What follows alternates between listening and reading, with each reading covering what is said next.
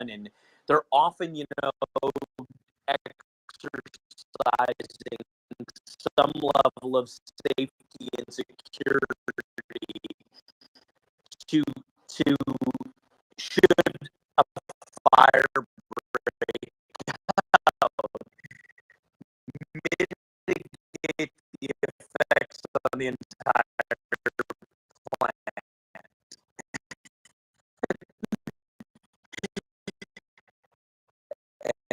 And I can't imagine that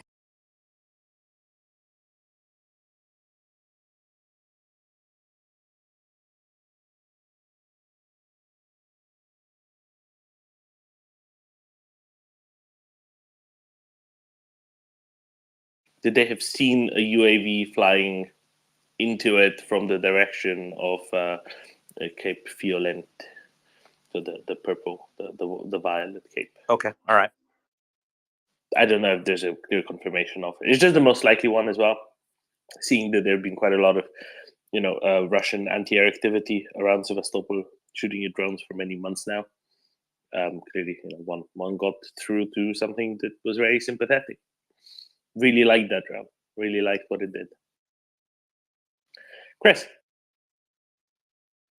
Yeah, good morning, Doman. I think that's very naughty, Colonel Jeff. You've opened the right old can of worms there, or you're attempting to open the right old can of worms there with what was it that actually did it. But anyway, what was I going to say? Well, I was going to say a couple of things, right? I was going to say, well, first of all, I'm just going to repeat that if the Ukrainians struck it, it must be strategic, right? In my view. And then the other thing I'm going to say is that, we're trying to assess how strategic it was.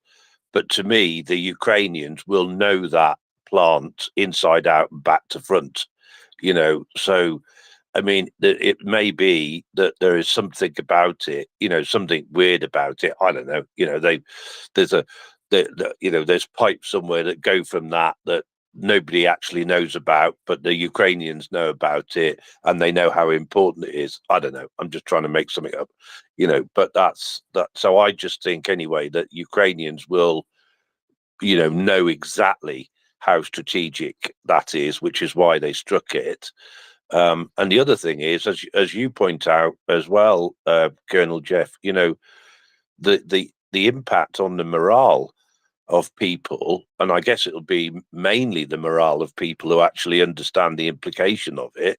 So, like military, you wake up in the morning if you haven't seen it before, and you see this massive black smoke cloud, you go, "Uh-oh."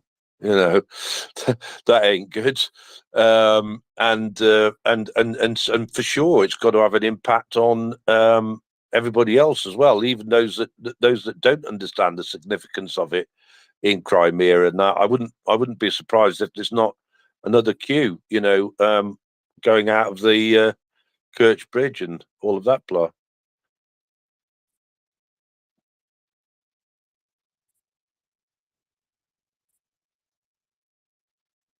Fingers crossed, Chris. The one thing, the big difference, obviously, between a PR facility and Kerch Bridge is one of them is a lot more sympathetic to an explosion, right? So obviously, one of them just keeps on going. The other one is made to withstand high forces. You can argue it's maybe not made all that well, but it was co-produced, I guess, co-designed, co-manufactured by Dutch engineers, and they tend to be pretty good in making sturdy things. Goodness, their whole country is under sea level. Well, not all of it, but a large chunk of it, and yet they managed to keep it to keep the water away. So it's always a lot easier to fit something that will just keep on burning afterwards. But yeah, could well be. Helsinki. Hello, everybody. Yeah, confirmation. It is great news, but we need confirmation. Let's remember I think everybody knows, but let me just repeat it to everybody. Is the issue that these initial reports come and they might usually be wrong, or how does the English saying, or you know what I mean? So initial reports are incomplete, and we don't have really like confirmation. So let's wait for some sort of confirmation because of the Confirmation of what exactly? this what exactly took place in Sevastopol and by what, and what is the. We need more info. Oh, we'll never have the complete info. No. What we know is that there's a big fire. That's definitely. Yeah. No, I'm celebrating. I'm not saying, but you need know that we need some sort of like. If I see a video of, I'm just saying, just as a kind of basic thing, that if I see a video of a refinery near the sea burning, I might think, okay, it says tagged Sevastopol. It might be like a 1 year old, or it might be from Qatar, So just to take the kind of like a careful approach. But I'm sure something happened, and we'll find all the details as much as we can. Not 100%. Yeah, Domin, I get you. Yeah.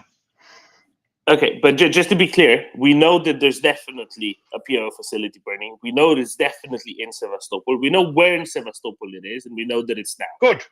So no. all of that is already clarified. The one thing that isn't necessarily clarified is what hit it. But that's fine, right? That's the thing we can then talk about. But we definitely know that there is a huge fire at the very specific oil depot in Sevastopol as of the last few hours, great. And it's probably going to keep on burning. So that's all clear. Yeah, to be clear for anyone listening. No. It is great. I don't mean to minimize anything. I'm so happy, but no, just to say that it's we we have to be careful with this internet stuff. No.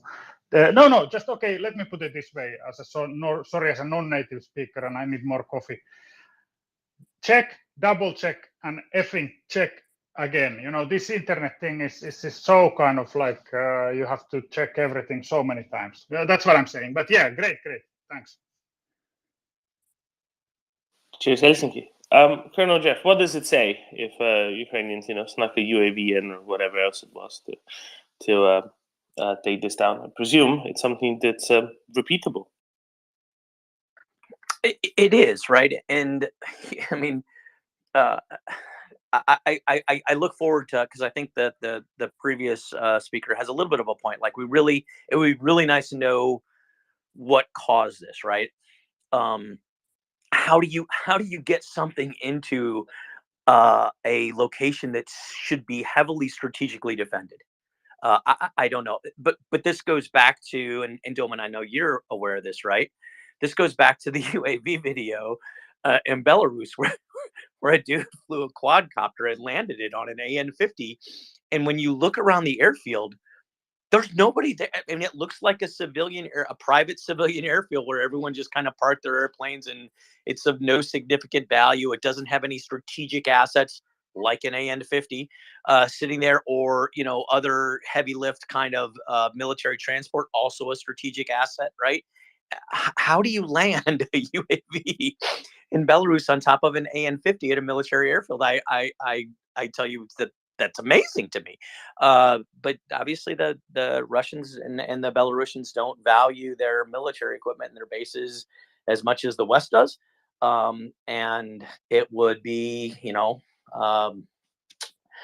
it's absolutely, it's phenomenal. And like I said, this is one of those made for movie, and I'm not saying I'm right, but this is one of those made for movie kind of situations where a suicide mission special forces team scuba dives underwater through, all the way through the harbor, gets in, sets off the things, and gets away in time. I mean, not saying that happened, of course, but that this is one of those perfect examples of special operations. By the way, speaking of special operations, my next guest, I won't say who it is because he is a special operator. He's got his distinguished flying cross.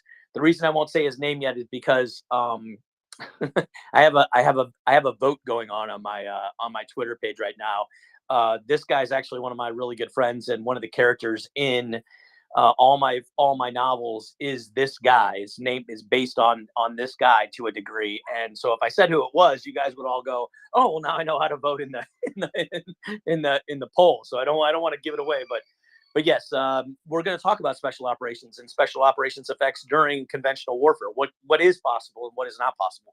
So this could, depending on how this plays out in the news and how it happened, this could be a really interesting topic for the next Dish with Fish.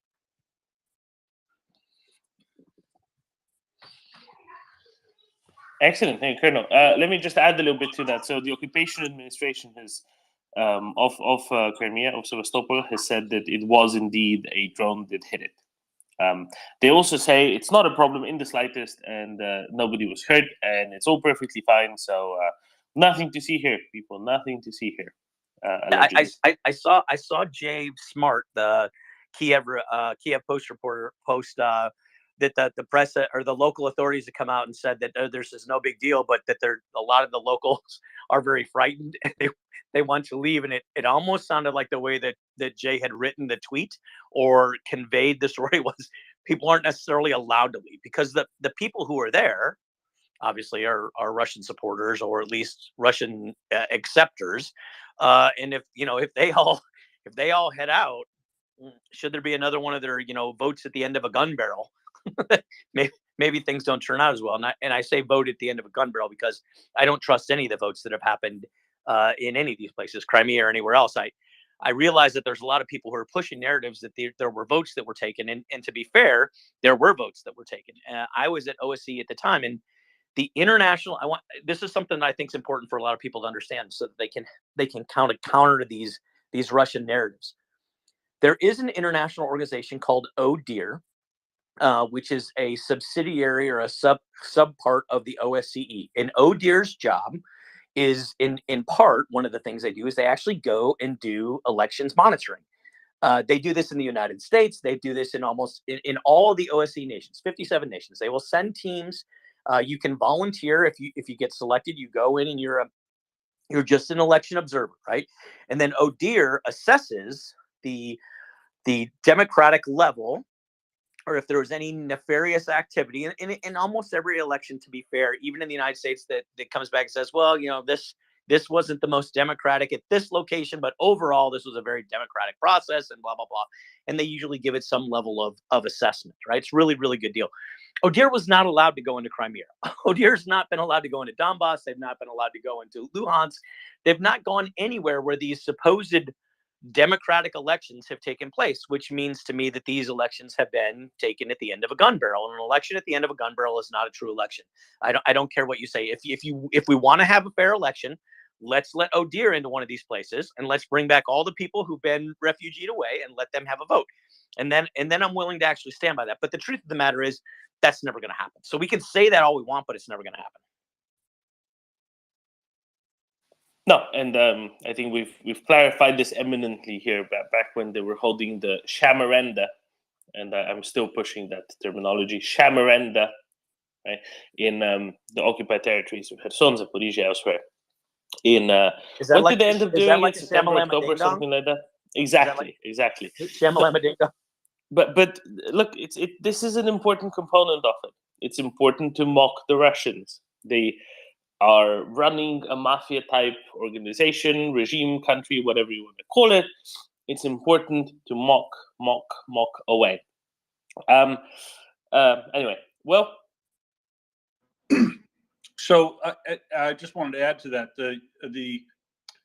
The other thing that you had mentioned, Doman, was we have to look at the capabilities of Russia here.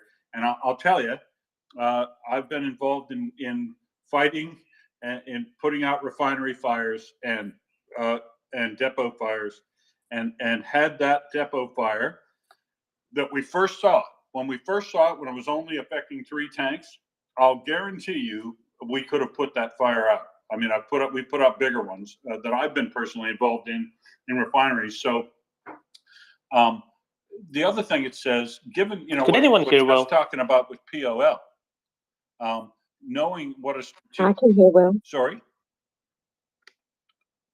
Knowing what Doman can't hear you. That's all. Okay. Well, knowing what a strategic asset is, this facility, the incapability to do emergency response at a level that you would expect is also something that is severely lacking here. They did not commit the right type or amount of forces in firefighting to that facility back when it was only 3 tanks. I don't see any significant evidence of that until it was really out of control.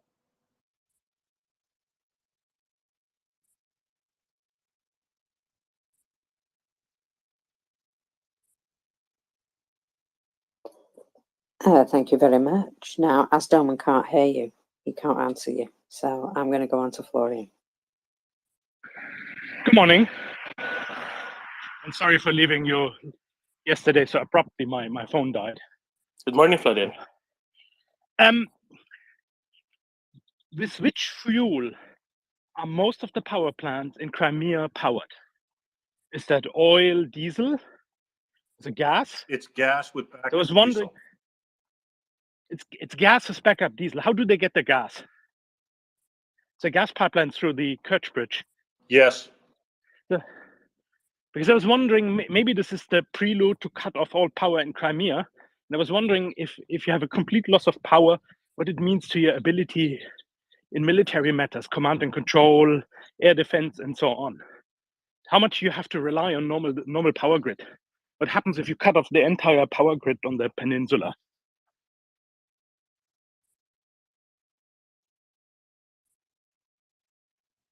That's a really good question. I don't know.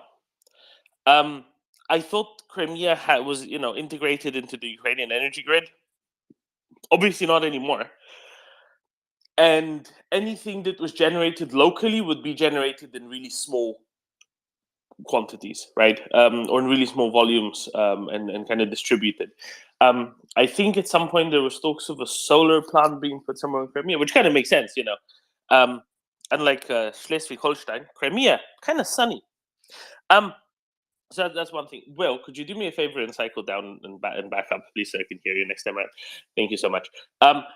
But co-generating thermal and electrical and heating plants, that is probably the principal local one. And that would be done by either, any of those. But maybe Axel knows, and Axel's trying to come up for, I think, the 3rd time now, and hopefully this time it will work. That's a really good question, Florian. Because I don't know if this fuel is used to really fuel the military operation. I don't know that. But thinking about if it cuts off, I'm a bit breathing because I'm actually jogging while listening, as it was too interesting to not come into this discussion. I was really wondering, what is the real goal? And if it's this type of deep operations that, of course, targets fueling of the military, but also killing off the power grid.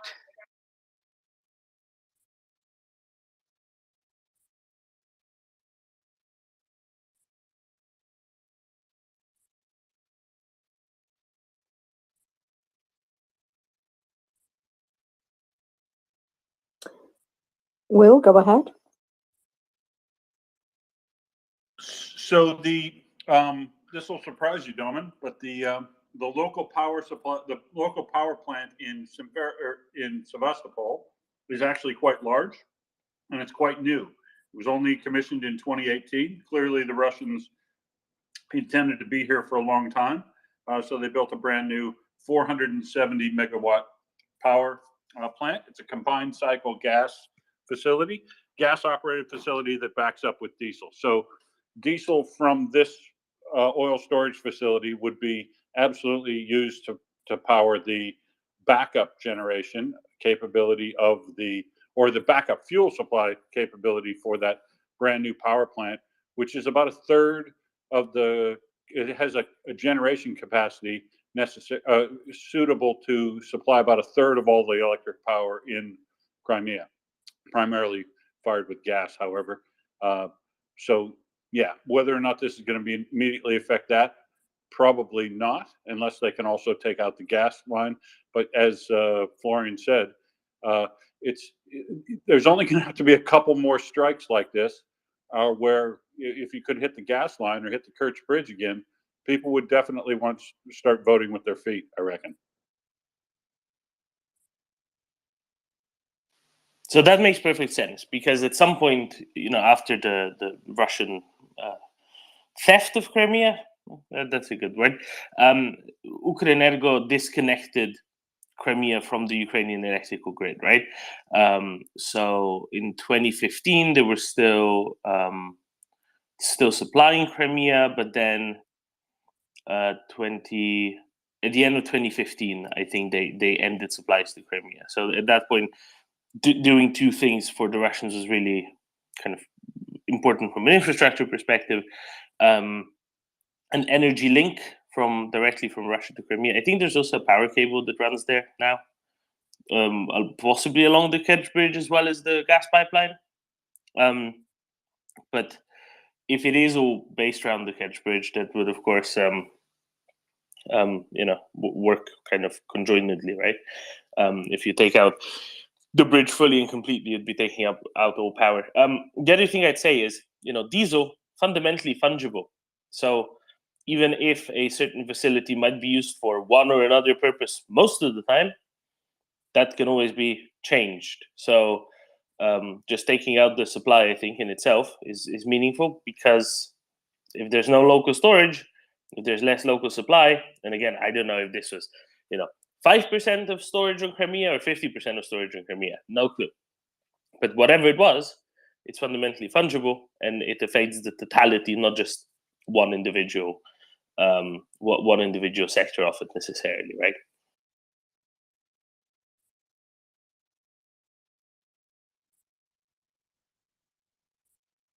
And people also remember how ever since Russia took over the Zaporizhia nuclear power plant, they were talking about reconnecting it to Crimea, right? So clearly that's something of a priority for them as well. Florian? Yeah, and the other question, maybe somebody can answer that. What does it mean for the military if there's no power around in a larger area for your ability to run your military infrastructure? Do you have enough local generation capabilities to run whatever your radios and your command and control? Or is that hampering you very much? I have no clue. Because it's the shaping operations. And as you rightly said, taking away the diesel fuel, it hits your transportation and logistics capability. But it's also the backup fuel for the power plant in case a gas pipeline gets hit. So it in a way degrades your, how would I say, sort of your reserves in defense across the spectrum from the civilian needs. I mean, you still need to, I don't know, food supply Crimea, to the military needs of logistics, or maybe the needs of power. So I think that's why, as Jeff has argued, it's very significant, because it takes away a sort of backup reserves, and a reserve that is used across the spectrum in the defense of an area, be it military or civilian. I wouldn't think it's a huge necessity for military operations as such. What I'd more think about is the effect it has on what military operations have to be taking place that otherwise wouldn't have to be taking place, or otherwise wouldn't be taking place at all. I think that's where the bigger, this has a bigger effect, right? So if you think, imagine Crimea no longer has any electrical power. So what do people living in Crimea do? And remember, since occupying Crimea, Russians have started to settle Crimea with a lot of their, let's say, more loyal, but also somewhat more valued subjects, right? Not that I'm ascribing them lots of political power. I'm just saying they're the ones that they care more about, right? I don't know if they had a similar sort of permit system as they did in the Soviet days, but probably something quite along those lines. And I think Axel's previously explained how a lot of sort of FSB's agents, families, and related people were the ones who were, first in line to occupy properties that were from whose rightful owners either went into exile to Ukraine further north, or had to flee, or were imprisoned for the sake of being Tatars, for example. So as a consequence of that, just kind of think, imagine gas goes, electricity goes, what does the population, especially the newly arrived, what do they want to do? They want to go away, right? So you have this kind of I don't know, mass movements that the military at the same time kind of has to be administering. And I think that's the bigger disruptive effect to them, if anything. But yeah, just a thought. Oh, fair assessment. As I said, I do not know. But also, how resilient is this part of population? How much does the opportunists there are? So if they're not very resilient and it gets hairy, they will go, as you argue very well. But I think probably the bigger effect is to running Crimea mobility, Russian logistics mobility, and so on. And as you said, we don't know how much of the reserve it is. Maybe I have to check some satellite photos, how much similar type of storage is around. But if they can hit this one, they can hit all the other ones too. Yeah, this one's about as far away as possible, right? I think the significance of it is also in the sense that it's right there on the sea. It's relatively easy to resupply. Previously they will have been resupplying these with trains as well, especially ones elsewhere in Crimea, further north, and perhaps going into more newly occupied territories like in Kherson, Zaporizhia oblasts. If you recall, when the Kerch Bridge was struck, whatever it was, there was a big fuel train on the rail tracks, right? That's what actually caused quite a bit of the damage, was the fact that there was a train full of tankers of fuel on the tracks next to it.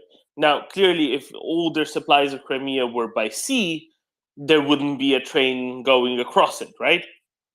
So either that train was going to be resupplying Crimea, or maybe some areas further north and occupied Kherson, Zaporizhia Oblast at the time. But whatever it was, that probably suggests that seaborne deliveries alone probably weren't sufficient, because remember, your civilian population uses a few liters of diesel per person per day, right? Maybe if it's also used for electrical generation, it's maybe 10 liters of diesel per person a day. Your military, especially when it's on the move, is using way more, because all the stuff that they're consuming and moving is really heavy as well. Artillery shells, super heavy. Tank shells, really heavy. Tanks, really heavy. So it consumes a lot more of the fuel than it otherwise would. And I think that's something to not forget either. So getting rid of a facility that they can easily resupply because it's right on the sea is maybe significant in that sense as well, because it makes it more difficult from a logistics perspective, and it's more, much like HIMARS extended supply lines, maybe this extends supply lines in a way as well a bit. But Yes, absolutely. I think your thinking is right. The Kerch Bridge part for railroads is not functional, correct? I am 99% sure that is correct, yes. Okay, so this as a supply route doesn't work anymore. Okay, good. I think Precisely, yeah.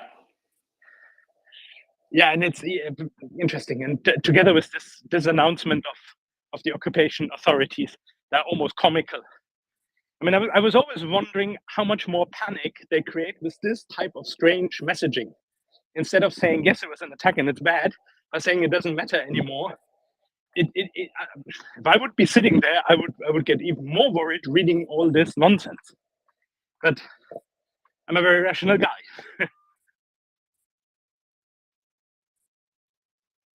I mean, that's just how you are, right?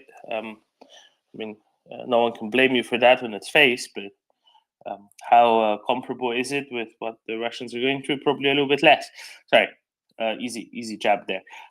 So again, as we were saying, military units probably not the most directly affected by electricity cuts as much. Everything else and all of the downstream effects, I think that's really where the more where the bigger things are, right? And if we were to see some concerted attempts here, time and time again, that would be then even more meaningful. What I'm curious about is, I think in videos we see that not all of the storage facilities in this fuel farm, in this tank farm, are on fire or have been hit. I wonder from a sort of structural perspective, in an engineering perspective, if anybody would have a clue, if maybe all the ones next to it, because they were exposed to much higher temperatures than normal, would this cause any problems with what's in them? Would this cause any problems with their future ability to be used reliably, or is the fact that there's something burning right next to them at hundreds and hundreds and hundreds of degrees centigrade, would that make the other ones next to them just not useful going forward? That's kind of what I'm curious about here as well. Well, if only we had someone who's been in the oil and gas sector for a while and might be sort of the quality assurance part of it, especially. The answer is yes, absolutely.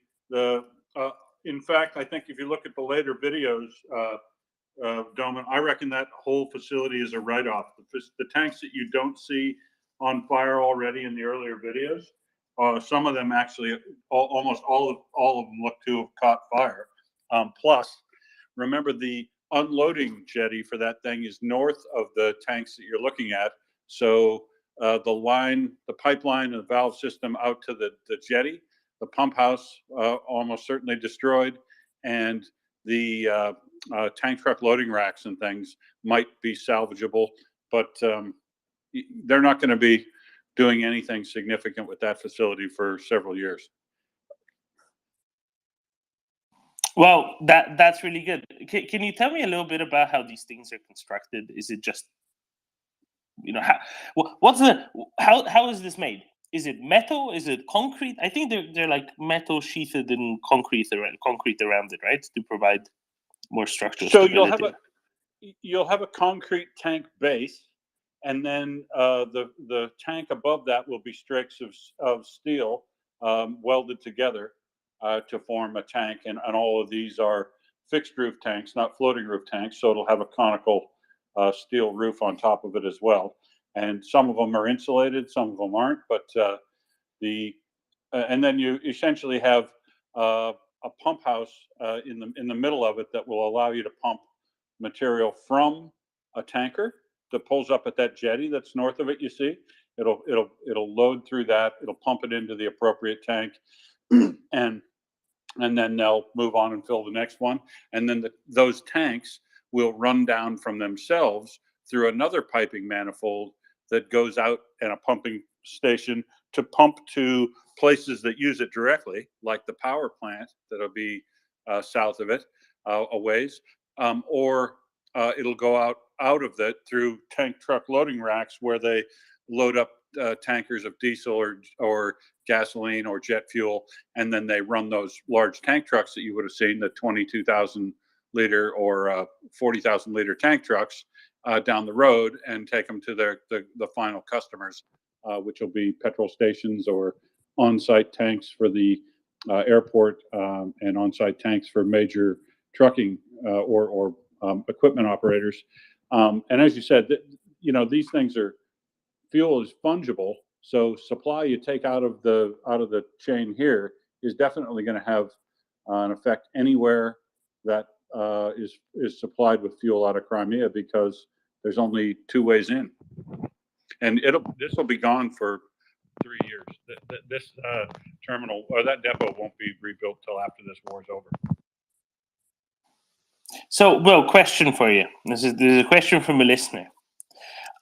Isn't the reason for having separate tanks so that the entire facility doesn't burn down if one tank burns down? No, typically the reason you have separate tanks is because you want to have different products of different grade in the different tanks, so that you can, you don't put high grade petrol in the same tank as you do low grade petrol. They don't use leaded petrol anymore, but that would have been a different tank still. Diesels all use, there's 3 or 4 different classes of diesel. And then there's also kerosene and avgas, which all need a separate tank, because you can't store you don't store the same fuel or different fuels in the same tank. And whether or not those tanks burn down or not, they have all been structurally damaged to the point where they'd never be certified for use in storage until they had basically a full rebuild. And I suggest those fires were probably hot enough that they also undermined the tank bases and tank rings. So all the concrete work and the bunding would have to be redone as well. And the piping would be either degraded or actually melted and structurally damaged, so they wouldn't work either. Okay, fair enough. And also, I'm guessing making 12 of the same smaller tank is a lot cheaper in a way than making one really gigantic one in the first place. Yeah, and for turnaround and inspection, right? Because those tanks will have to be maintained and cleaned about once every 5 to 10 years. So they'll draw down one, work out of another one fully while they redo the valving. They'll take all they'll clean all of the scale and crap out of the bottom of it and the sludge, take that out, respec it all for the welds to make sure it's sound, make sure the tank bottom's still secure, check the secondary containment, and then repaint it all and put it back into service. So if you're going to run a facility for a long period of time, you would typically have multiple tanks for each of the products you're going to store.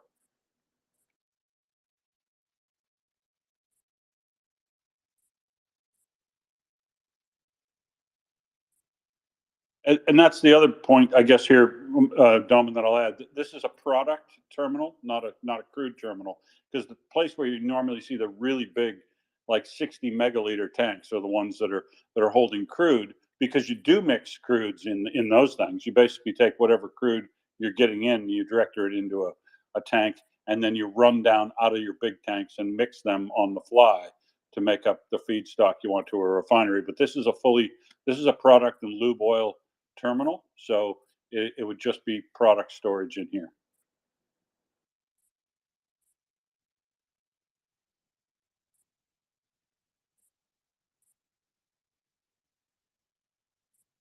Very good. How big is this? Would you say how you can eyeball it again? You've been around these facilities. Would you say that this is something that would be for in the civilian sense, 500,000 population, million, 2 million, 3 million? How big would a facility like this be relative to the population? So that facility looks to me to be the product depot for all of the civilian activities in all of Sevastopol, and I don't know exactly what the population of Sevastopol is, but and I'll keep looking here and run you down the total volume stored there shortly, but I don't have that number on hand right now. Okay, fair enough. Yeah, 250,000, 500,000 thereabouts, depending on how you delimit the city. But okay, fair enough. So pretty significant, but not. But you wouldn't say, oh yeah, this is the one for all of Crimean civilian usage. Right. So that facility, just eyeballing it, looks like it's capable of satisfying the fuel needs for land transport and air, little airports and things that are close to there, for a city of maybe 1 to 2 million people. Okay, fair enough. So maybe really genuinely most of Crimea then. Okay, pretty significant. That's good to know. Of course, most cities wouldn't be running a power plant backup even on diesel, right? So that's the other component. So maybe a bit lesser because of that. But good. So significant. Good thing that it is no longer there. It looked really good when it was on fire. Presumably still is. And we'll keep on carrying on with that. It's a very easy delivery point as well, right? Being right on the sea, but also being relatively far away from, let's say, areas that Ukraine might be able to hit more readily, right? Closer to Ukrainian held territory further north.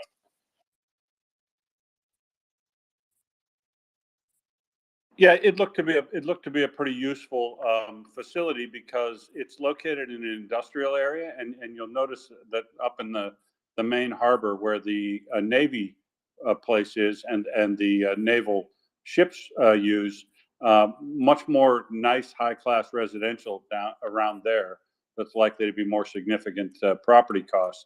Down in this part, out at the end of the peninsula here, and the last couple of bays before you get to the Black Sea, mostly industrial type activities and heavier commercial activities. So yeah, there is one other major oil terminal in Crimea, and that's the one over at what's it called, Fedorovia. Fedorovia. Fedorovia, that's it. That's the biggest one in Crimea, but that's quite a ways away.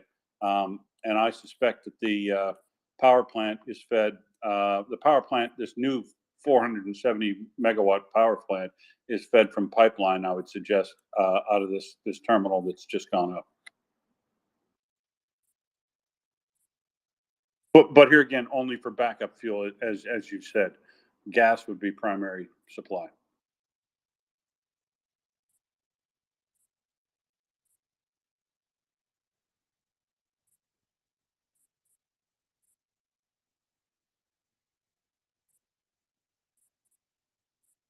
Yeah, so of course the Navy keeps their own supply separate from that, right?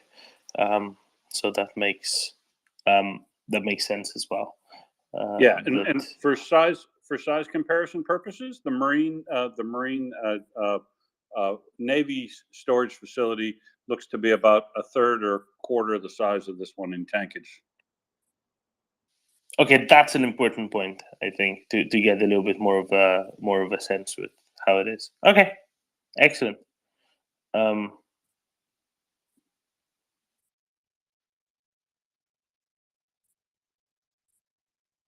So apparently their intent is to extinguish the fire by 6 p.m. local time.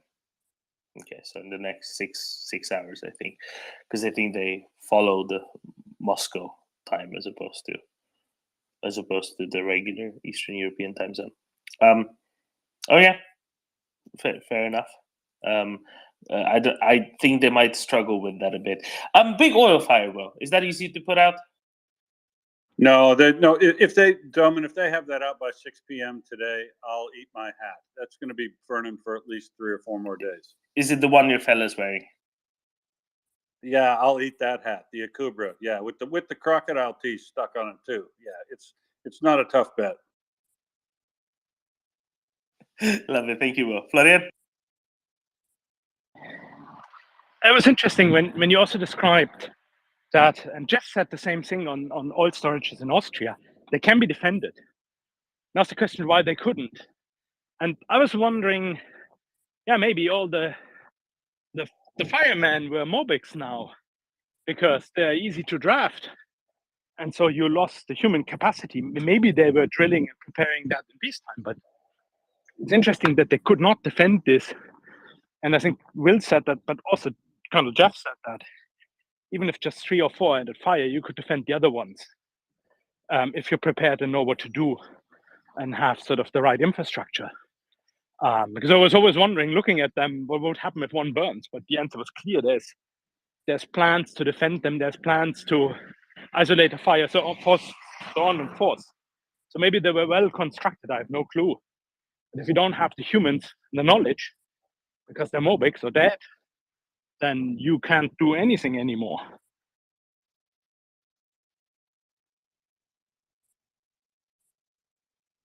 And that's the other big component here. The people who were the easiest for the Russians to conscript, to mobilize, were people who showed up at a place of work reliably every day. Not to mention, but probably in relatively reasonably good shape.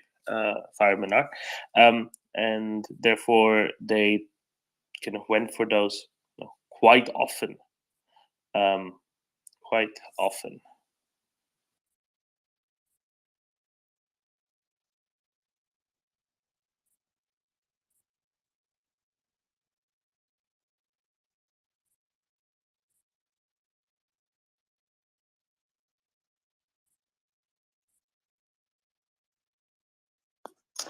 Doman, would you like some numbers? I would love some numbers. Excellent stuff. I'll find them again for you. Because, yeah, there we go. I was going to say they should be around here somewhere. There we go.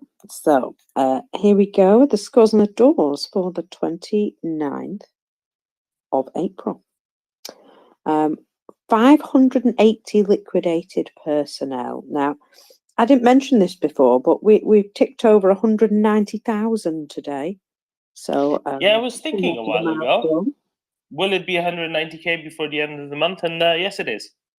Yes, it indeed is. 3 tanks, but we can't complain because there weren't any yesterday. 3 armoured personnel vehicles, so not a great deal of those, and only 3 artillery systems. You know, I've come to expect more, greedy as I am. But I suppose they did have other things to deal with yesterday. So 4 UAVs and 21 cruise missiles, and 17 vehicles and fuel tanks for you, however, and 2 more special equipment.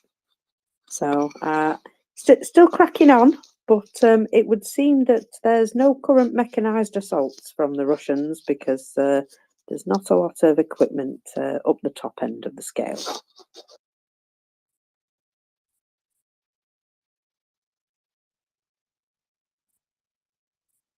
I'm just glad we're back to getting some special equipment ticking in. That's always a good idea.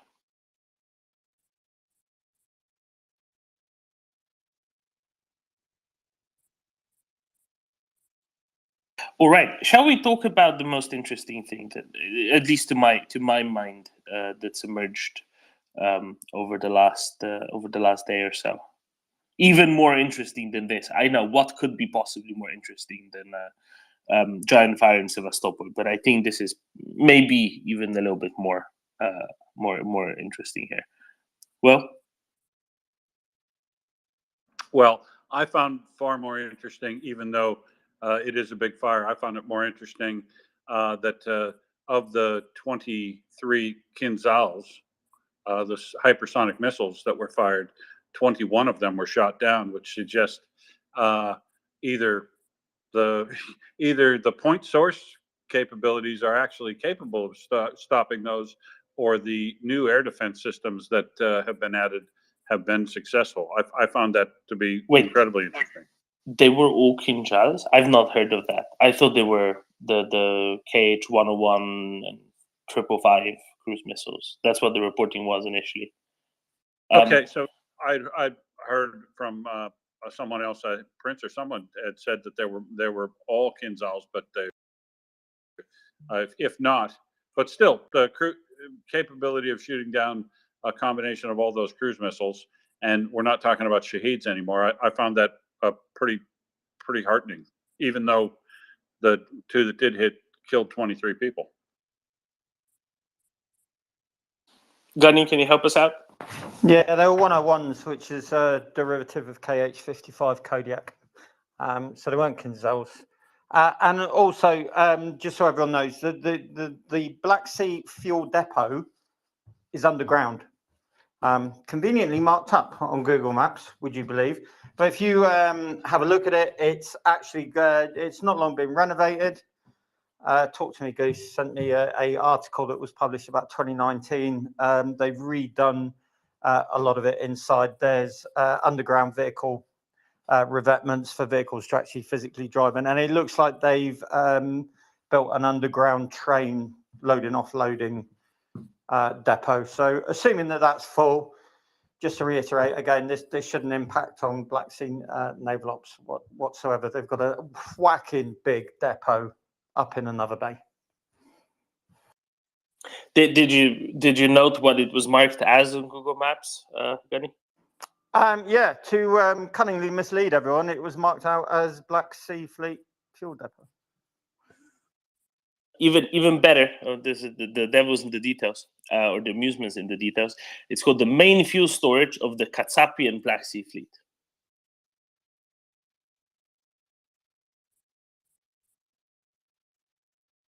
Someone at Google obviously has a sense of humour. It's important to have a sense of humor. No, so quite right, Gunny. So it's not going to affect the Black Sea naval ops, but right, it affects all both the civilian and ground operations of the Russians on Crimea, and that's a good thing as well. Well, what's interesting is because I wanted to have a look at what the refinery looked like from across the bay. So I visited a charming little establishment called Hotel Mise or something, and someone had very handily taken a photograph of a tank farm, and there's a Russian assault ship run up the beach, embarking something. So went back to Google Maps, had a look, and there are concrete embarkation points built into the shoreline. So it looks like it's not unusual for them to use assault ships and then run them up these embankments, and then I assume load fuel bowsers and then take them away somewhere. So thinking about it, this might explain why there was some talk a few months ago of Russian assault ships cruising up the east coast of Crimea and back. So maybe they've been using these to embark fuel bowsers, and then they've been running them up the east coast, up to the mainland. I don't know. I mean, that would be a possibility. Certainly those ramps are there for some reason.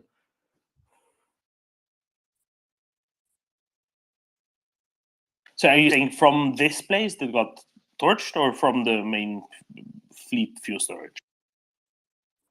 No, from the one that's on fire. There's at least 3 concrete ramps built into the shoreline. And when someone took this photo a few years ago, there was a Russian assault ship run up the beach, and it looks like it might have been embarking or disembarking something. So it might be that they offload whatever is in the tank farm directly into fuel trucks and then stick them on assault ships and then run them wherever they're needed.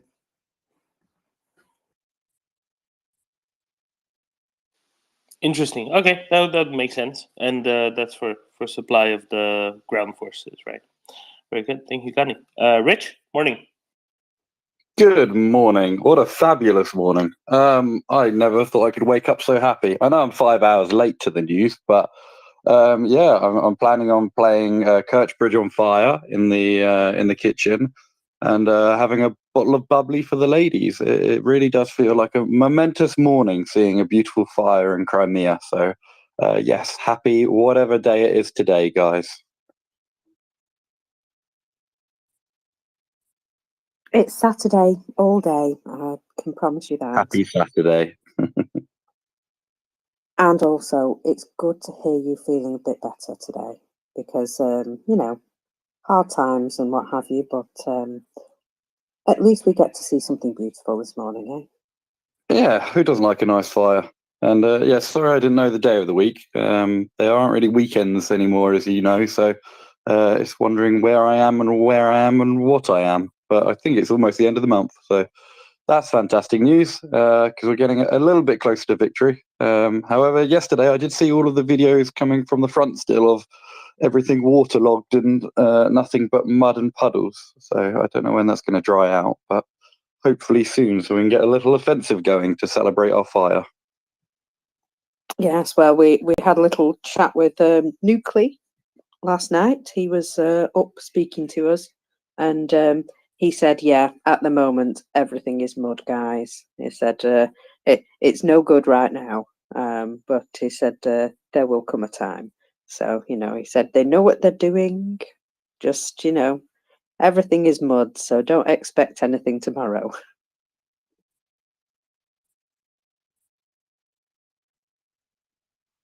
Good morning, lunchtime. Good morning. What I missed? Wait, can you not see the toxic black cloud from where you are? Because the rest of Europe can. Yeah, I just thought someone was having a cigarette somewhere. Crikey. No, but basically, big fire at an oil petroleum products depot in Crimea. Allegedly, according to the occupation authorities locally, it was a UAV that crashed into it. Whatever it was, clearly it found a sympathetic target because, you know, tank after tank after tank have caught on fire and they're all burning out. Accidents will happen, eh? Crikey. Well, that's a good thing to wake up to. Because yeah, gosh. Well, let's see. I mean, perhaps there's some unappealing kitchen products that I can relate to this incident. Who knows?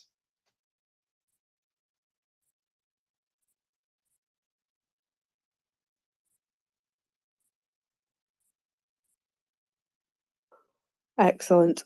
Doman, I do have the MOD report if you would like it. Yeah, let's do the MOD report. What did they report on today? Russia running out of diesel, I hope, because that'd be nice and timely. No, that's not on it, I'm afraid. However, there it is. I will give you the deets. So, Defence Intelligence Update, the 29th of April. In the early hours of the 28th of April, Russia launched the first major wave of cruise missile strikes against Ukraine since early March 23. Although Ukraine shot down most of the missiles, at least 25 civilians were killed. This attack suggests a departure in Russia's use of long-range strikes. The wave involved fewer missiles than those over the winter and was unlikely to have been targeting the energy infrastructure. There is a realistic possibility that Russia was actually attempting to intercept Ukrainian reserve units and military supplies recently provided to Ukraine. Russia operates an inefficient targeting process and prioritizes perceived military necessity over preventing collateral damage, including civilian deaths, of course.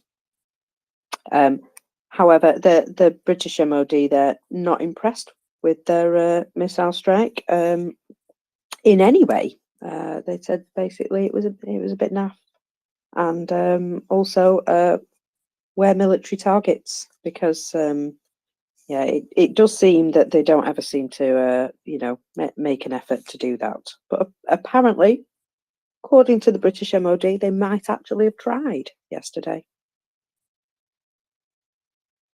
So they either know something that isn't in the public domain, that is to say, the trajectories of the cruise missiles that were intercepted, because going only on the basis of the ones that hit, I mean, it tells you less than 10% of where the rest were aimed for, right? Because as far as I'm concerned, knowing what was reported publicly of, most were intercepted in and around Kiev, or about half of them were intercepted in and around Kiev, well, they could have been going for anything. They could have been going for apartment blocks. They could have been going for substations, for co-generating electricity, thermal power plants. They could have been going for all sorts of things, right? So how do you know?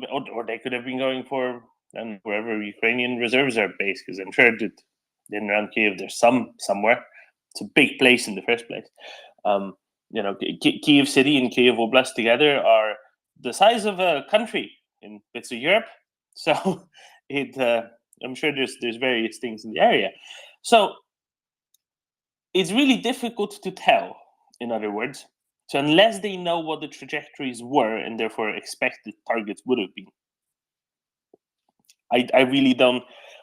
For once, I don't agree with the MOD Defense Intelligence Update, because I think kind Russia. of wondered how they came up with that. Yeah, I kind of wondered whether they were making assumptions or whether they knew something we didn't. Yeah, because if anything, it looks like they are doing things in order to cause civilian deaths as opposed to fail to avoid civilian deaths. The targeting system on the ones that do hit seems to be apartment blocks, mostly apartment blocks, which is obviously where a lot of Ukrainians live. Cities in Ukraine are mostly people living in apartment blocks. But rather than this being anything that would be particularly something they'd be trying to avoid.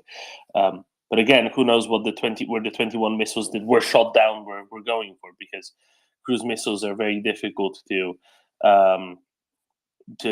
cruise missiles are very, very difficult to project of where they're going, because one of their capabilities is maneuverability. Yeah.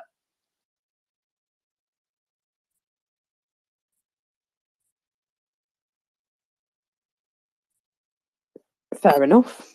Well, in that case, yeah, maybe the British MOD guy's a bit wonky this morning, but still, there's a general feeling of being unimpressed, and that general air that they give off towards Russia is still coming through there. No. Right. Let me go to the biggest bit of news, which I think it rather is. The new news from yesterday is that a new law was passed in the Duma and signed off by Putin. Specifically, that the veteran status is now being given to all who participated in the quote special military operation since May 2014. I think the decree says. That is to say, for the first time, they're very much publicly, forthrightly, legally, technically admitting that they were in fact behind the invasion of Ukraine in 2014. And I think this is something that should be taking as much traction as theoretically possible, because the narrative with which they've been trying to persuade various of their, as Putin likes to call them, we have many friends around the world. The narrative with which they were publicly persuading those many friends around the world that they were indeed in the right, that they were merely protecting populations that needed their protection, that they definitely weren't an invading force. That comes to a fault. Their participation in Minsk talks is clearly let's say they've omitted a little component there in Minsk ceasefire peace talks, right? Because the assumption was that no Russians are participating in this. These are just some local militias. That was the underlying assumption of Minsk talks. So the fact that they're now underscoring for the first time publicly, and of course this is something that was always true, I think this cannot be overstated, really. Well, it's saying the quiet part out loud, isn't it? The bit that they've not been saying for so long, and now they're just fully admitting it. It's no surprise to anyone, but it's almost refreshing to hear it admitted.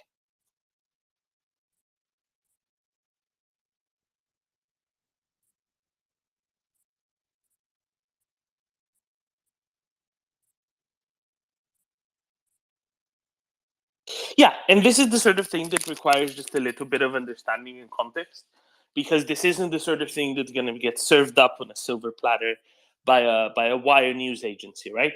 The interpretation of it, the meaning of this, and this is why this is now a job for any serious journalist anywhere to say, well, actually, look at this. This is important. What does this mean? So call on you if you are a journalist dealing with these sort of things, or a family member of one, friend of one. Please highlight this to them. Have them run a front page article or make a page 7 article on this, because this is important, and it's important for this to be public record everywhere. Lunchtime. Isn't it amazing that the world kind of was confused by this sort of stuff? Do you know what I mean? Like, I really hope. I completely agree with you, Dom, that this is worthy of proper journalism, proper reportage, because it's something that really that we in the West that are so like, I don't know, we have these sort of elements in our society that would believe everything at face value when it comes to Russia. And,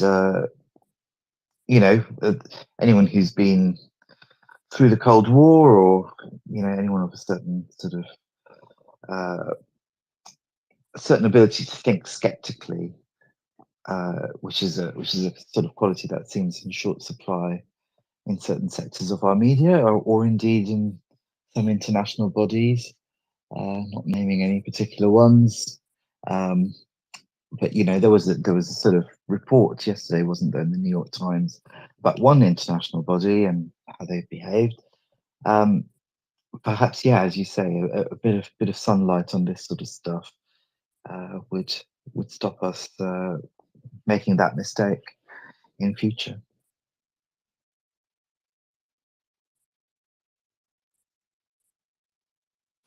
Yeah, it's willful ignorance, or at best, and then compromisation at worst, depending on who you have, depending on who you're talking to, right? So there's a range of afflictions, we can say.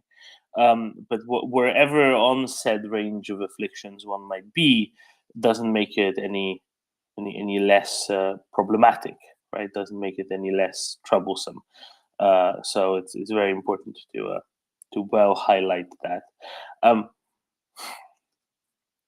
There's a great there's a great degree of willingness to engage in stuff like this, and of course yesterday, right, with the amnesty revelations, I think that went kind of under examined perhaps as well.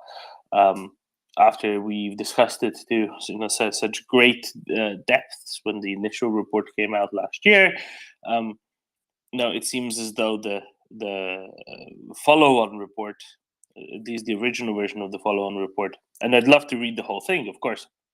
I think that'd be very interesting to see if they, had a chat with people who understand, urban military operations, such as Colonel Spencer, perhaps, who explained to us in great depth last year exactly how difficult decision making in a context like that is, and just what can you do, what can't you do in the first place. And when you put it all in the context of, look at what the Russians are doing in occupied territories. I see Axel put a summary of the Dignity report from a couple of weeks ago up in the Nest as well.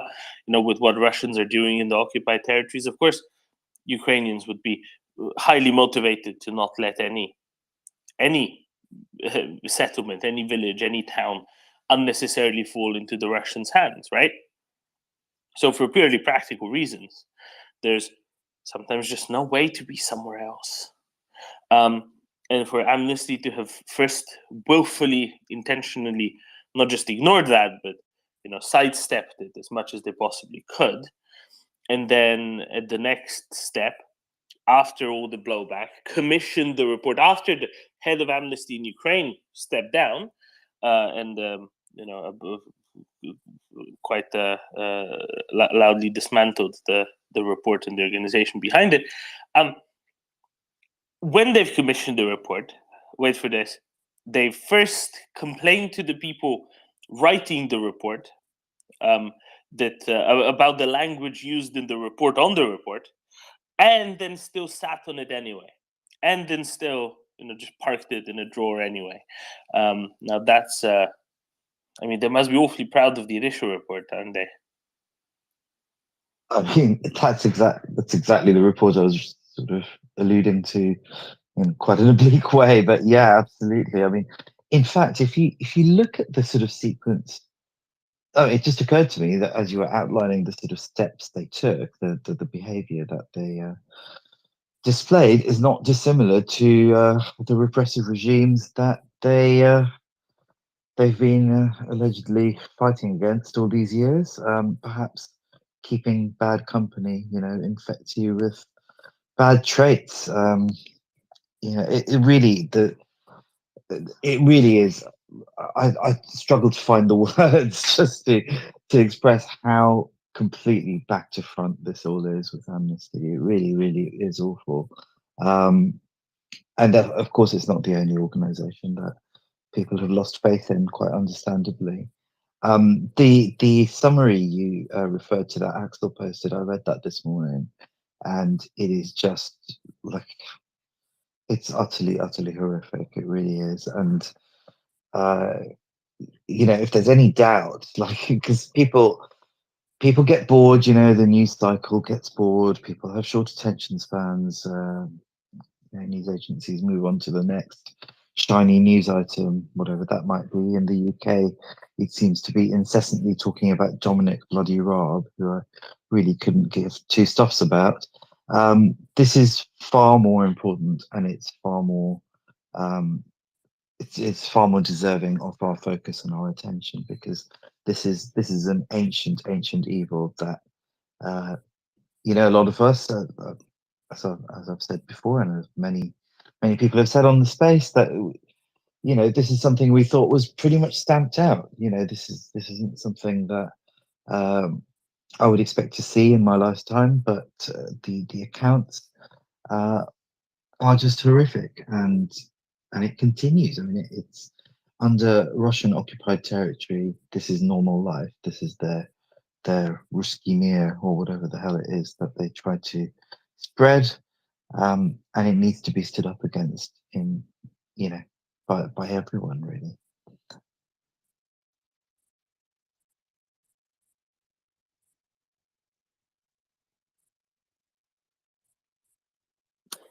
Yeah, you're absolutely right, Lunchtime, that I've lived a charmed life, I think.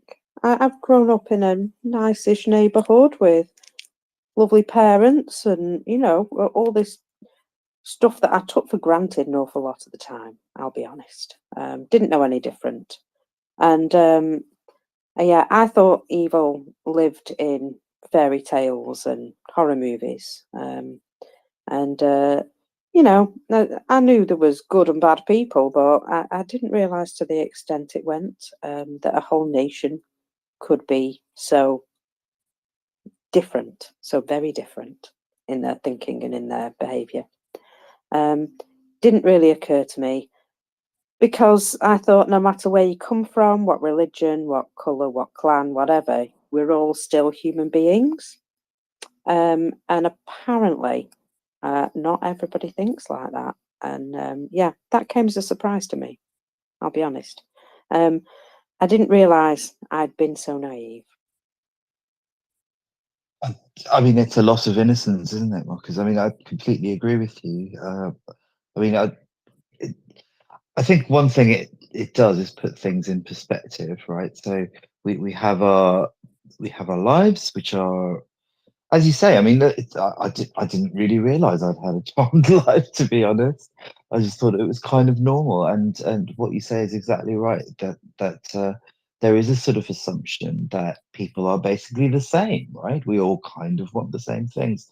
We all want to just you know, live our lives and whatever, right? Just the small things that make us happy. And you'd think these are universal, really. And yeah, sadly, there is this sort of, I mean, I wonder, like, because at the moment the spotlight is on Russia, right? But you have to bear in mind that there are other authoritarian regimes, and perhaps they don't, I don't know, perhaps they don't have nukes, or, well, I can think of one that does, but you know, this sort of corruption of what it means to be human and what is desirable as a sort of baseline. Um, I don't know, I'm not expressing myself very well, but this sort of glory in the suffering of others, glorification of the suffering of others, considering that to be um, some sort of goal, and some sort of necessity, in order that you can paper over the cracks of your crappy, crumbling, you know, whatever it is, society, I guess, in Russia's case. I suppose, I don't know, I hesitate to use that word, But yeah, just the extent of it, and the extent of the corruption, the extent of the moral bankruptcy, the widespread sort of apathy towards and taking some sort of vicarious pleasure in the suffering that's being inflicted by their soldiers and by their government on other people. That's yeah, it's pretty eye opening, and that came as a surprise to me as well, I must say. Yeah, there's a few times I've been surprised, although I'm finding it less and less, I'll be honest. Good morning, Yana. Good morning, Mockers. Good morning, everyone. Yeah, thank you for bringing me up. I just wanted to join this discussion a little bit. Not that I have anything very, I don't have any content to say, but yeah, I actually spent a very passionate almost whole night, well, until 3 o'clock, discussing with my Polish friend and my Slovak friend a history in the pub. So sorry if I'm a little bit yeah, I might not start one line and finish the same, but okay, let me try. Well, first of all, I wanted to say I so much appreciate you guys. Well, everybody says that, but I also feel like incredibly validated when I hear people from the West having deeper and deeper understanding of this.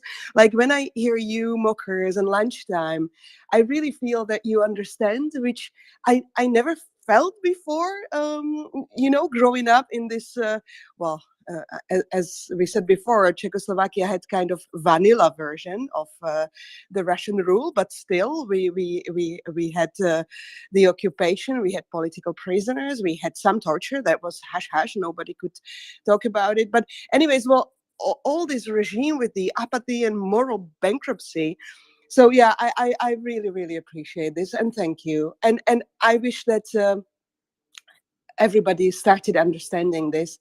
So I think I proselytize as much as I can. And I think I'm just obsessing. So I talk about nothing else. So yeah, I think some of my friends are leaving me in the pub with some other friends. Anyway, what I also I also wanted to say one more thing. Yeah, sorry, Doman, for yesterday. I dropped out when you told me you wanted me online because No, it's okay. people want things like work from me during the work days, and usually when I try to engage with MriyaReport, my boss comes and asks me to do stuff. So I had to drop out. So I think that's it. But yeah, Terribly rude. Do you want me to have a word with your boss? I would love that. Yes, thank you. No, but thank you so much, guys. And I think that's basically it. I have maybe one more thing, but again, it's mostly like feelings and impressions.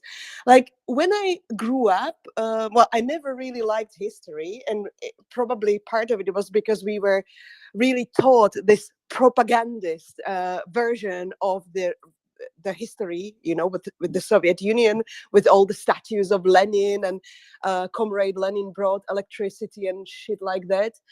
And also Soviet liberation. Nobody ever mentioned the Molotov-Ribbentrop and things like that. So I never really liked history, but and it was, I guess maybe that's part of where this apathy also comes from. Like the words like freedom or democracy had no meaning. They were really void of meaning because it was really like in Big Brother. It was the newspeak. It meant nothing. It usually meant something else. And I have to say that in my ripe age of late 40s, I really like the words like heroism or freedom. They are just really filling so much with meaning for me. So yeah, it's interesting, and we should all learn. I think that's it, what I wanted to say.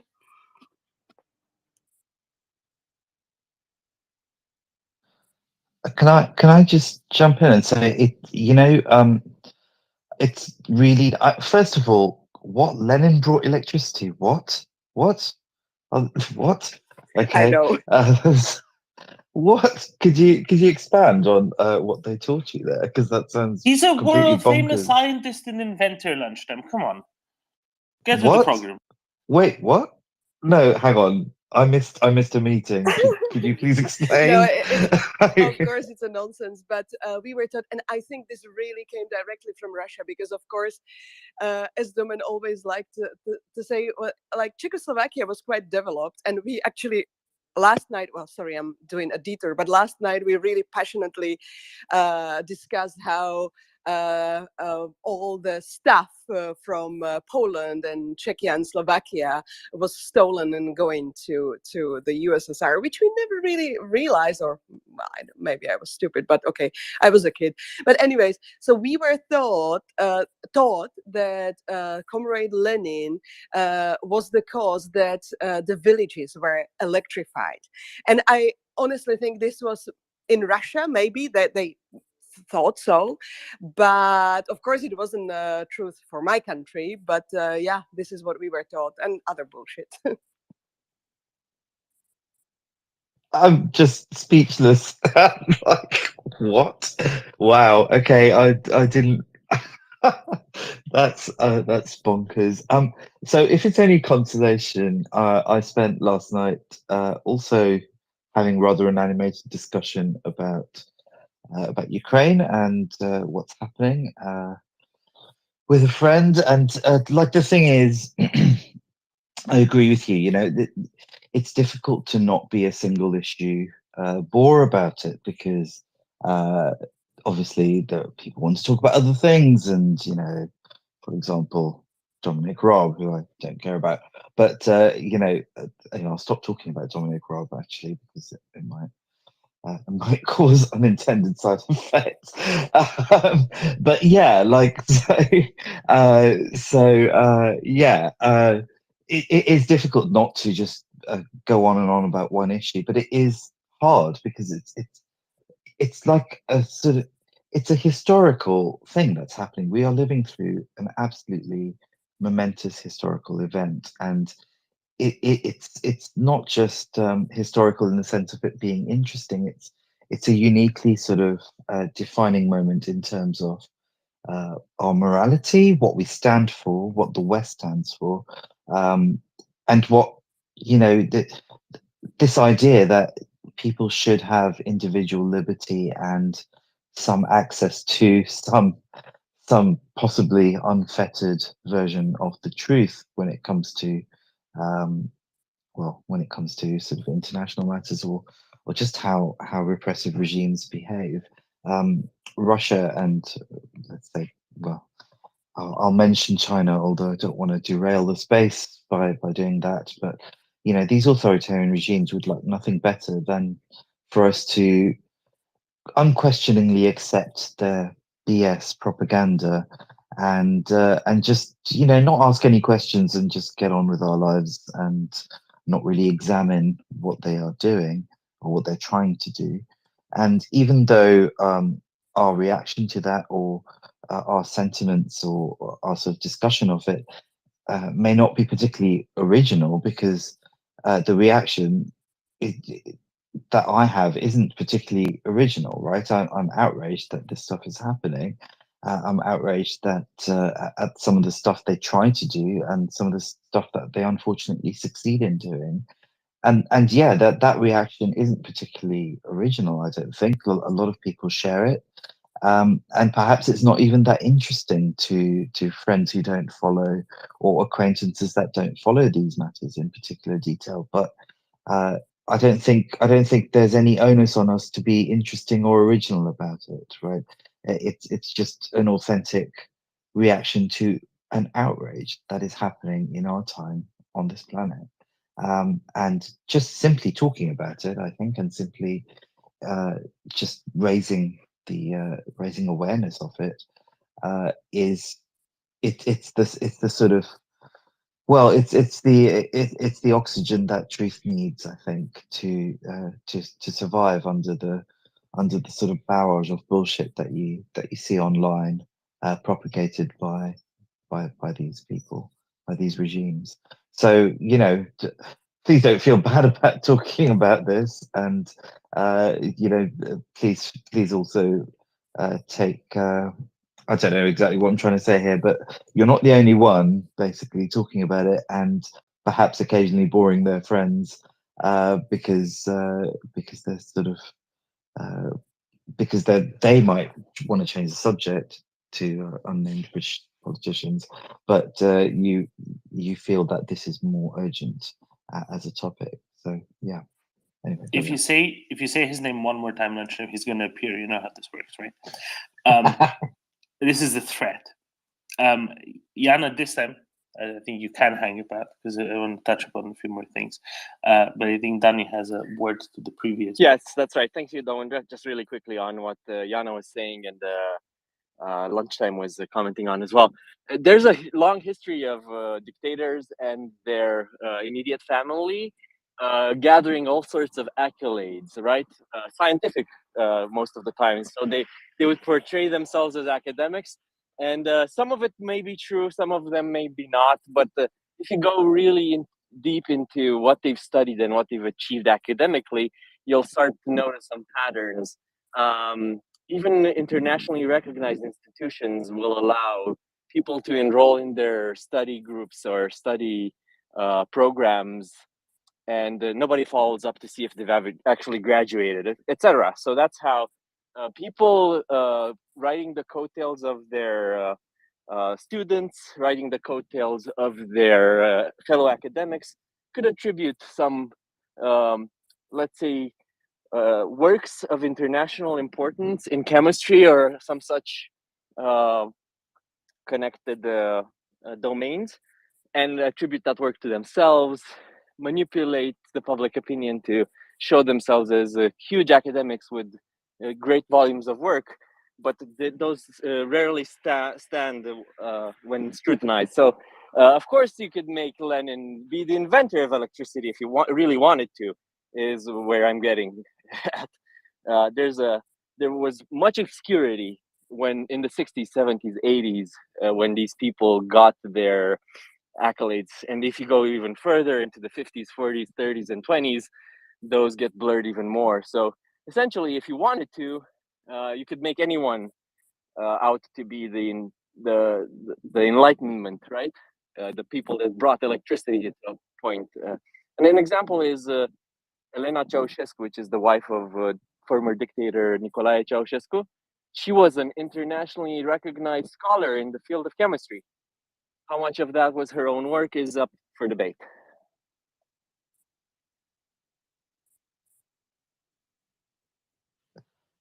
Sorry, can you just say that again? Elena Ceausescu was what? So I missed that. I'm so no sorry. problem. She was widely recognized as a international scholar in the field of chemistry and had tens of titles from international institutions, important ones around the world. She had the title of doctor, engineer in chemistry, etc., etc. So how much of that was her own work and how much was the work of others that she attributed to herself is up for debate, is what I'm saying. It's really blurry and difficult to find the truth. I mean, I'm not an expert, but I imagine like that isn't up for debate, and she was full of it, right? Yeah. Like, Yeah, of course. how- Yeah, no, my point was Lunchtime is the fact that he said Lenin brought electricity to a part of the world doesn't sound so out of place when you learn that most dictators kind of had the tendency to attribute to themselves or their family great scientific discoveries or great volumes of work on a certain topic, which was not necessarily done by themselves. I mean, I have to say, like, I missed the bit where Lenin invented electricity. Yeah, gosh, I'll have to do some research into No, but that one. it was really easy, right? It was really easy because think of Russia in 1917. There was no electricity almost anywhere. You know, now you go to some mid-sized town in the middle of nowhere, right? people moving to it from the countryside. Their parents, grandparents were still, formally, technically, legally serfs. Go to the newly industrialized town, and they're told, yes, Comrade Lenin brought electricity to town, and then it goes Chinese whispers. You know how it goes down the line. So in where I come from, the translation for what we call that is a deaf telephone, which is a lot more PC, I think. Jana, you too? Okay, thought so.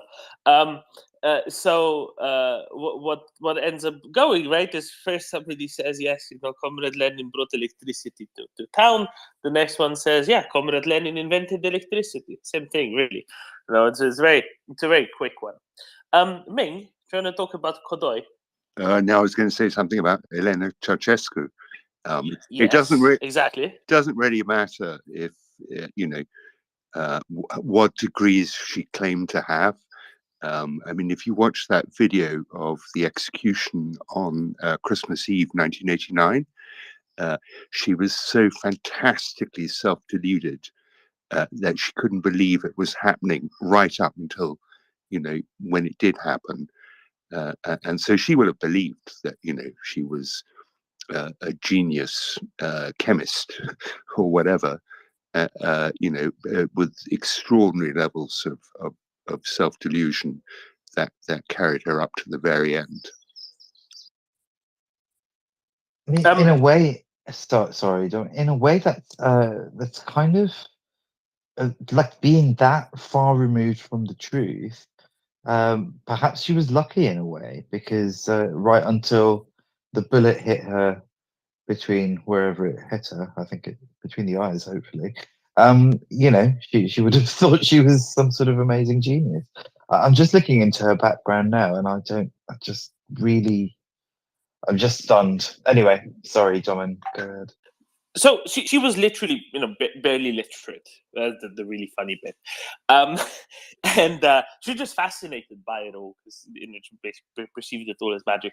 There's an apocryphal story of, I think this was somewhere abroad, on a state visit, and pretty much wherever Nicolae Ceausescu went on the state visits, he took her along, and then, there would have to be some sort of poor chemistry professors who'd have to entertain her.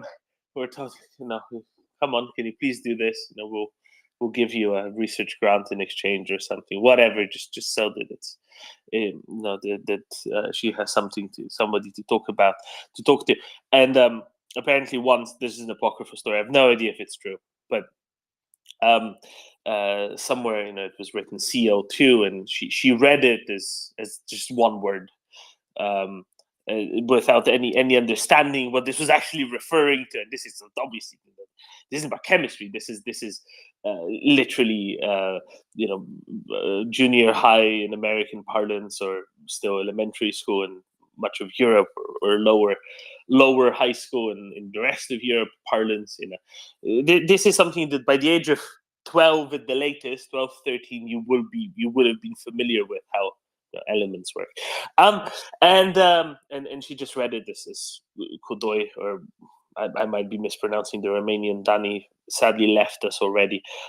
Literally just reading out, CO2 as a single word, and that followed her reputation at the very least. Don't know if it's true, but that tells you, what kind of level of research chemist she really was. I mean, it's so bonkers to me. So basically, to make up for her insecurity, because she must have known she was an idiot, right?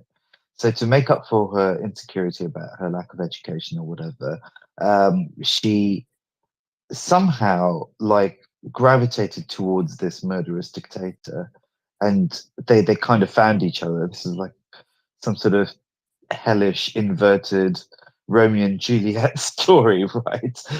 So they found each other, and then once he became leader, she could be what she wanted, right? So she could reinvent herself somehow as some sort of genius.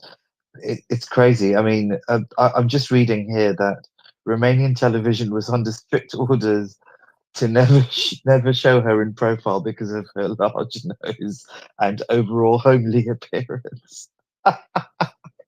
Which is just amazing. So the solution is, stop state TV showing you in profile, and always mention that you're an immense genius. Why chemistry though? That's the It's a just the strange closest one. thing to magic, right?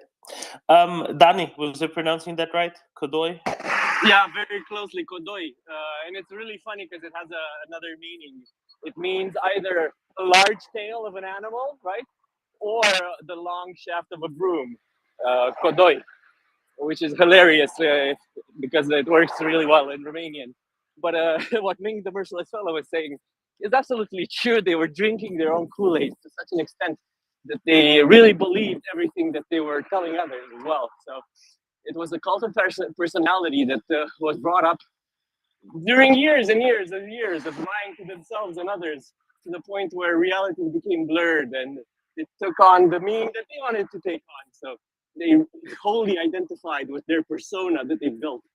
They're really dystopic, and that rule about television not being able to show them her from profile, I would tend to believe that that is true, and others as well. So they controlled every aspect of their public image to such an extent that they bribed foreign institutions into giving them titles. They politically wormed their way into academics, etc. So people are corruptible everywhere. For the right amount of money, I can become a doctor in chemistry as well, although it wasn't my favorite subject, right? But yeah, it's astonishing the level of propaganda that took place. And we see it again today in Kim Jong-un and others, warlords, leaders, which can fabricate reality to their own whims just because if that's not the reality you're willing to accept, your reality will be 3 feet underground. So it's really dystopic, but it is quite funny when you think about it in hindsight. I'm sure people then weren't laughing though. So really, really damaging to think that a nation of millions can be deluded to such an extent. But there you go. It's happening today with Vladdy, the Putin guy. So history keeps repeating itself. 100%. And these were just the sort of absurdities that went on and went around. Some of it is true, some of them are anecdotes, some of them are just completely invented. But anyway, there's plenty that is just really, really ridiculous and absurd. They also tended to give their names to institutes, prizes, even though they were completely unrelated with this or that. And of course, just because they were in the right position. This wasn't just limited to Elena Ceausescu. This was the typical behavior of autocracies throughout, right? Jana. Yeah, I just wanted to I wanted to connect it with something somebody else said. Oh my god, I'm sorry, I'm really not functioning. But maybe I want to ask Danny, because why Elena Ceausescu wanted to present herself as a scholar and chemist out of all things. I wonder whether this was in Romania, but I think in our regions it was very highly regarded to be educated. If you had the education, if you had the higher education, you were really kind of you got respect.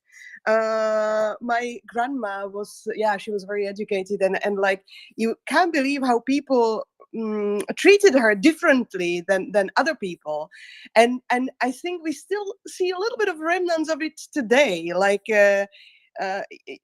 people really value education, so I wonder whether Elena was after this. And it also reminds me these things about these dictators and also what we saw from the USSR, like they go for the outer form. They don't really understand the substance. You know, all these Russian strange women shopping for the most expensive stuff. Yeah, because this is how they see free countries. Well, this is what they think is the most important. But again, it's just my impressions. But yeah, they go for the outer shell without absolutely understanding what is beneath, what is the substance of education or democracy or whatever. Can Danny answer me? I would love to hear that. Danny, what do you reckon? Well, I have my own theories. First theory is that him and so Nicolae Ceausescu, the dictator, was a shoe cobbler. That was his profession. His education was limited, very limited indeed. Could have been a Formula One driver? Yeah, I'm sure. Anyone can be whatever they want to. You just need to believe. And believe they did. What I mean by that is they wanted to be something to everyone, right? They portrayed themselves as people of meager beginnings that took power. And you see, anyone can do it. Then they would portray themselves at the same time as intellectuals. You see, we're part of the intellectuals. We're representing them as well. So they wanted to be everything to everyone else. It was, for the lack of a better word, a simulated society, where people that held power could be whatever they wanted to be, because there was no way of combating that. Why she chose chemistry? Who knows? Maybe she had a colleague in first grades of school that later on became a researcher, and she just took over her identity, so to speak. Maybe even borrowed some of that person's work. I'm speculating here, but I'm just saying it's probably something that sounded convenient at a time. What should I be a researcher in? Chemistry seems like magic, just like Dolan said. It's quite important, chemistry, and I'm sure. Well, this doesn't put any shadow on the level of academia in the country. By the way, there were academics famous in all of these topics, and the research institutions in the country were solid. They worked on great ethics. I mean, work ethics, just doing the work, doing the research, etc., etc. And they weren't part of that world, but they wanted themselves to be seen as that. So they just built a persona around it, lied to everyone, leaned on corruption to gain titles and international recognition. So that would bring legitimacy to what they said. Now, that's kind of my thought on things. I'm not sure if others agree or not. That's kind of it. It was also important industrially, let's say, right? That's why it was prized as well. I think in the combination of it being kind of like magic, but also at the same time being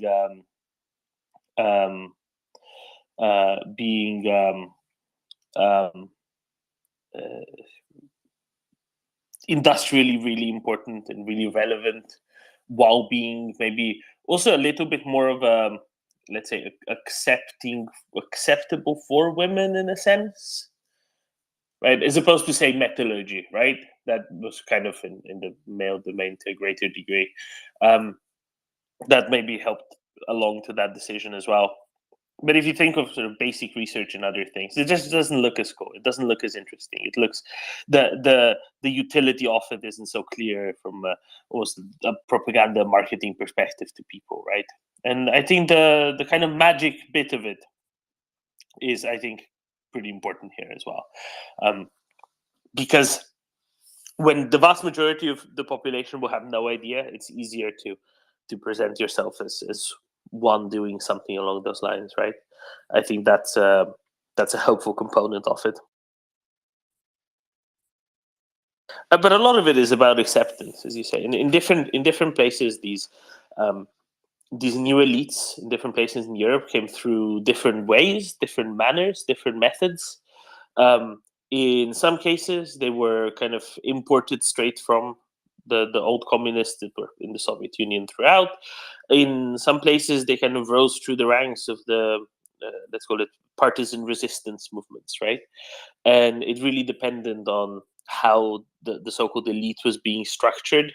Um, it depends on how they function within the country afterwards. But whatever it was, so much of it was lured. It was completely made out and made up because they needed something, because they felt insecure themselves, and no wonder they felt insecure, because they knew that they had no business doing what they were doing in the first place. I think that's an important component. And Jana, you can tie this into the Czechoslovak experience of the time as well, because especially during from 1969 onwards, the normalizacja, right? That period, it was clear to everyone that it's completely contrived, that's completely baseless in anything except for the Soviet tanks, right? So deep down, everybody would have known it. Of course, it wouldn't get mentioned in schools that way. It wouldn't get mentioned publicly that way, but it was a public secret, so to speak, right? Yes, absolutely. And it was really, it's really hard to imagine even for me nowadays, but I remember how much controlled the society was. Like, you really were afraid to tell a joke, and people would like say these cryptic jokes where everybody else was like guessing the meaning, because you were you were afraid to say things openly. But yeah, and yeah, of course I don't remember that, but I know that the repression in the 70s was great. But of course, yeah, people realized it, and you would discuss it in your families behind the closed doors and closed curtains. Yeah, but absolutely true.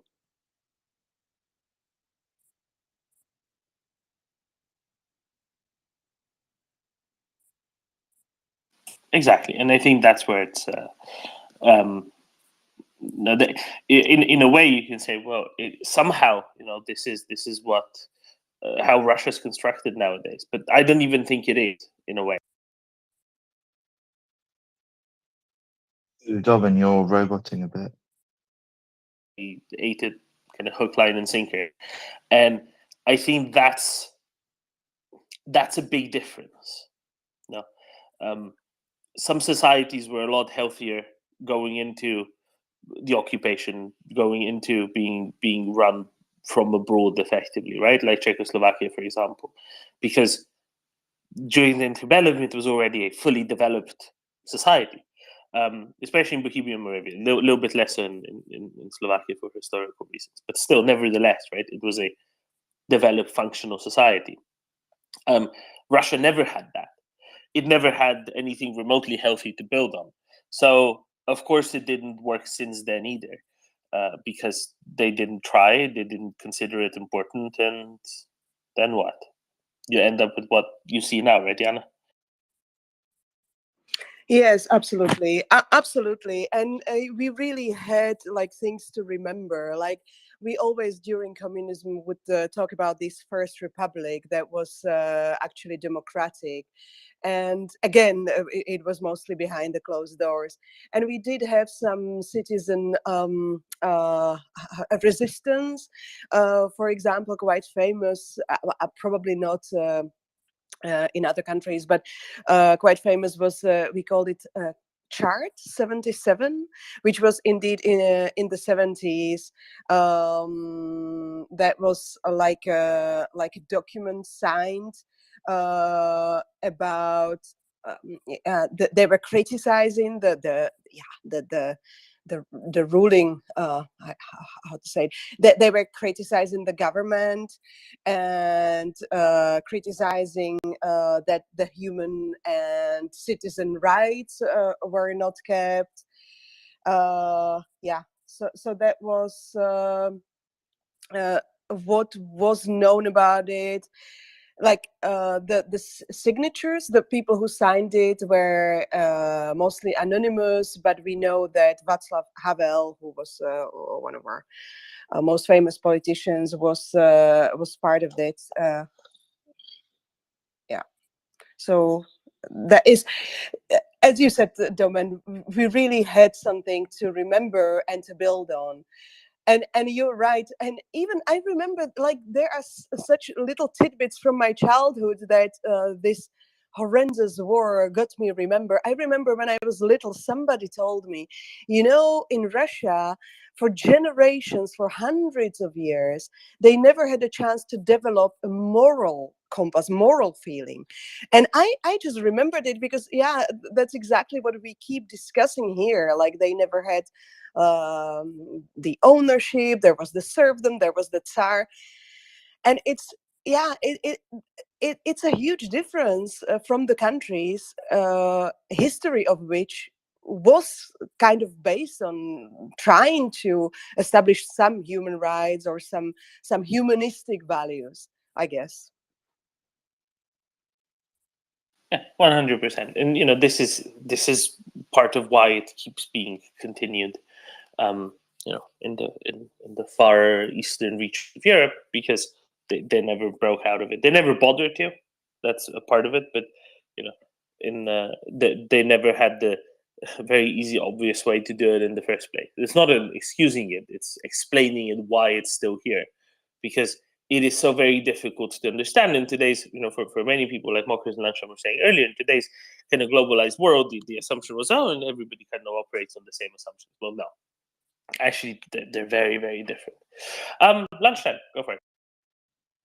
Can I I don't mean to derail this very interesting discussion, but I don't know if anyone else picked up, because like Domin, as soon as Ellen Ceausescu was raised as a topic, said Kadoy, and I've just got to the bit which explains what Kadoy means, which is it's her alleged mispronunciation of the name for carbon dioxide. Apparently, she got this wrong by saying Kadoy. I'm not actually sure what the real word is, but Kadoy in Romanian apparently means big tail. So anyway, so not a genius. I think we can safely conclude. No, exactly. Normally you'd be spelling it out, right? Danny, how would you normally spell it out in Romanian? Try again. Sorry, it's CO2, which is CO2. So C is che, O is O, and 2 is doi. So it would be CO2, not kodoi. So the equivalent. Dioxide de carbon. The equivalent in English would be, instead of somebody saying CO2 or carbon dioxide, they'd be saying CO2. Yeah, something like that. It's subtle, but it matters the way you pronounce it, because it means something completely different, like large scale, just like Lunchtime was saying, or the long shaft or large shaft of a broom or something else, right? Oh, definitely a genius then. Completely plausible that she was the real author of the stereospecific polymerization of isoprene, which apparently she claims to have written. And to be clear, something like stereospecific polymerization of isoprene is a perfectly legitimate thing to have been working on in the 1960s, because that's actually was industrially important, and it wasn't entirely trivial at the time yet. Now it's something that you kind of learn in second or third year of organic chemistry, but then it was certainly something still at kind of the cutting edge, more or less, maybe not the sharpest bit of the cutting edge, but nevertheless, something useful and sensible. What it illustrates is that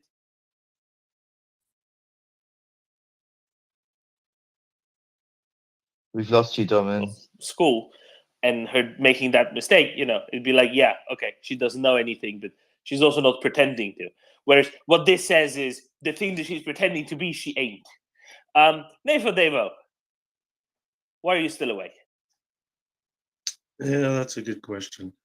I was asleep, but I woke up.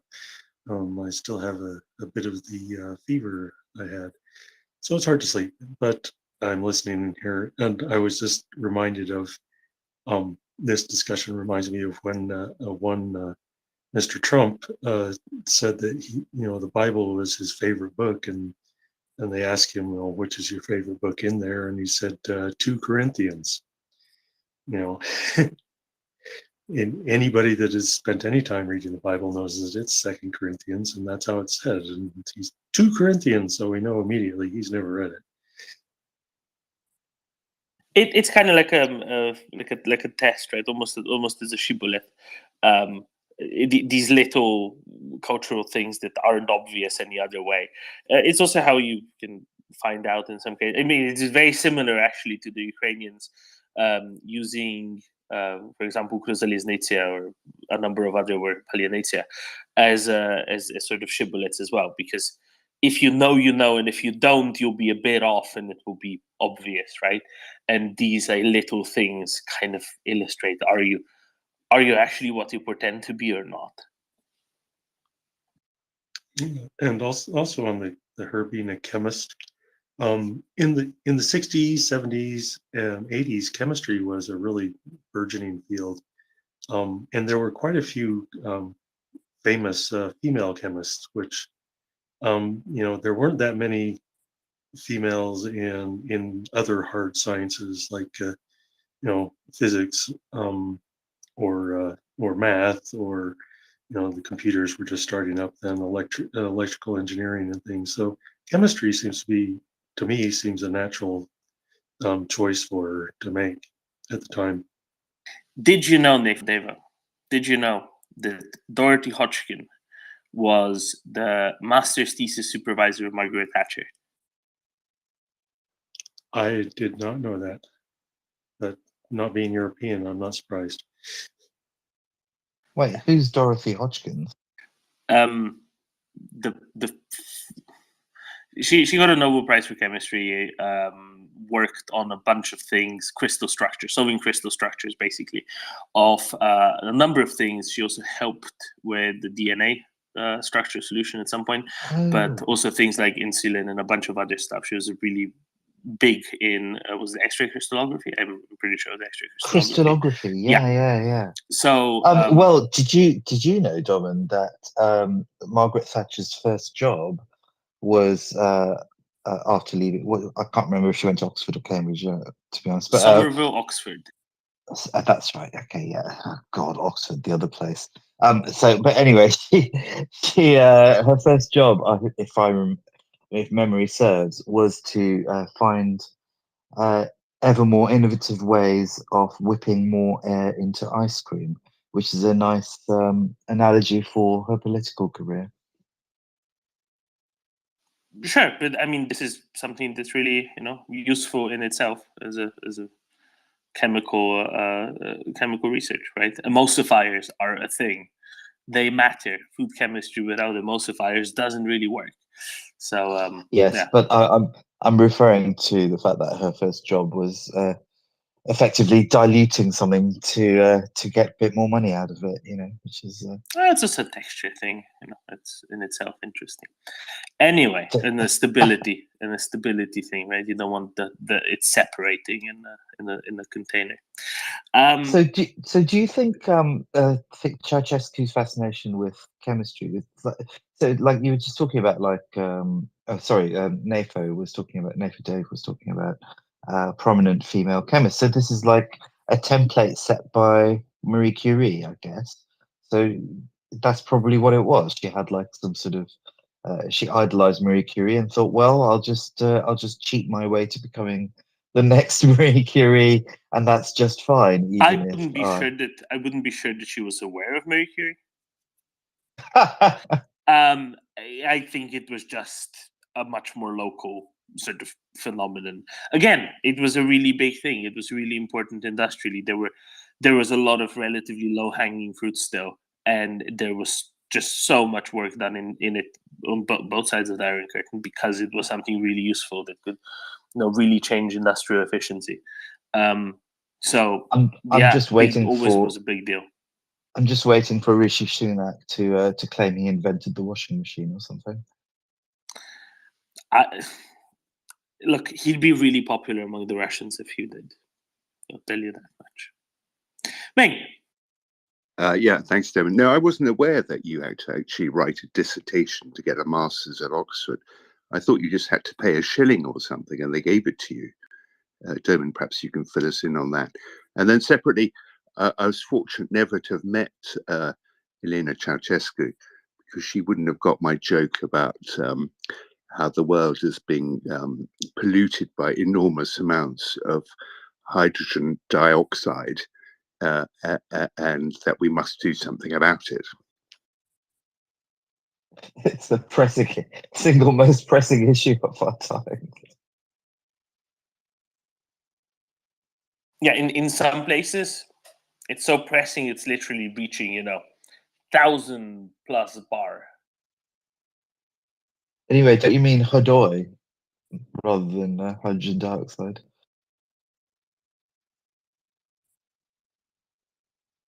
Doyo, I think. Right, because it's H2O. Good point. And it's also dihydrogen monoxide, if anything.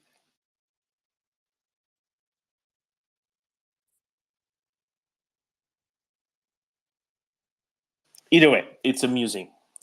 It's amusing, which is good, because it's good to be amused at some level. But yeah, I don't know if the first thing she did was the ice cream thing. She might have done some polymers before that, maybe. Not sure. Kind of besides the point either way. But yes, Dorothy Hodgkin, very important. Look her up, because without her, there would be a lot of things that wouldn't have existed. And really, really big advances were allowed to be made because of her. I forget what all it was. I remember insulin specifically. I might have gotten confused with someone about the DNA structure.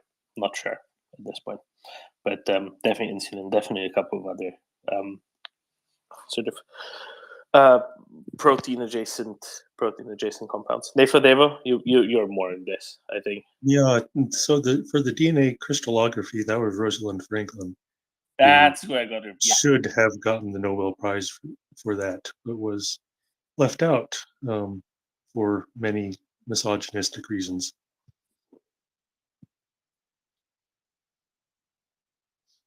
There we go. That's who I was wanting. I knew there was something a bit off in what I was saying. Thank you, Devo.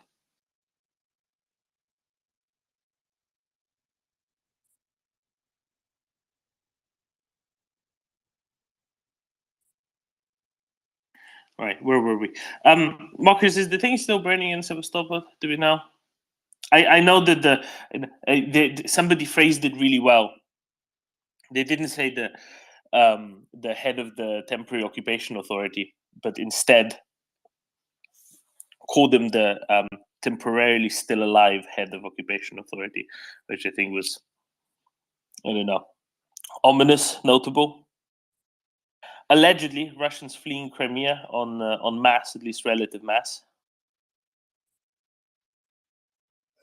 Yes, well, the Russians have issued a short video showing a completely different location, but it zoomed in quite far, so you can't really tell. You can just see some tanks and one single fireman putting out a small fire, and they've said it's all under control. But judging by the column of smoke that's still rising, I would say that that's probably not correct.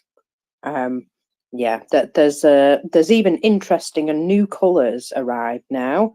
The smoke has gone from deep black to sort of a bright orange, deep black again, and then bright orange again. So I don't know what's in those tanks or what's burning up around them, but yeah, it's going through a nice little colour change, and I think we can all appreciate that a fuel fire doesn't just go out. You can't put it out with like water. That's not going to help. So yeah, it's probably going to burn out for some time unless they can find a way to remove as much fuel as possible, and then just sort of manage it. But well, I would say you're going to need a few chaps to do that. Did you see the video of the guy, some sort of him, talking? That the temporarily alive guy still talking, and you obviously did 'cause I sent it you. The fuel train passing him as he's talking to the camera. It's not the fuel train; it's the fire train. Oh, fire train. That's what I meant. Yeah. Yeah, fire train. I.e., we need so much stuff to put out this fire. We need a train to deliver it. These trucks won't do. Well, they do like their train sets, don't they? But it's just like nothing to see here apart from this massive train. All under. Yeah, I mean, nothing to see there. That's why everything's perfectly fine and under control. That's why we're moving a whole train worth of stuff to put it out, because it's all fine, because there's nothing going on at all. Daniel, can you see the smoke from where you are? No, but question again for mockers. What did she said? Massing Crimeans going away.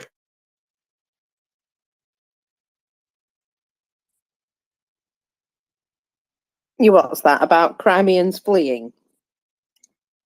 Yeah.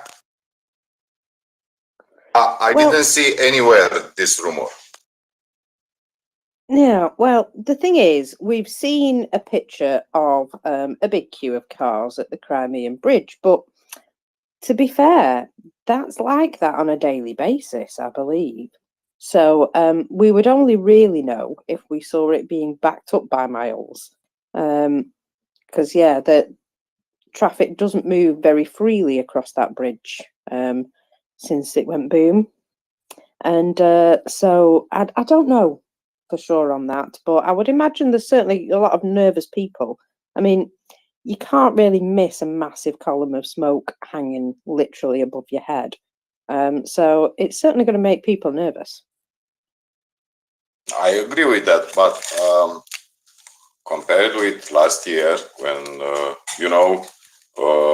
you have cameras and people using their phones everywhere, the situation is changed. We saw this fire now, but a lot of control of media is applied now in Crimea, and I watch it, the channels which are few. I don't have 100 channels on Telegram like you, and nothing about people leaving.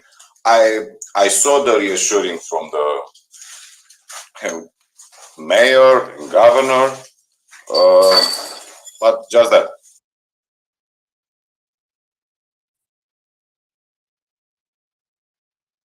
Yeah, I have a feeling that there won't be the same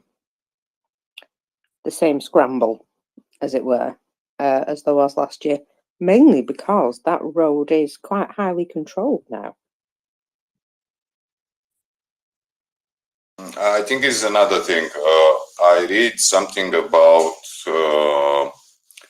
Russian corporations said to their families to prepare to be evacuated, but before this strike.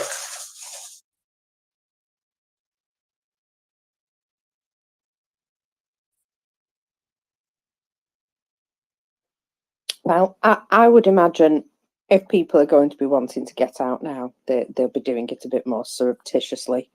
They won't just be chucking stuff in their car and going. They'll be slipping out in the night, I would think. Daniel, I've messaged you with the name of a Telegram channel to check out, because you can go do that if you'd like to.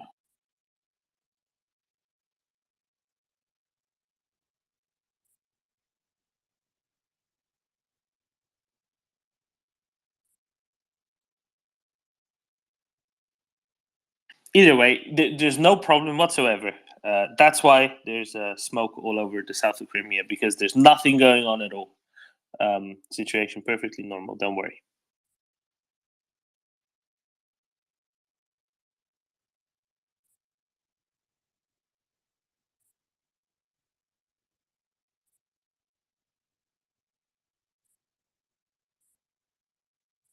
you know, it's fine. Sometimes it's normal for things to be like that.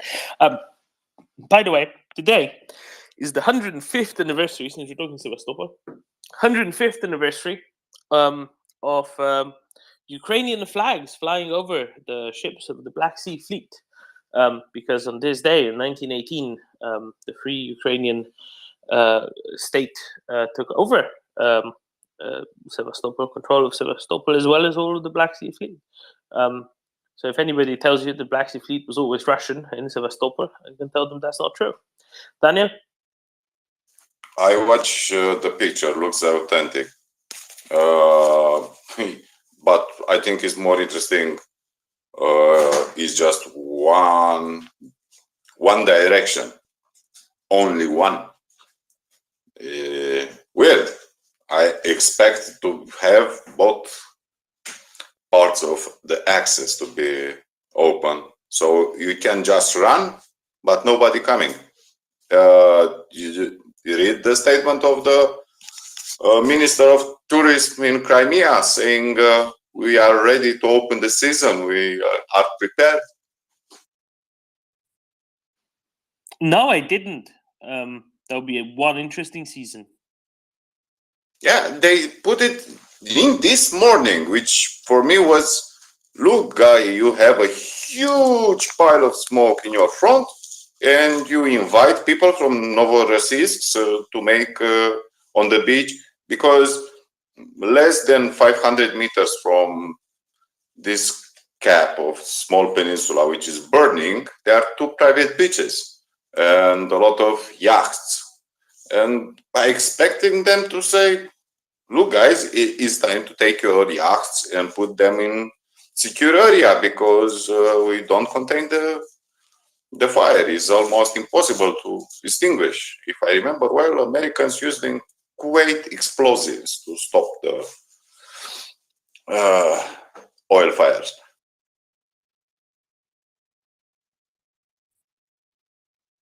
I mean, basically, they started the barbecue early for the beach party. You know what I mean? Basically, there were Chinese drones which destroyed these fuel stations.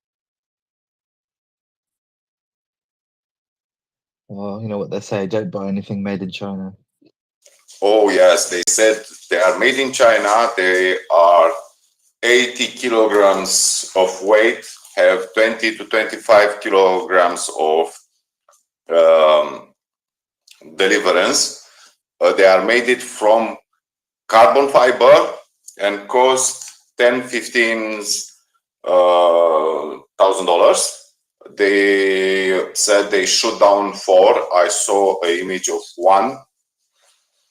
And if this was an aerial attack after more than half a year of aerial attacks on Sevastopol, after they said they put various anti-air interceptors in the area, and 2 of 6 penetrate your probably the most important base in Crimea, more than Saki, more than Kerch,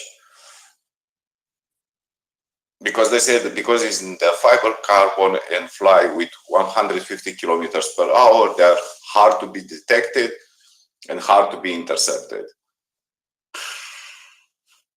I hope Ukraine buy at least 100 from Alibaba.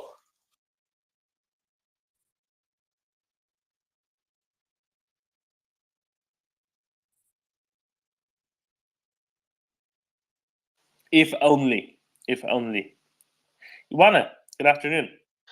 Good afternoon, and it was very interesting what Daniel said, because I'm looking at Commerçant every day, and there are a lot of advertising and commercials about Crimea resorts, the food, the beaches, and so on. So yeah, it's a great opportunity. You can go in smoke seeing trips. You know, this is even this can be even a religious tourism, because columns of smoke and fire are mentioned in the Bible, so you can see a marvel like this in the real time, and it's really nice. And also you can get some tan without the sun. without the sun, because you know the microparticles and everything. You go to the beach, you go home black. Of course, it went off with it will go off with washing, but no need to wash very often. So it's nice. It's like extreme suntanning. Exactly. And you know, they have trenches on the beaches in Crimea right now, so it would be fun. You can do fence jumping and a lot of activities. It will be fun on Crimea beaches this summer. I bet. You know what this is. You know what the trenches are good for. If you bring your kids, right, you don't have to supervise them nearly as much, because you only need to look one way at the sea just to see that they don't drown, because they can't leave the beach because you know they get stuck in the trench. So it's a safety mechanism, really. And I understand now, right? As Daniel said, there's 2 little private beaches right next to it where the fuel fire is. They're trying to have a July experience by warming up the atmosphere appropriately. So it's not just that they're in the sun, but you know it's nice and hot like it would be in July as well. Early opening of the season. Yeah, you know, season open is one thing, but having the full experience of it being nice and hot is another. Crisp. Yeah, or burnt to a crisp. Daniel? Let's imagine something like this. In Monday, they were attacked with underwater drones, which they crossed 6 nets and entering deep in the harbor. Now aerial drones hitting this depot, and I just asked in the morning about the necessary need for fuel. Who need this fuel in this cap in Kozak Bay? Gani posted an image about Kazapian Black Sea Fleet oil depot and said, look, they have an access to that fuel depot underground. He saw there a tunnel for railways. So oil tankers from rails enter underground to fill up. And I wondered what for was this oil field. First, I imagined the tankers on the ships can enter in Kozak Bay, because I saw on Google Maps at least 1 tanker there. I saw some cargo ships. And I look western of that small peninsula. If you look, is the Sevastopol airport. I don't saw any plane there. I saw new trenches, because if I remember, Google updated the pictures. This oil depot had a lot of compressing system. If anyone is going to Google Maps this morning and watch closely, in the west of all these tanks with oil, there are compressing systems, and the pipes go underground in the north and the south. There are, again, rails where they add the firefighting train today, which will not be effective, even with tons of foam. I don't think they can keep in control. The latest videos look more tanks of fuel engulfed in fire. And I wondered, is aviation fuel or is fuel for ships? I said, maybe just for yachts, but it's too much fuel there. And if you know, for just few months, you can use this this fuel. You cannot store that for years. So was useful, but also probably was a very underbelly target.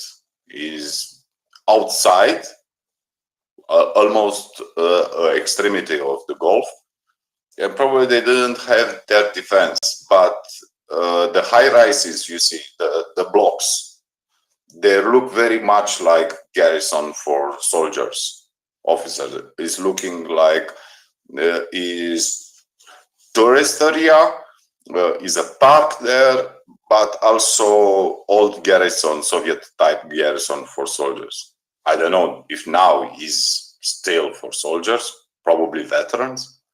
I have no idea.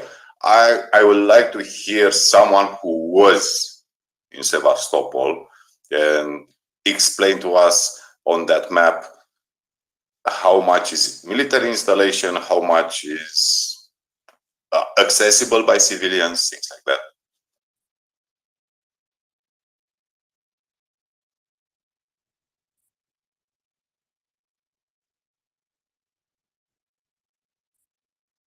I don't think that bit is right because it's right on the edge on the end there, so it wouldn't be a part of it, right? It wouldn't be something that's accessible by civilians. But yeah, pretty interesting. I think we need to look more into, and Will was doing that earlier a bit, but into the power, the electrical generation facilities on Crimea at this point, and what they're supplied with, and how and through where, because this could be all a part of it, and I think that would make pretty good sense as well.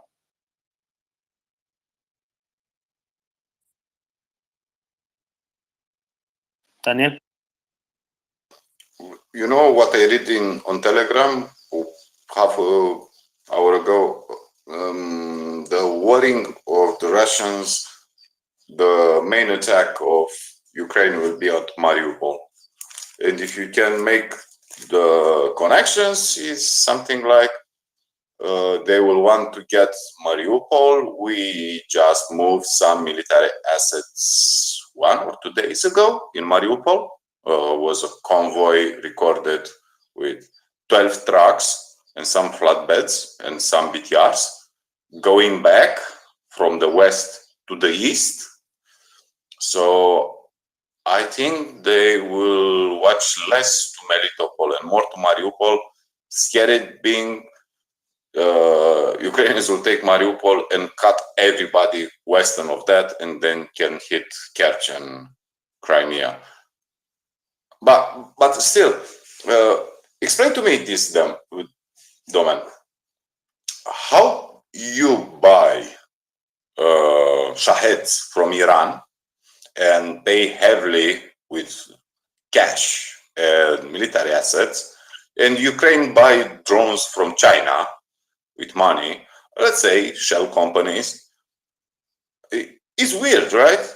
Chinese are the main delivering drones for Ukraine, and Russians can buy only from Iran.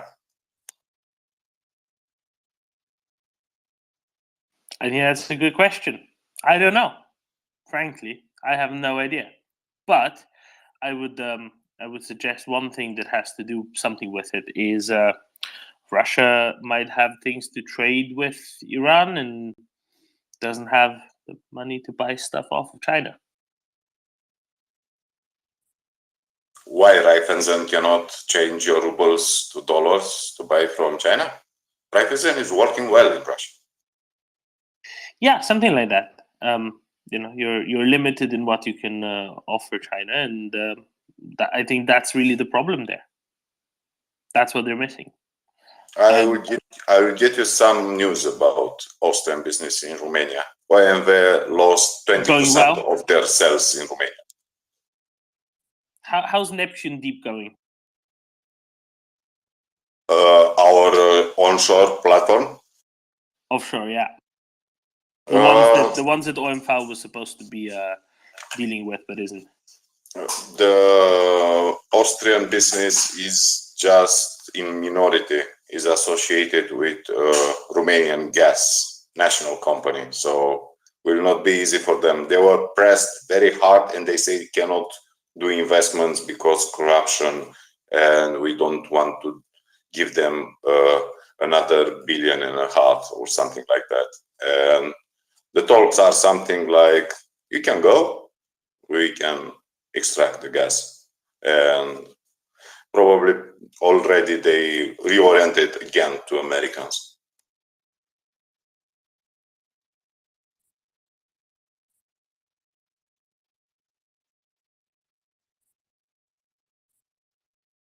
Newhammer said he cannot cut Russian gas until 2040.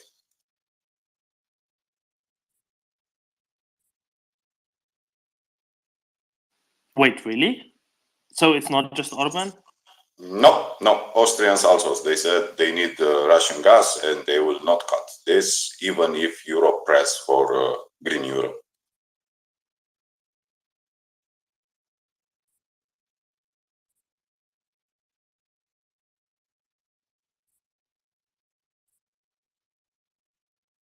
Okay, that's it's not great.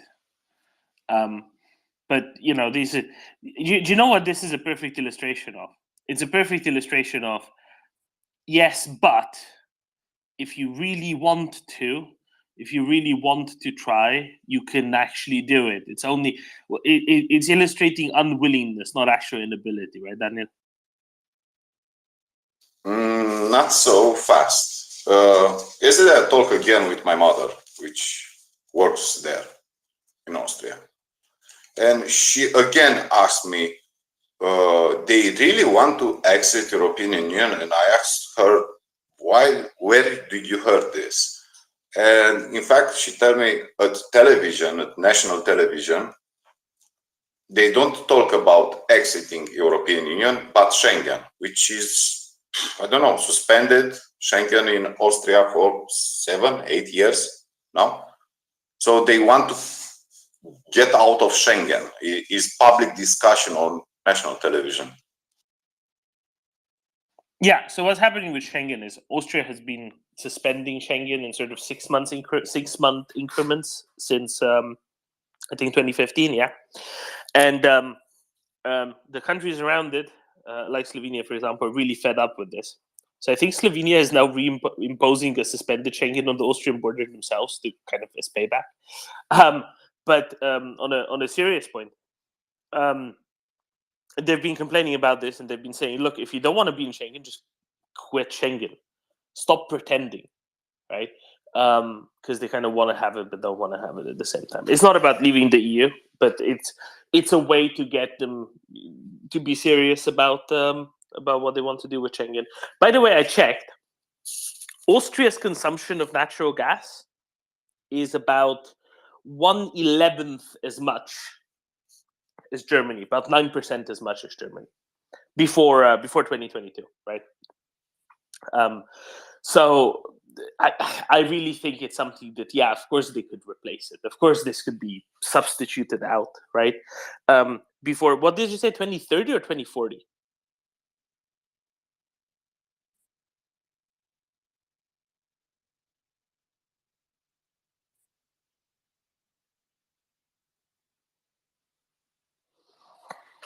Not telling you now. I really didn't hear it. I know it was a round number, but I really didn't hear which one it was. Either way, right? I think it really illustrates more unwillingness than anything else, because it just doesn't take that long to change things like that. Anyway, fun times. Helsinki. Yeah, thanks, Daniel, for telling this kind of bad news about Austria. Is that really they are like there's a lack of will. They are rich and capable and organized and many ways wonderful country, and then their politics is so selfish. And what could be said that this is kind of like addiction that they cannot wean themselves out, and not joining NATO, staying neutral. I mean, this like I don't know. I want to say bad words about where Hitler came from, but okay, I said it already. But this is like historical times, and you have to. These are the times I feel that if you are real European, like what being European means, freedom, democracy, and so on, progress. Now is the time to choose. It's time to choose. It's a black and white situation that either you are with Ukraine or you are not with Ukraine. And this is like, even if the Austrians make nice words and they speak very nicely, they're the politest people on earth. Of course, I know them, they're wonderful. Words are words. We can interpret what hands are doing. So now it's time to, I think, fancy pants. I want fancy pants here to just release my anguish about Austrians, but disappointment, deep disappointment. Yeah. And yeah, about the Sevastopol. Yeah, Fancy Vishwanga has a lot of angst, Fancy, and fancy. it will We come. need our allies. Yes, it will be released soon because there's even more angst on top of that. Don't worry about that. Daniel. The Internal Affairs Ministry, and I hope I will close this Austrian bullshit. I was in Bucharest this week, and he said, "I don't give you a date when we agree about Schengen." He said also Austria is so huge pressure of immigrants in Austria, and Austrians have a problem with this, and they want to fix Schengen before let Romania and Bulgaria enter. The press asked him, man, give us a perspective, give us a choice, but still is not landed with him. He said, I don't have the responsibility, I don't have the right message for you, I cannot blame Romania, but, and interesting fact is they know, like everybody knows, they don't have any, I mean, any arguments for that. They cannot say, they put on the table a police, probably via Europol, action of Romanian and Austrian police, and they cut one gang of immigrants, but it is so low and so unimportant. The most important thing, and Dom knows very well, is elections in Salzburg. In the Salzburg land, communists get 11% in that land. So is their problem, but they want to spill it over exactly like Conservative Party did it in the time of Brexit. Just bullshit, internal politics. Yeah, it's all about internal politics. So I don't think they want to go out, but they're just being put finally, almost a decade later in front of a decision point, a choice. I think that's kind of what's going on. And yeah, and it really isn't worth for them to get out of it on any objective level. It is just bluster. It's mostly about domestic politics. Lunchtime.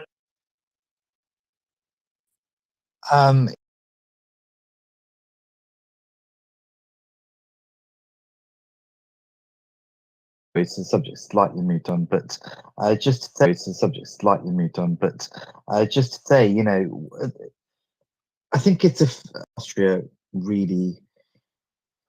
It's just incredibly disappointing. It really is incredibly disappointing.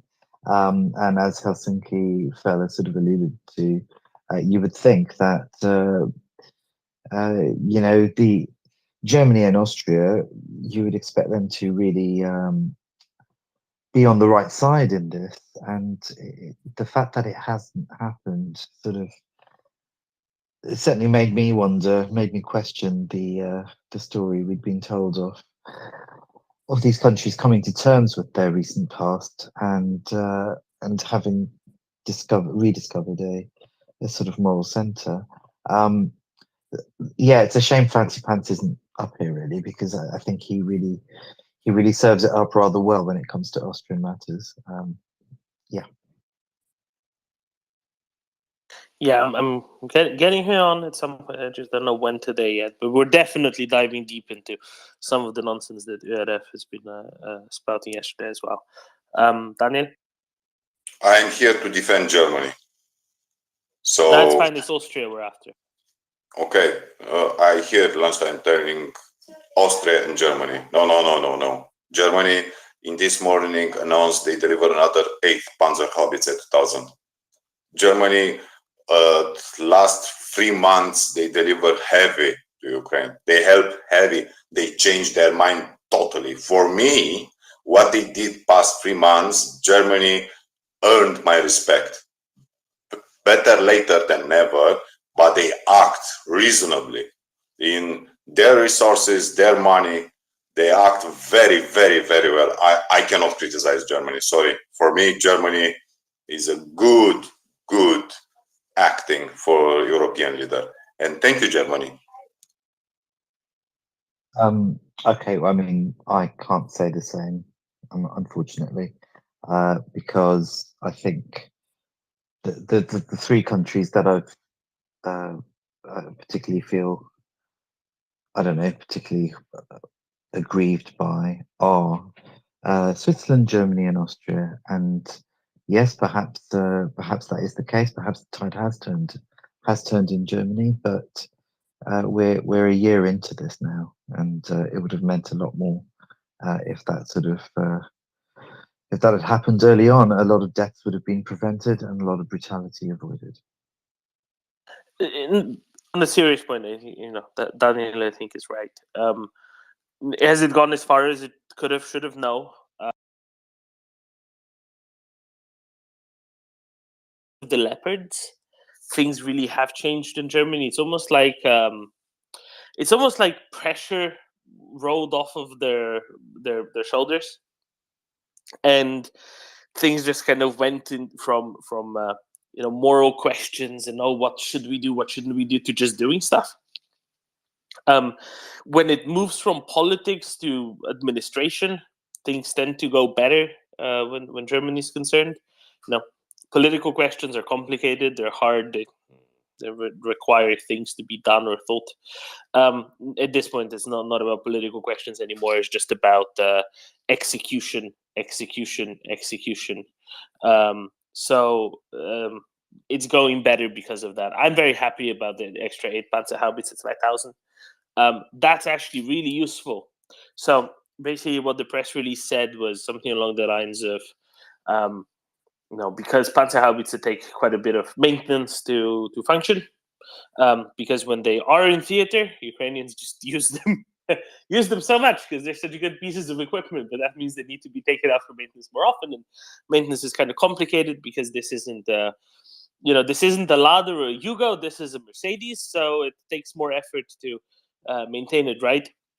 There's more finicky parts and so on, so they need to be taken out of Ukraine to do some of the maintenance. And because of that, they basically said, well, we want the constant availability to be whatever the number of Panzer Haubitze there is. So therefore, we should have these extra Panzer Haubitze available to them to be able to keep a tight rotation at all times, which makes sense to me. Makes absolutely good sense to me. So well done.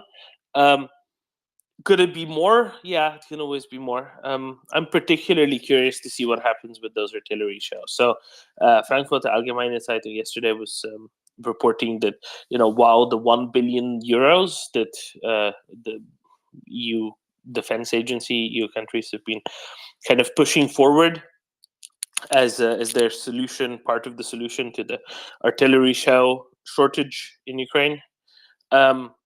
Or something like akin to a shortage, that a quarter of those million shells are going to be produced in Germany, which is consistent with the 25% roughly contribution to the European peace facility that Germany makes generally. So that's good. However, obviously no contracts are out yet, which is absurd. They indicate that a likely compromise will allow components made outside of the EU, but not entire shells outside of the EU to be within this billion euros. Rheinmetall specifically notes that their facilities in Europe can produce about 350,000 shells a year, 450,000 shells across the world. They have production in South Africa as well as something in Australia. And they're expecting to be increasing that to 600,000. That's a pretty good start. So come on, let's get Rheinmetall to be producing those shells, please, instead of just waiting around on what can be done, when can it be done, who's going to be making what, where, and how. Because I think if not now, when is the time? But that's not just a German problem. Of course, that's much more of according to reporting, a France problem, a Germany problem anyway. It's true, but I mean, but Domin, like the delay was inexcusable, and it really, really was inexcusable, and it went on and on and on. And okay, yeah, maybe there's progress now, but I'm less quick to forgive the delay. Yeah, I mean, I've no excuses for the delay. I'm just saying, since the January freeing of the Leopards, it looks to me as though it went from Scholzing to just bureaucracy and administration, and that's functioning a lot better than the previous political decisions were. So it's important to recognize the improvements of it. That shouldn't be ignored for 1 second, I don't think. And if you're trying to look at the projection of how things are going to be looking going forward, well, I think that probably indicates that they're going to be looking better rather than worse because of that. So and that's important, right? If you're trying to predict how it's going to look like going forward, well, then this is a good change. Is it enough? No, it's never enough. But is it better? Yes, and that has to be taken into account. Helsinki. Thanks, Dom. Yeah, no, the discussion has evolved, but I don't share so much the enthusiasm, or I just have to be careful with my words. But like Daniel and Domen, what you said about Germany now is getting to their senses. It's still disappointing, and Germany is in heart of it. And let us. I really, really enjoyed what General Breedlove was saying. I kind of hang on to every word that he said. It was astounding what he said, and this still they persist in European capitals, in the corridors of power, especially in Germany. I think this kind of exactly what Breedlove was saying, the attitude that let us not make Ukraine lose, but we are not really like or Germany, or this kind of German policy, and some Germans there is this hesitancy. This is the kind of like what I want to push back on your positive assessment on Germany so far. If you get my point. Thanks. It's the pacifism that's been part of that country for at least 50 years. See, I don't think that's true. I don't think that's fundamentally true. The Bundeswehr was the largest land army in Europe. This Domen, can I say about Bundeswehr, or do you want to finish? I mean, it's changed a lot since 1990, but I wouldn't say 50 years. That's just not true. There's a difference between what was done and what might have been the prevailing attitudes in certain segments, whatever. But as a matter of fact, during the 70s and the 80s, the Bundeswehr was a massive force with thousands of tanks and thousands of howitzers, etc. That's not to be forgotten. So saying that this goes back down to whenever, that's just not purely factually true. Sorry, Helsinki. Yeah, no worries, no worries. This is Twitter Spaces. No worries, my friend. No, this is like the Bundeswehr. I don't know, because the accounts, I've been reading quite a lot of military history, and also the Cold War history and history of these kind of special forces who served during the Cold War times, and they were best stationed in West Germany, and they operated against the DDR and the Soviet bloc, this kind of things. And what these professional soldiers in their memoirs, they tell that nobody, and I mean nobody in NATO, trusted Bundeswehr. Okay, it was big, but still they kind of expected to fold, and then the heavy fighting was supposed to be done by Americans, British, French. So I think jury is a little bit out there, but of course Bundeswehr is in a sorry state now. But to say that it was in a better state during the Cold War, it's complicated, I would say. You know what I mean? But I'm not disputing you 100%, Doman. Purely as a matter of fact, the pacifism wasn't affecting it then from being a big military, and that's kind of by the by. Anyway, Daniel. It's not weird to hear me talking about how nice Germany is, because I was probably the target of any German speaker who hear me and say to me, "You are wrong, and Germany is good, and you are stupid."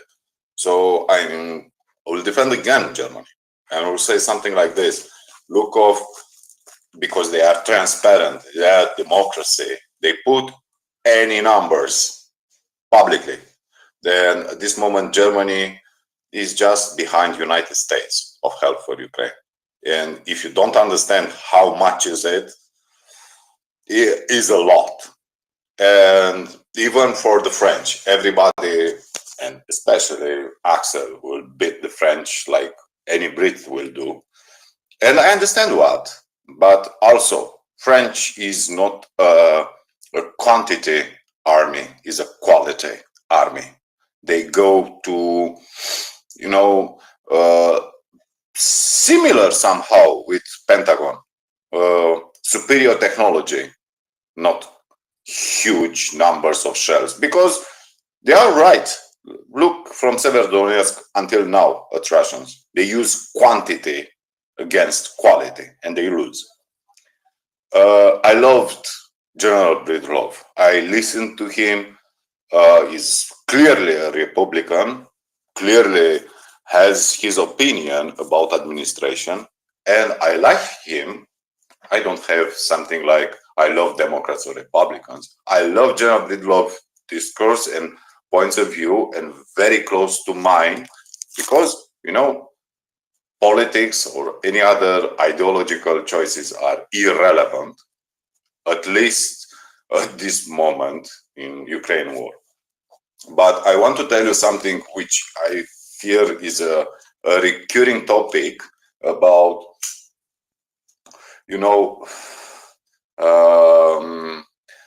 allies help Ukraine to not lose the war. I totally disagree. Totally disagree. And I will give you something which appear to be first logical. Allies don't send their soldiers to man anything in Ukraine. So even if they want to win this, they cannot win this because it's not their army in place. We don't need to talk about, I don't know, some special operating forces, some trainers. These are so irrelevant and have so small impact, in my opinion. And I disagree. The help received by Ukraine is small, not enough to win this battle. I think it's very easy for us, just spectators, talking and watching Twitter, to draw so stupid conclusions. I want to remember everyone how little T-72s, how little tanks like Dvarty from Poland were fighting in Kharkiv and Kherson. How many were in fact Humvees and MRAPs just going light cavalry behind their lines and destroy them. And again, artillery. And they didn't use mass. They just used assisted projectiles who hit point blank anything they get in their sight with the drones or forward observing special forces. It's something very stupid for us to look at Ukrainian war operations and compare them, I don't know, with USA Army or Marines. It's totally stupid. They are not similar. It's not a similar war. It's nothing. It's no air supremacy. And I love how people draw conclusion. Look at yesterday missile attack against Ukrainian cities. So two things happened there, and people don't watch closely. Before the attack with 24 air-launched missiles, one day before that, they attacked Mykolaiv with Iskander.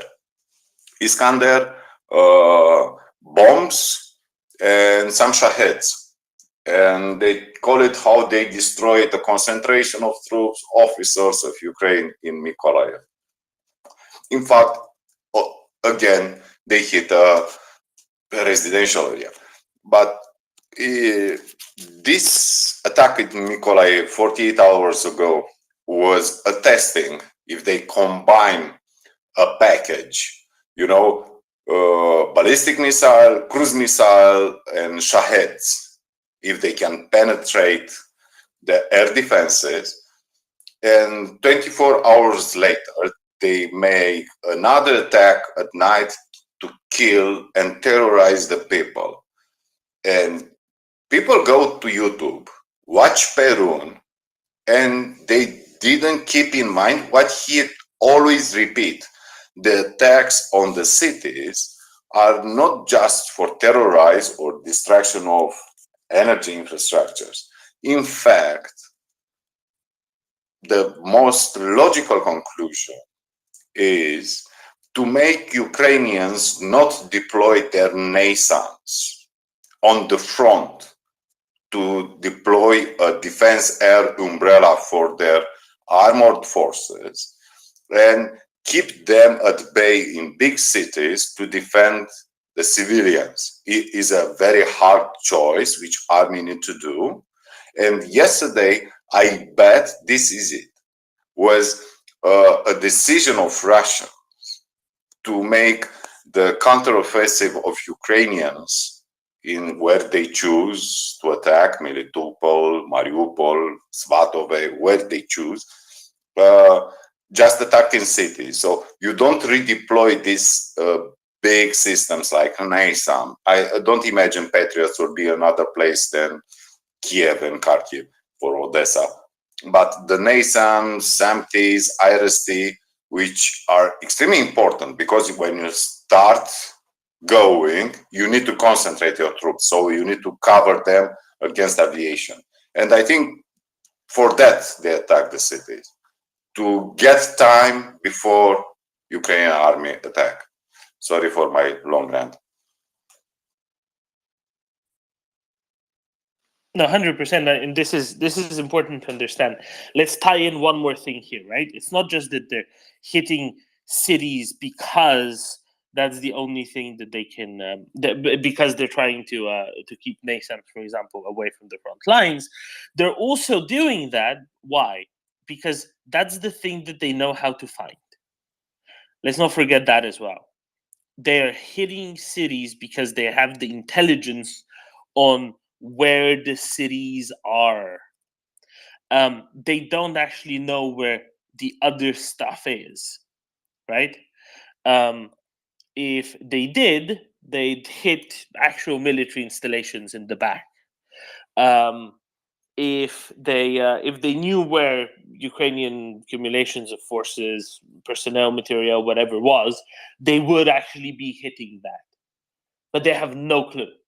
They have non-existent intelligence most of the time. Sometimes, they learn something specific, sure, but most of the time they don't.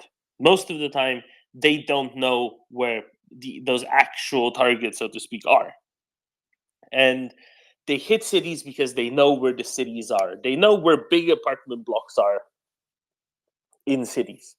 Now, we spoke with Yehuda about this day or two ago, and he said that they're using maps from the 1970s. And yeah, do you know what's still there in the maps from the 1970s? Big residential areas, because they were already built in the 1970s. So they're very certain where they're going to find those. That building that was hit in Uman yesterday, that block of flats was from probably the 1970s, by the looks of it. And they know exactly where to go because they also know that is where the highest density of population is likely going to be. because it's smaller apartments, it's a weaker building, it's going to cause more death and destruction if they hit one of those probably as well. And those ones, they really know where they are. So it's not just about that, but it also tells us something about the likely state of their intelligence and ability for intelligence acquisition. And that shouldn't be overlooked either, I don't think, Daniel. So it's both components, right? It's both what they're trying to achieve and why they're going about it this way. Yeah, but that's true. But why aren't they using their Air Force in any capacity? The Russian Air Force has been because it would be one-way trips. Okay, they're using their Air Force on the front line. They're using it quite a bit. I haven't heard anything on the news, anything about that. So you may have more information than I do. Then the news just isn't covering it enough. But they're using their Air Force on the front lines, near the front lines. They're not using it massively. They're not very good at, you will see 2 jets, 3 jets, 4 jets. You won't see larger formations than that at a given point. But they're using them on the front lines. The newer glide bombs have been used for exactly that. But that's not something that they get to use a whole lot. If you're expecting like a Second World War carpet bombing operation, that would be a one-way trip for the strategic bombers. And they don't know how to make any more of them probably anyway. So it's kind of important for them to keep back the blackjacks and the bears, right? So they're holding back on their Air Force to maintain their Air Force. In a way, but it's more complicated than that. Okay, let's try to be careful about this. I mean, that's what it appears like to me when I'm watching the news and watching the way the war is being fought. It appears that way. If you jump in one more time, then I'm booting you. Okay, because everybody else is nice and well mannered and puts their hands up, except for you, and I've tolerated it for a little bit, but that's enough. Just because the news isn't showing it doesn't mean it doesn't exist. They get a 3-minute segment on it. They don't get to do a comprehensive breakdown. So that's part one. Beyond that, yes, they're using parts of their Air Force. They're not using all of their Air Force because they don't have pilots to use all of their Air Force.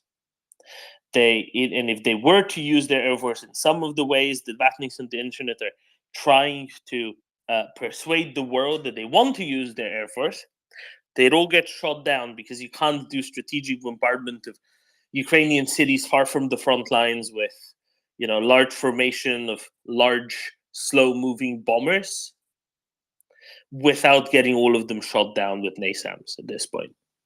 That's why it's not happening. There's no way that they'd survive that. And that's why they're not using them that way. They're using tactical bombers with now glide bombs, previously with other things, also unguided rockets, in order to hit areas close to the front lines. They're trying to keep the Air Force relevant. The Air Force is trying to keep itself relevant, but they don't get to do much more than that because of the threat of air defenses. When they tried to do more adventurous stuff, you'll recall that one of the SUs was the Su-30 or was the Su-35 got shot down. Another one almost got shot down at the same time. This was as they were going to bomb an area near Bakhmut about 3-4 weeks ago. So they're certainly visible, but they're not visible further from the front line or much from the front line. Lunchtime, if you still have your hand up, go ahead. I'm not sure because sometimes hands disappear from my view. Otherwise, we'll go to green. Go ahead. Thanks, Domin. So I think the conversation has moved on a little bit. So I don't know if you want to stay on this topic, but I was interested to read. There's a group of Democrats apparently pressuring Biden to release F-16s and longer range weaponry. I just wondered if you saw that pop up and what your thoughts are.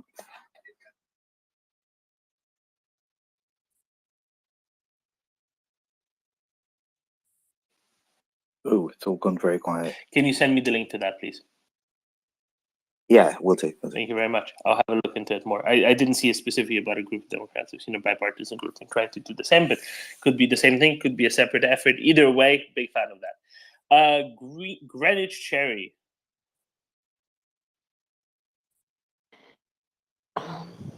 Morning. Uh, isn't it true that so I'm still on the planes, I'm sorry.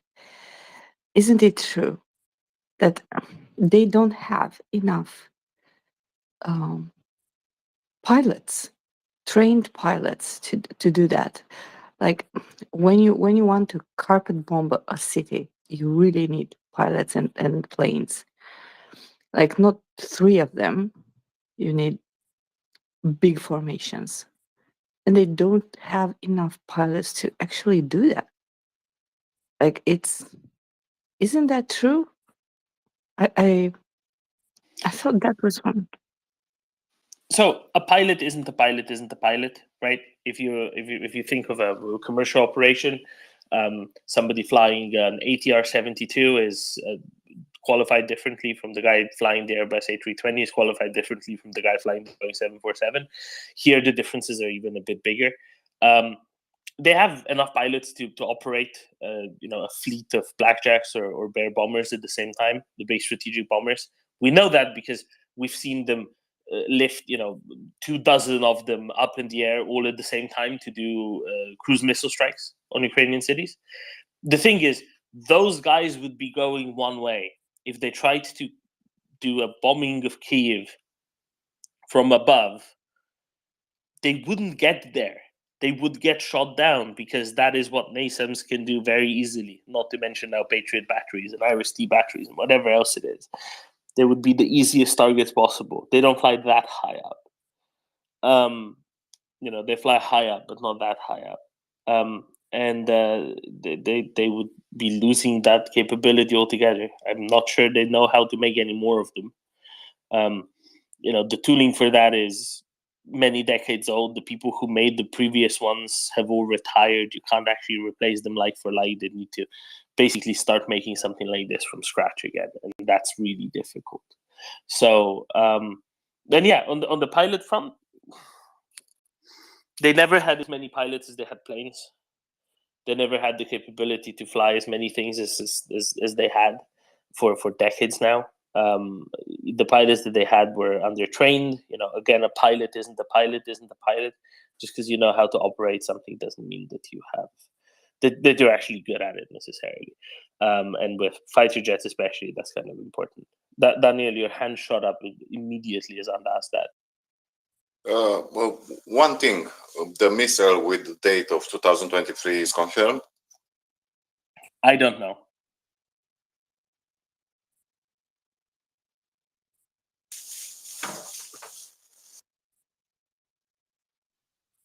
Daniel, no idea.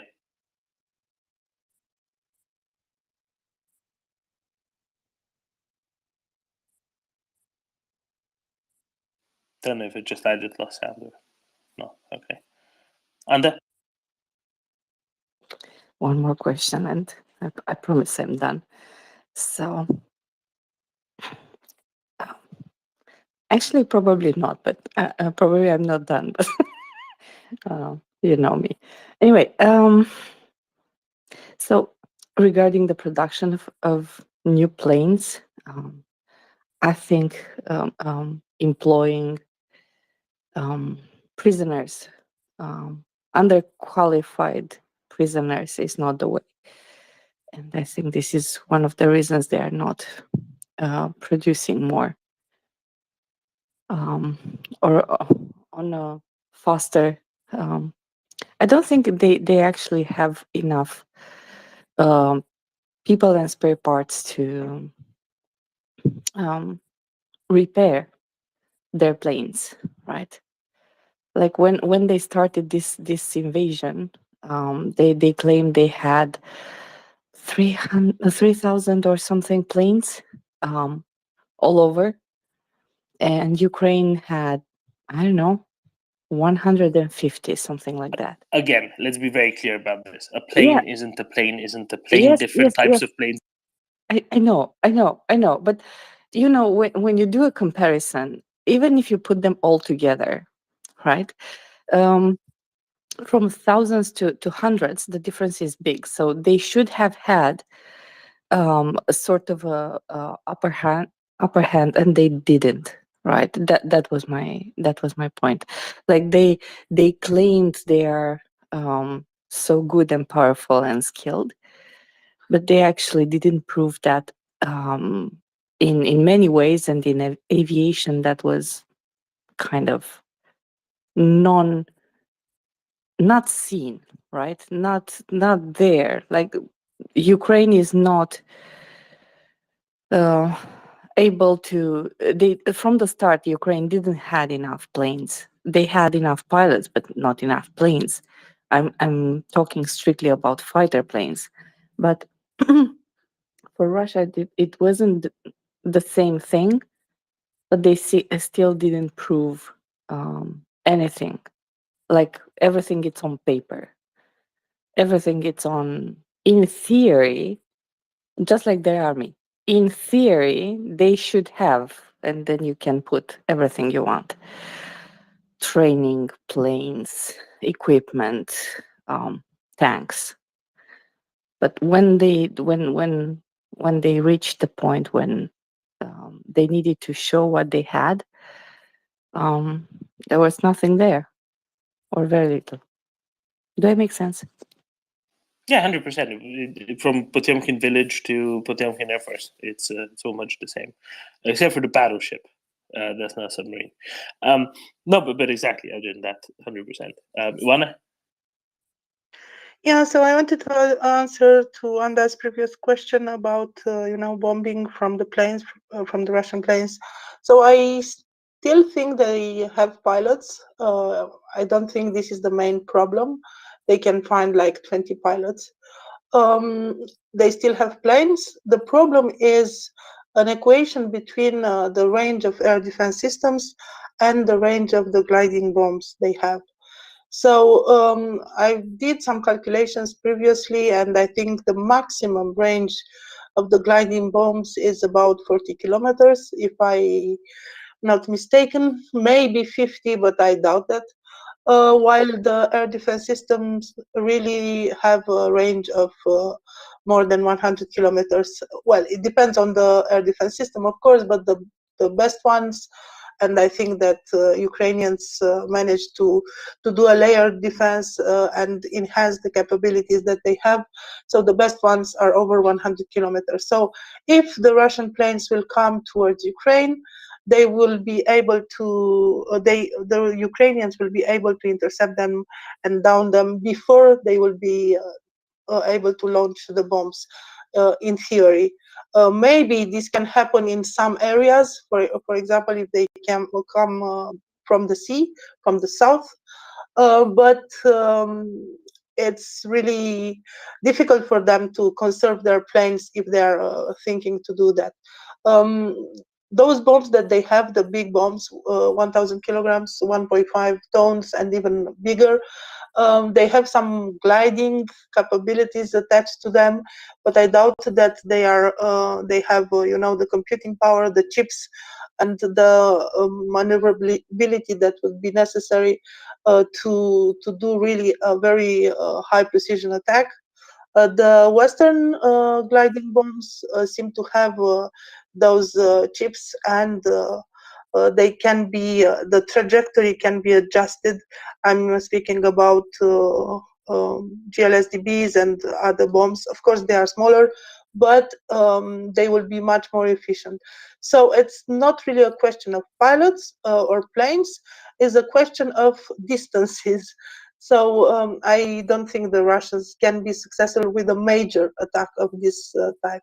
Maybe here and there they can launch a bomb in some areas, but a large attack on target, I guess it's less possible. What do you think, Doman? I don't like looking at straight, ranges of air defenses. Obviously, you wouldn't put it right at the front because that's where it'd be too vulnerable, right? You'd be putting it at least some tens of kilometers back still. And that kind of limits it a bit. But absolutely, I mean, these gliding bombs that they're using, it's kind of a desperate attempt to stay relevant as the Russian Air Force, because what they're doing with it is basically saying, well, look, but we can still do something. And It's very similar to Russian approach to artillery bombardment, right?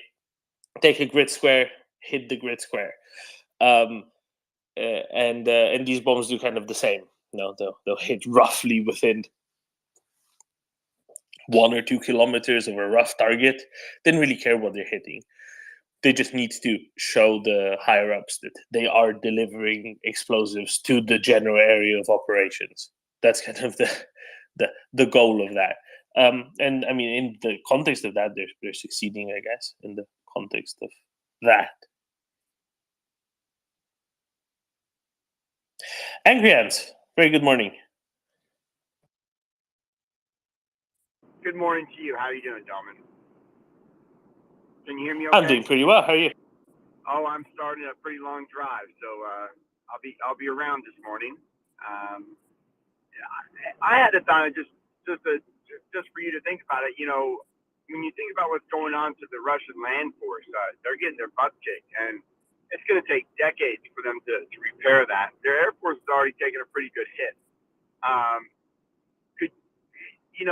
There's got to be at least some sane people in the Kremlin thinking, if we're not going to have any land force at all because Putin's going to run every single last bit of land force into the meat grinder, we better have something, to be able to scare off, any kind of insurgencies, things like that. And even though the reason why they're not flying is because of the complicated airspace that's above Ukraine and the risk of it. But I'm just thinking, they're going to have something. They're going to have a fleet, and they're going to have airplanes. They're not going to have any tanks left for decades. But just one of my thoughts on it.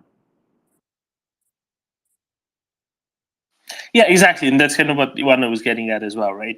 It's a combination of all of the above. It's Russians not having the training and the ability to run seed and deed missions to anything like the American standard, for example, that would be necessary to actually allow them to do these things, and at the same time, not having the skills, the capabilities to do a bunch of the other things that would be kind of normal.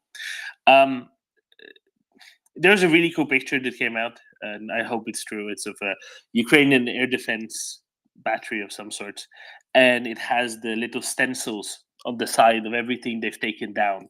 So among the things they've taken down, 6 sort of recon drones, 1, 2, 3, 4, 5, 6, and 9 Shahed loitering munitions. What looks to me as 9 Kamov Ka-2 alligator attack helicopters. They've taken down 1 sort of Sukhoi 27, 30, 35 type, and then 6 Sukhoi 25s, if I'm looking at these stencils correctly, and then just endless cruise missiles. I don't even know how many, like 24 cruise missiles or something. No, just one air defense unit. It's insane, absolutely insane. They're like halfway done with their truck.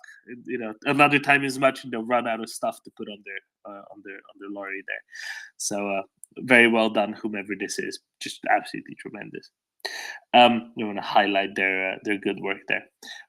Okay, Fancy Vishivanka, why couldn't you sleep last night? There were people calling for you earlier. They wanted an Austrian to complain in Austria. Yeah, so why couldn't I sleep last night? It was because I can get quite angry at times, especially when Austria is doing Austrian things again. And in particular, what angered me was we saw the atrocious terror attack in Oman. We saw that meanwhile 23 people have been killed by this terrorist attack from the nation that's, I would say, worse than ISIS. And in the evening, in the main primetime news in Austria, we had something that so far in this war I have not perceived that extremely, right? I mean, I'm not watching Austrian news or F that much because of exactly that reason, because they're in principle useless, but I decided because there was so much outrage to also watch it. And what I saw reminded me of nothing short than the TASS. And I will explain you why. First, they open the news report about Ukraine with saying apparently Russia has begun their offensive against Ukraine. Literally, they called it was the beginning of the Russian offensive against Ukraine. Not noticing or not admitting that Russia, since the winter, has done these terror bombings in somewhat regular patterns, and that in fact it has weakened those attacks for some reason. But they called it Russia began an offensive and hit civilian buildings. That's the first piece of information they present, or piece of propaganda. Then they say, but also Ukraine hit. Wait. Yeah. Say again. What did they say? Russia did what? Russia struck an apartment building No, before in that. Ukraine, and it's kind of the start of a Russian offensive, the start of a Russian new offensive. That's what they called it. Have they joined the Oberst Heisner as the upside down Cassandra?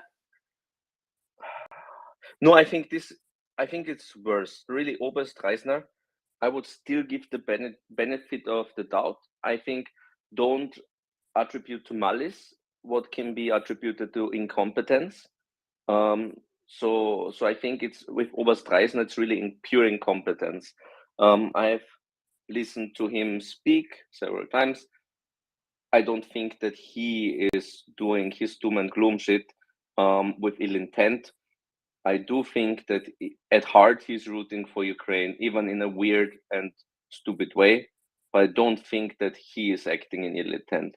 But what I seen yesterday in Austrian state TV, that, in my point of view, was clearly Russian propaganda and not attributable to incompetence alone.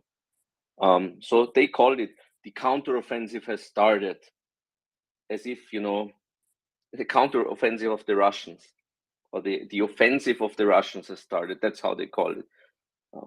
Yeah. That was piece number one, item number one. And Fancy Vishwanka, I thought that was the one thing that you were referencing there. So I watched the first 30 seconds, and I heard this, right? And Okay, heard, then oh, the offensive of the Russian has started, and then I didn't see the rest. Yeah, and you say there's more that they okay. have to say. Just let me continue. The second part, which is worse, and gets really extremely bad. They make a clip where they show hospital and say, but also Ukraine has again hit civilian targets. They've hit a hospital and they've hit a civilian bus in eastern Ukraine. Without any additional remarks to it, saying Russians claim or something like, no, Ukrainians hit a hospital, Ukrainians hit a civilian bus. And then they switch to Russian propagandist journalist in Austria, Christian Werschütz, and interview him and ask him, so what has happened, blah, blah, blah.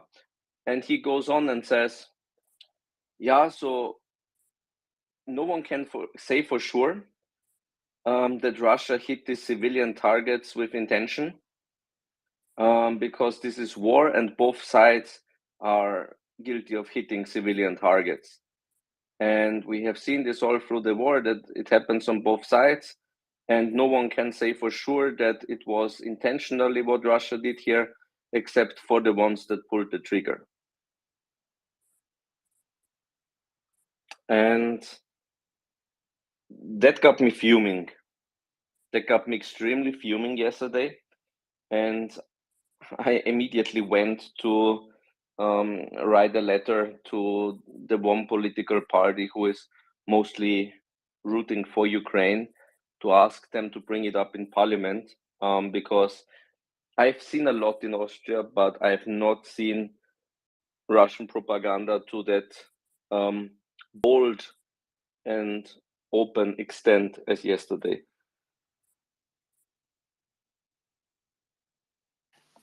I mean, it's really shocking. No wonder you couldn't sleep for hours. But when of course when this is the spoken environment, when this is the media environment, of course, it will be difficult for people to break away from their tanky ways when they're being reinforced this way.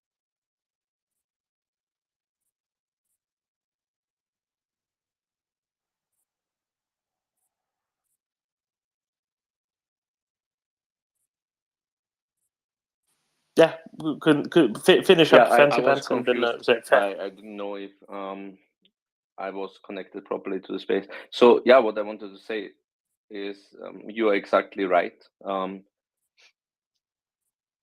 This is the one news source that I would say most Austrians, except for the extreme right-wing fringe, would agree as a trustworthy source, right?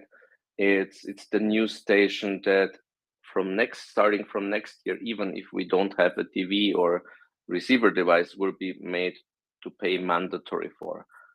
So starting with next year, 2024, I'll be paying for Russian propaganda in Austria, which makes me also incredibly fuming.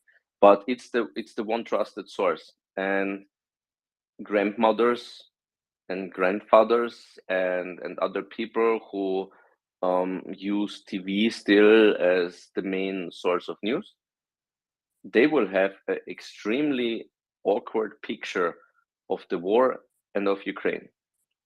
And that's really the responsibility of Austrian state propaganda TV. They will have a picture of both sides are acting in war, both sides are doing evil things, both sides are equally guilty.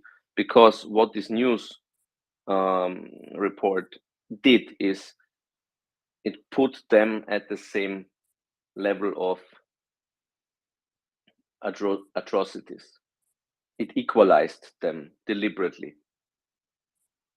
And it extremely lessened the responsibility and what we know of Russia, that Russia, in fact, it's been confirmed, right, by United Nations and even by Amnesty International, who otherwise has not really shown a lot of pro-Ukrainian stance, but even they confirmed that Russia deliberately targets civilians and civilian installations. Also, the United Nations, who is an organization with appalling track record in this war, has confirmed that. And then countless of other experts in countries have confirmed that. And there is a journalist in Austrian State TV still claiming, we don't know. Both sides are hitting civilian targets, and we don't know if Russia is doing this intentionally. And that's what the message that got out to Austrians yesterday, after the terrorist attack in Uman. Thank you, Fancy Pants. And it's important that we are collectively aware of that specifically. Let's go to Ioana, then to Freight Monkey, Helsinki, and Greenwich. Ioana.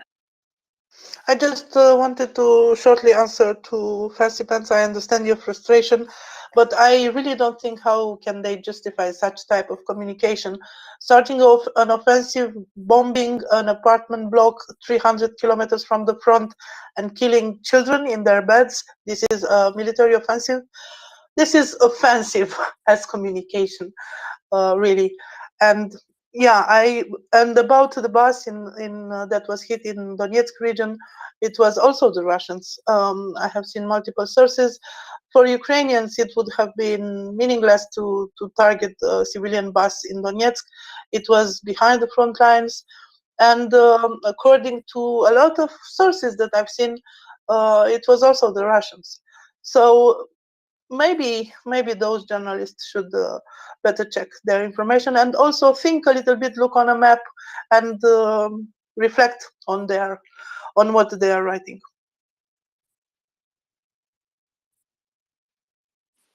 And that's a failure of them abiding by their own duty, 100%. Freight Monkey. Hi, good morning or afternoon. Yeah, I haven't seen this particular thing from Austrian TV. I don't watch Austrian TV, but what I have seen across sort of continental Europe media, especially we also have the same thing in Switzerland. I think maybe also in Germany you would have something similar. Often they're number one, they're not the best journalists, but they also don't always have. I mean, if you look at say Swiss state TV, they're not going to have 50 reporters all across Ukraine. They might just have one person in Kiev. And of course, if you have a lot of pro-Russian people inside the media organization itself, all they need to do is take one Russian claim and do an equivalence with whatever Ukraine is saying, despite all the evidence that we have. If you do have just even one person in Kiev, then you can very clearly map out a continued deliberate campaign of terror bombing, essentially, on civilian population. But you can also just take one or two claims from the Russians and be like, oh, you see, Ukrainians are doing that too. So I think it's really journalistic laziness, and it seems to be quite common across. If you look at all these state medias, whether it's Austria, I think Switzerland is a bit like that. I also saw it on French media because I was in French territories in the past 2 weeks. I have seen similar sort of things.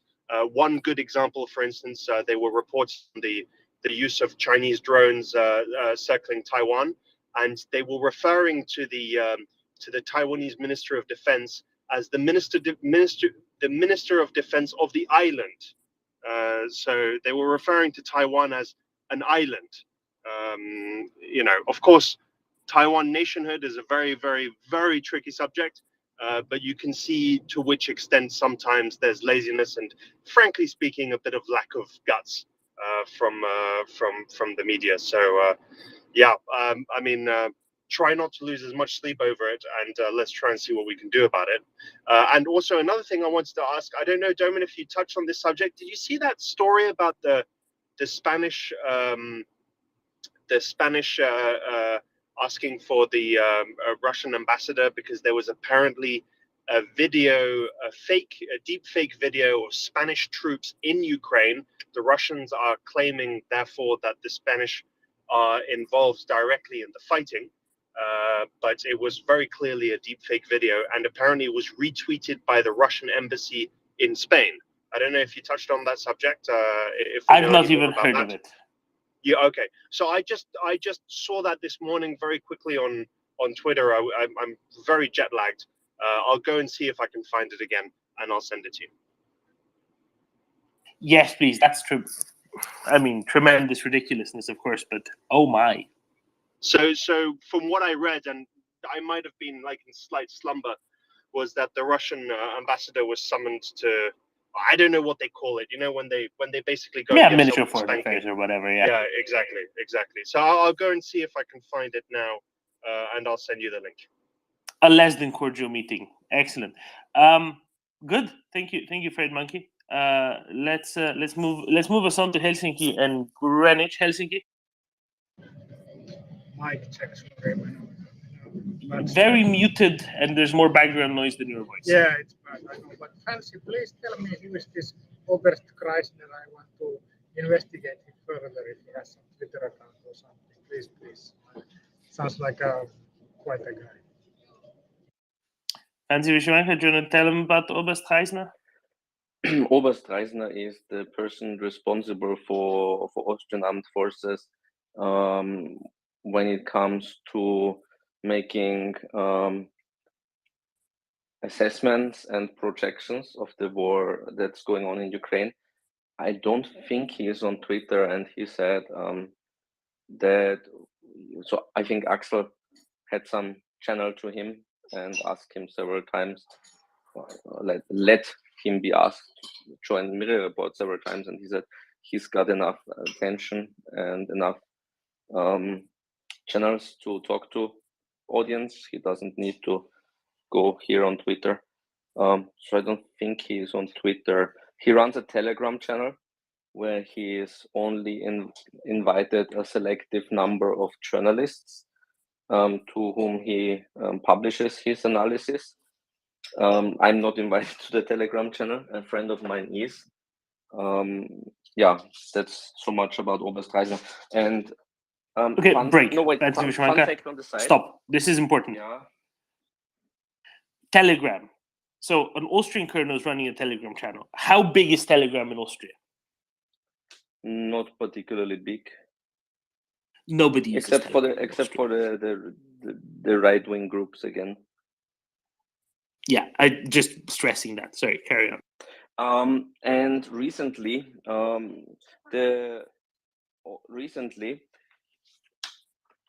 Austria has brought up a new guy making an assessment of Ukraine. So they seem to be also broadening their list of experts from 1 to 2.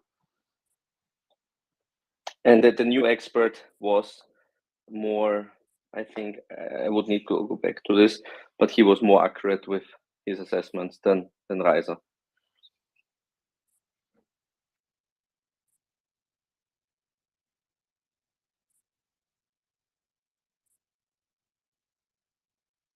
Amazing. Okay, yeah, fair enough. Greenwich?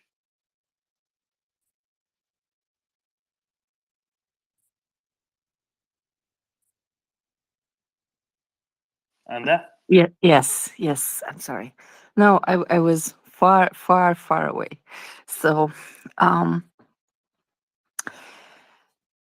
have a comment on propaganda. And then I have I want to actually ask, because I don't know anything about, I read something and I want more information from you. So first on propaganda. One of the things that is prevalent in all propaganda channels is the fact that they are saying everything they say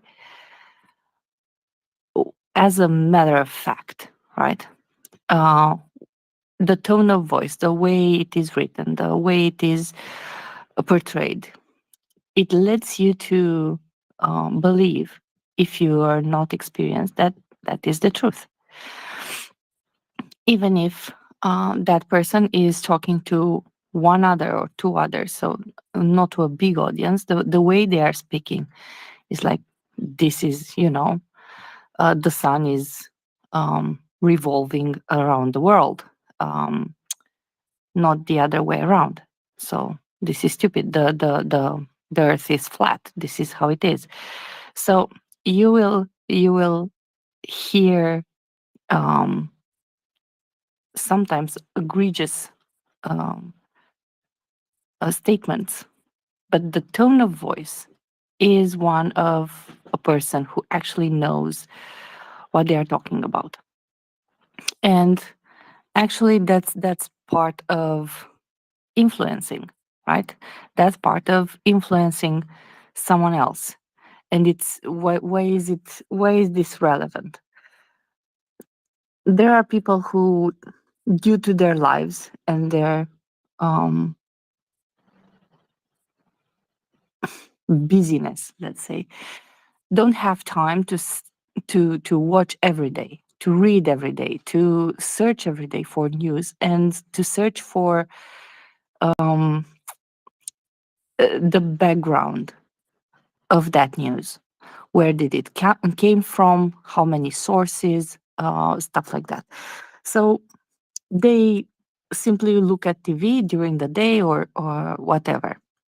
Sometimes they don't even switch TV channels. So you open up the TV at the same TV station that you used yesterday and the day before, and you simply listen and sometimes register, sometimes not, and go forward with your life. So this is why is actually important what Fancy Pants said earlier.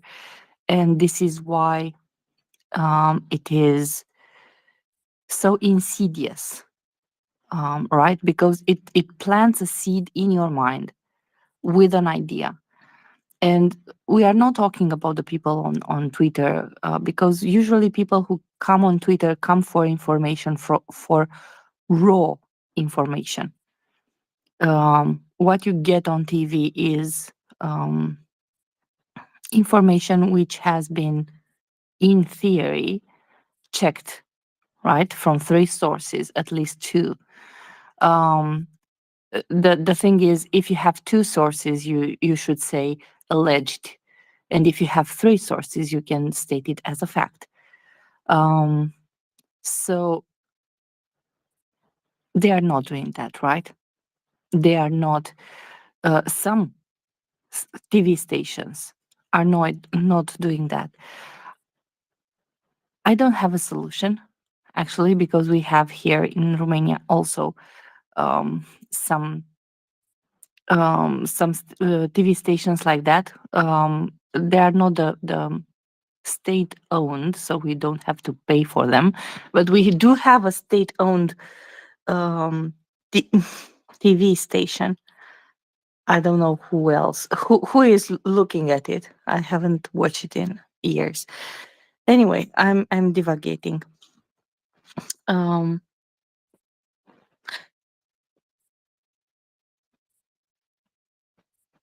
To finish this point, I think it's really important for us.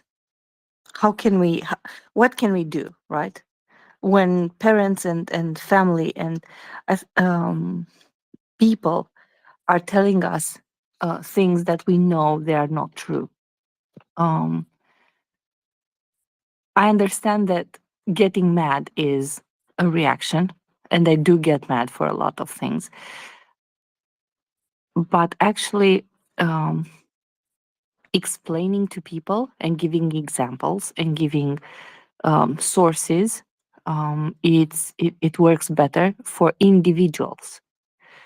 How do you fight a state-owned channel? I don't have a clue for now, but I will think about that, because actually it's interesting.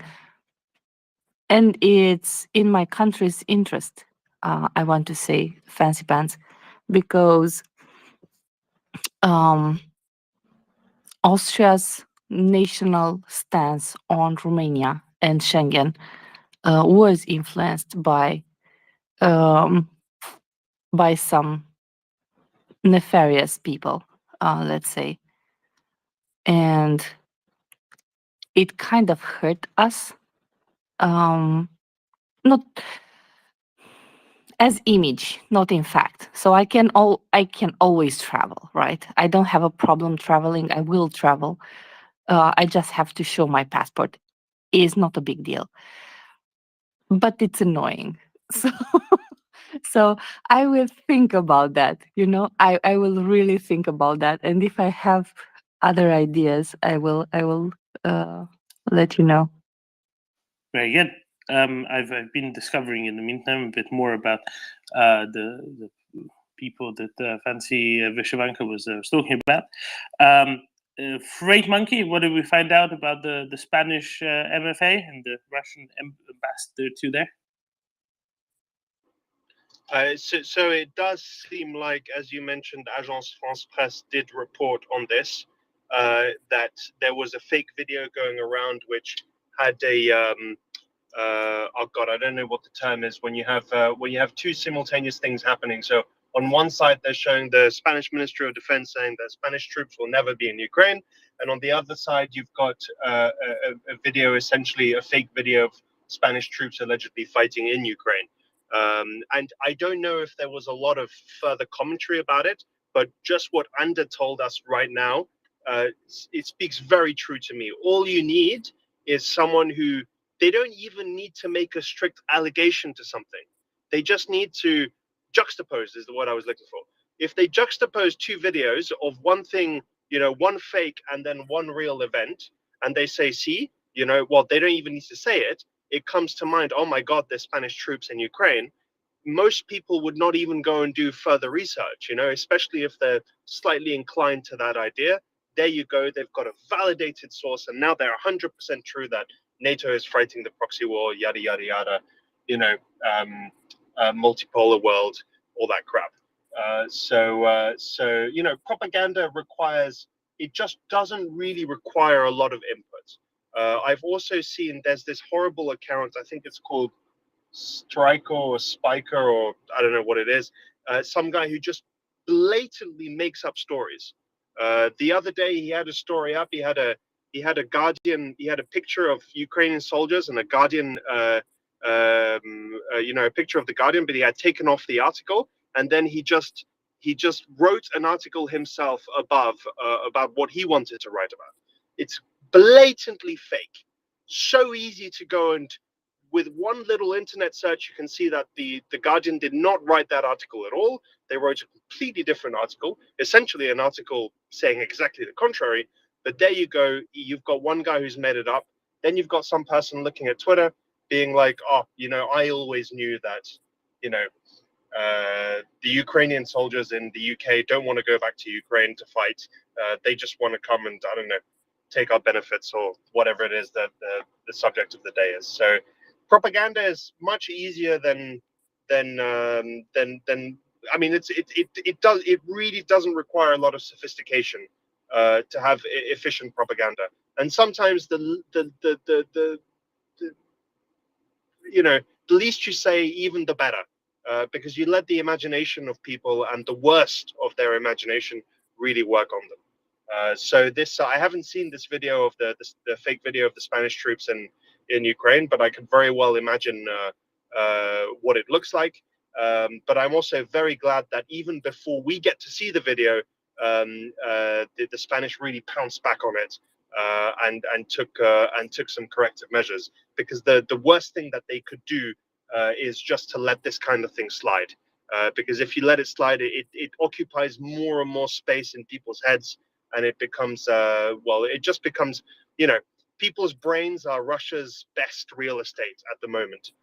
So anyway, I don't know why I'm rambling along about it, but I'm quite happy that the Spanish are on the ball, at least on this one. Yeah, it's good that they are, absolutely. It's something that I don't think it was even necessarily for Spanish consumption. If you look Probably at the Tanki who works for CNN Portugal and is embedded with, or has for a long time been embedded with the occupation forces in the east of Ukraine and in Crimea, right? The reporting of CNN Portugal isn't aimed at Portuguese market. It's aimed at Brazil, Angola, Mozambique. I think a lot of in a lot of the cases, what the Russian embassy to Spain is going to be posting isn't actually aimed at Spaniards nearly as much as it's aimed at places elsewhere in the world where Spanish is spoken. There's about 20 other countries other than Spain where Spanish is the principal or the official language, and Russians have a very large tendency of re-importing of propaganda back into Russia. So what they like doing is, they launch a bit of something somewhere. So, for example, in this case, they launch it out in Spain using the Russian embassy in Madrid. That then gets picked up by some news outlet in Mexico, Colombia, wherever, and then that news outlet is then being quoted somewhere else in some other Spanish-speaking country, and then the Russian news back in Russia says, "Look at what this news outlets from Mexico, from Argentina, wherever, big enough country that people have heard of it, says, look, they have discovered Spanish soldiers in Ukraine fighting against Russia." And this cycle, this is a big thing for it, mind me. This is a really big deal. And this is how they then reinforce it inside of Russia, and then it gets on Solovyov, and then it gets broadcast outside to various Vatniki, Tanki Telegram channels in other European languages, for example. Great Monkey. Yeah, so that's the thing, right? You invent a story, you let some other Tanki report on that story, and then you report on their story as fact.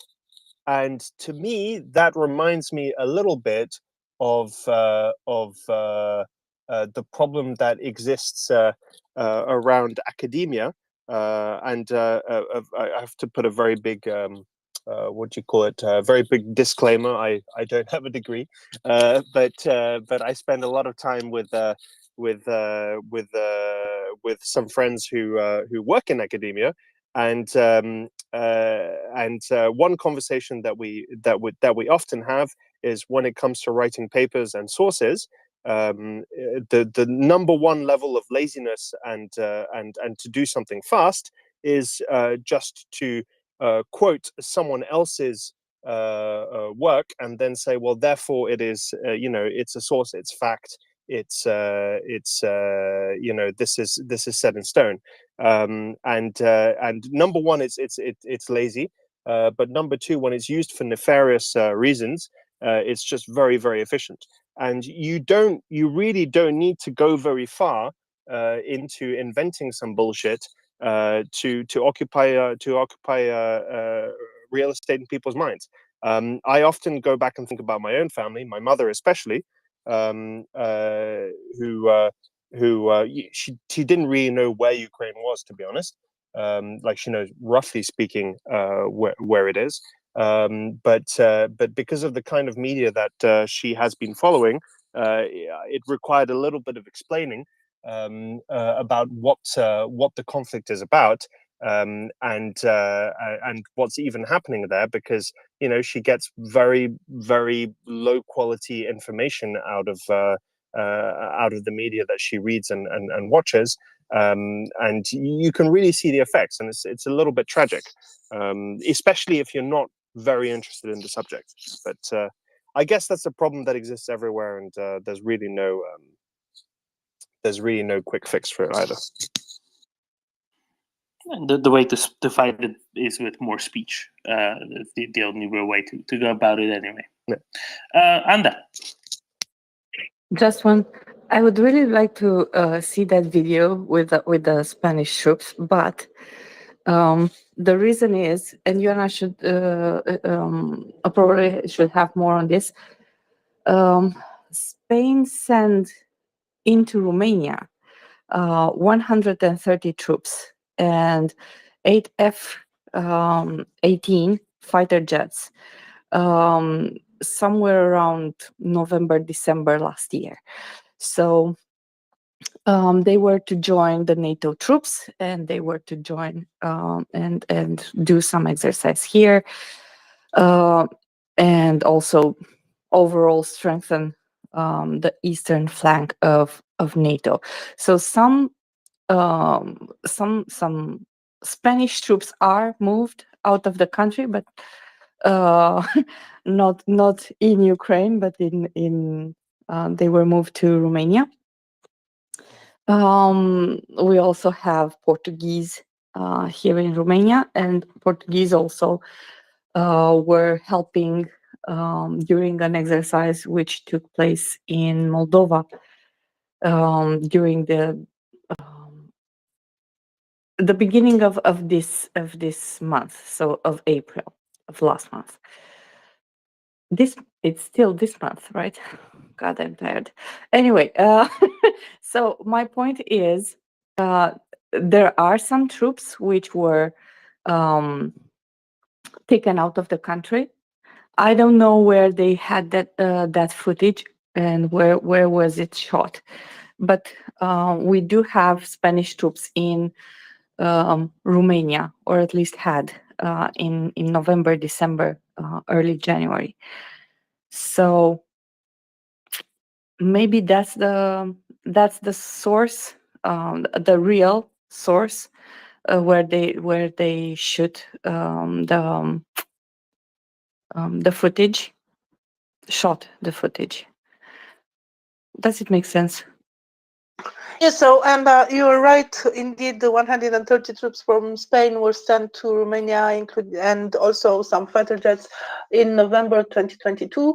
But the video that I've seen, I'm not sure it is the right video, but I think it is. It's like, combat conditions, not very Like, it doesn't seem like an exercise. Probably it's fake. Of course it's fake. It's not Spanish troops. But it doesn't seem to be shot, you know, during an exercise in Romania or something like this. It's not many troops. It's just a few soldiers in like a tent or something like this. So I'm not sure if it is the only video that is claimed to be with Spanish troops in Ukraine. Of course, it's a fake one, and yeah, that's pretty much all I can say about it. Yeah, exactly. If they are Spanish, you know, there's plenty of volunteers from all manner of places who speak Spanish. If they're definitely not there sent by the Spanish state. If nothing else, their uniforms would look a little bit different, right? They would. Why would they be wearing Ukrainian camo then? Either way, it's a lot more believable that they are actually Spanish speakers, having quickly listened to them, than the purported Americans that Russians were posting all over the place a couple of weeks ago, who had the thickest Russian accents anybody could ever imagine. They're saying, "Look, it's Americans." No, you know, Russians, you guys staged it. It's clear to literally everyone else. Shaggy fella? Yeah, morning, Devon. Yeah, I think what Fancy Pants was saying reminds me a little bit of triangulation when you bring a third party into a discussion, when you kind of quote some authority as having said something to bolster your own arguments and make it seem more authoritative. Basically, you kind of standing on their shoulders, and it can be done. It can be done to back you up for good reasons, but it can also be done for manipulative reasons as well. So that's what it sounds like when quotes of third parties are done to make somebody else's articles seem better. And yeah, regarding what Andrew was saying, yeah, ideas are bulletproof. As a quote from my favorite film, V for Vendetta says. So once an idea gets planted in somebody's head, it's very, very difficult sometimes to get rid of it. And that's it. Thank you very much, Shaggy. Okay, let me see if I can get Nick up real quick. Let's see if he's seen the thing yet to comment on the quality of the Spanish. Nick, did you see the video yet? No, sorry, I've just arrived. What's the? Okay, I will re-tag you. Go watch the little short video. It's 30 seconds. We'll go to Angry Ants first, and then I want your commentary on this. Well, I was actually gonna see if you guys wanted to talk a little bit about Big Fire. I hadn't heard too much about it, but let's we can keep up with the deep fake videos, and it is really important to realize that a lot of people around the globe, whether it's true propaganda or just simple lies, they really take people at face value. There's not a lot of deep research done on making opinions. You know, they see someone say something, they see the right headline, and then the power of social media is if there's one bad written headline paper in some little hamlet, right? The power of social media, those bot farms can then take that one headline that looks official and people trust local news sources and turn it into a global news story very quickly with social media. And that's something that's really, really dangerous. Headline writers for web articles, you need to have, there should be some sort of protocols or national or global protocols, because it's really easy for a headline to turn into propaganda very, very quickly. Just a really bad written one, because they can latch onto it and just completely change the way a story is actually used.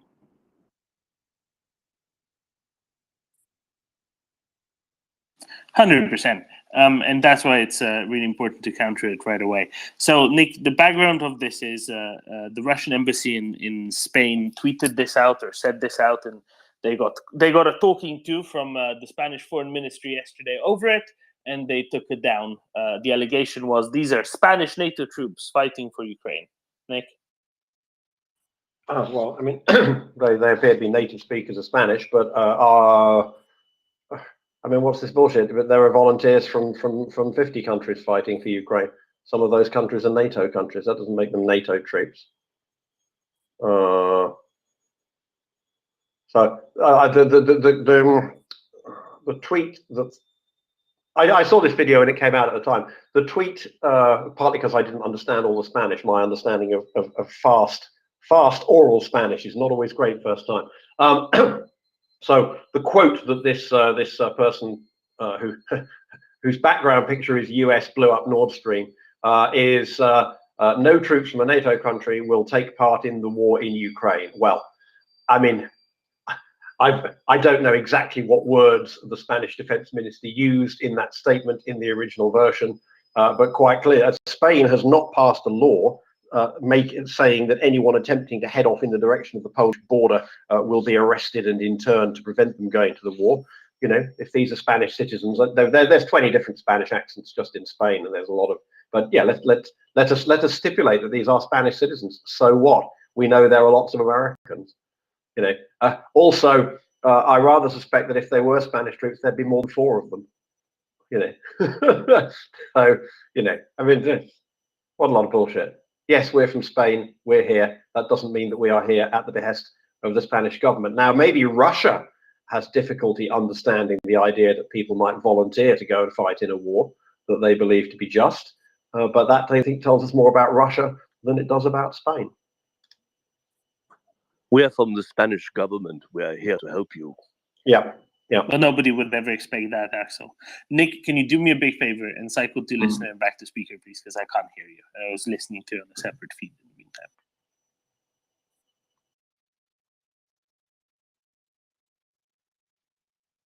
Freight Monkey, shoot. And by the I'll way, try this is the clear professionalism learned by many, many moons of serving here.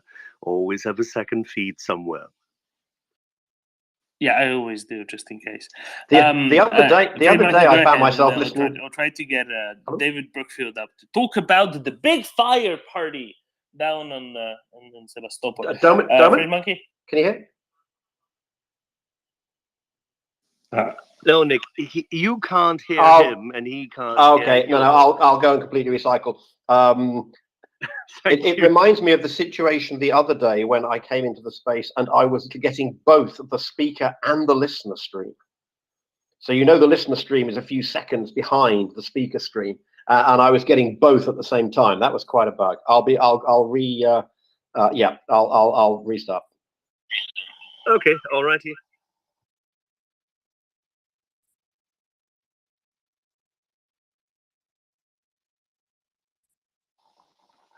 Can you tell me, Dolan, what it is with these green gremlins I see here on my screen? Yeah, don't you remember when the aliens came to Kiev to help out the Ukrainians a week ago? There was the big light in the sky. Well, someone put water on them then. Yeah, so at that point, a bunch of fellas changed themselves to the alien fellas. So there's lots of alien fellas since then, because they came out of the, I don't know, the fella closet or whatever it is, and revealed themselves for the aliens. Do they also have, you know, specific work glasses for when they use the Jewish space laser? Did you see their spacecraft covered in Contact 1 as well? No, I did not, but that's interesting. That's a very good choice of vehicle. Yeah, there we go. See, all makes sense after a while. All makes sense after a while. Helsinki? Mike, check. That's okay. Great. Sorry. Excuse my throat is a little bit dry. Yeah, the Spanish, it was interesting to see. Because of reasons, I was following the evacuations from excuse me, evacuations from Sudan, and the Spanish, they were evacuating the other kind of Latin America. So there is this kind of like you know, this kind of, you know, what do you call it, hemispheric activity. Timo, you are very faint. Sorry, I'm moving. Axel, you're not very faint. That nearly blew out my eardrums. It is what it is. Sorry, Axel. You know, we are in a. I'm not in a foxhole, but what is in the military? I try to find a better place to communicate, change places, and move on. Sorry about that, guys.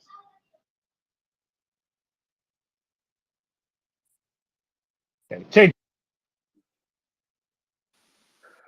Does that spaceship come with a specific microphone, Doman? I don't know about the spaceship microphone, but you know, when people are quiet and some other people might turn their volume up because of it, please don't try to shout over them because it's quite painful. Let's carry us on. Do you by any measure have a hearing aid? No, it's just that, you know, when he's quiet, I put my volume up so I can hear him. But then when you speak immediately over him loudly, then you're much louder than he was, and that doesn't work very well. So I try to avoid needing one. So you don't need to have me get it mended for you. No, but I don't want to have one, so I'd be very grateful if people didn't change volumes massively immediately, to avoid needing one in the future. As Nick says, not yet broken. Okay, as long as you don't have Mr. O'Reilly move the door, all is good for you. I don't even know who Mr. O'Reilly is. Where were we? I think you never got to Freight Monkey in the end. I still don't know if I can hear Nick. This is a massive mystery. Freight Monkey? I can hear. I had. Oh, I can hear Nick as well. That's good. You mentioned Sevastopol. I've been traveling the past few days, so I did see a few things happening there. One was apparently a underwater UAV attack onto the fleet base, and another seems to be reported this morning about a whole load of fuel depots going up in smoke. Is that something you're going to run us through? Yeah, that's exactly what I was trying to get us to. So the naval bit a few days ago ended up being not too big to all reporting. I don't think there was a whole lot, except that, you know, one of these naval drones seems to have snuck through whatever defenses Russians put up, which is a good achievement, obviously. The much more fun one is this morning, because Sevastopol is giving off smoke signals like it's no tomorrow. A big tank farm, fuel farm on one of the spits, I forget which one, caught on fire. And according to the interestingly phrased by one Ukrainian, temporarily still alive governor of Crimea, of occupied Crimea, everything is okay. There's no reason to worry. It's all fine. It's all quite all right. And he was saying this as a fire train. And yes, there is such a thing as a fire train, is what you use when you can't deliver enough putting out a fire material using trucks. Is used to deliver, you know, fire extinguishing material. So well done on that. I'm not entirely sure as yet how, you know, how significant the amount of burnt up storage is, but it looks to be, you know, some at least 10% of what is available in Crimea. Maybe a lot more than that. We'll see how much exactly. But the whole fuel farm, tank farm, seems to be out of commission for good, which is a good thing. Yeah. And if they put it out in the next 3 hours, Will Theo has to eat his Crocodile Dundee hat. So I both hope they do and don't. So it's complicated. I have to add that the Russians published the fact that the fire was extinguished on 1,000 square meters.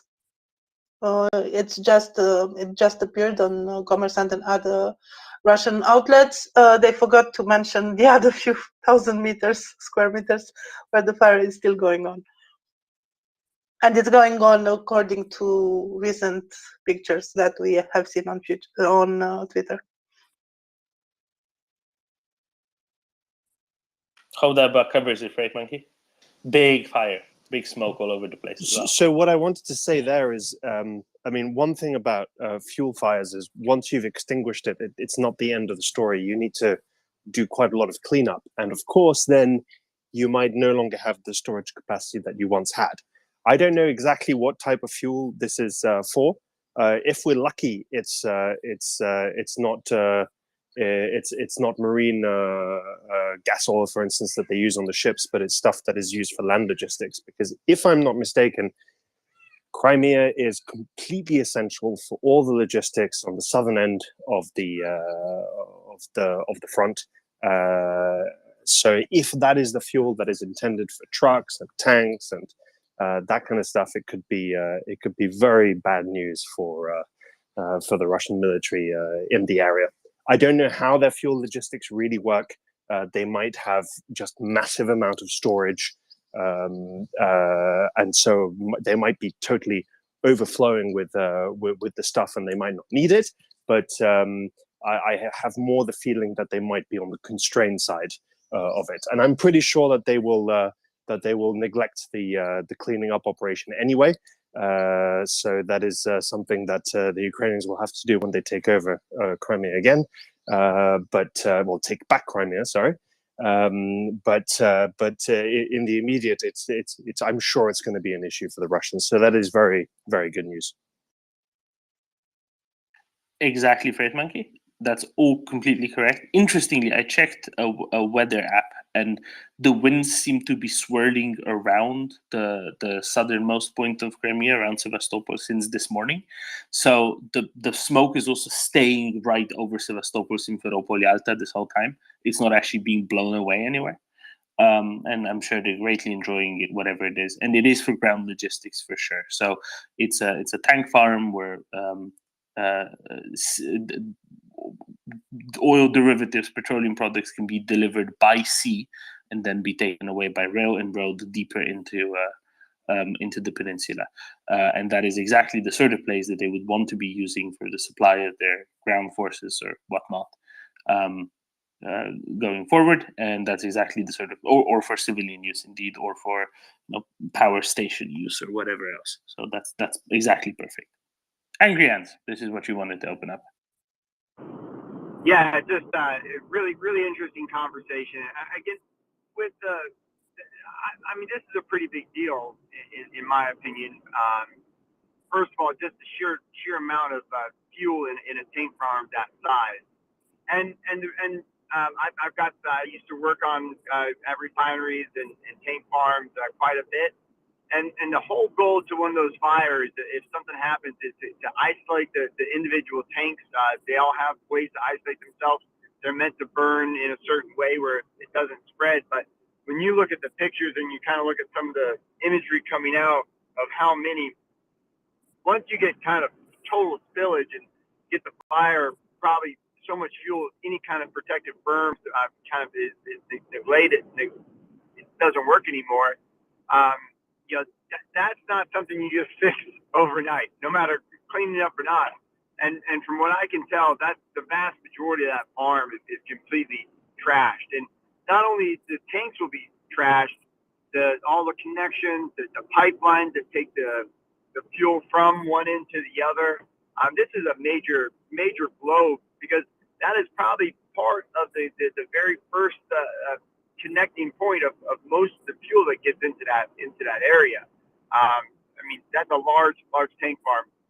So I think this is very important, but also the psychological effect of this, that's a massive fire that they can be seen for a long ways. I just think that has a factor involved in it too.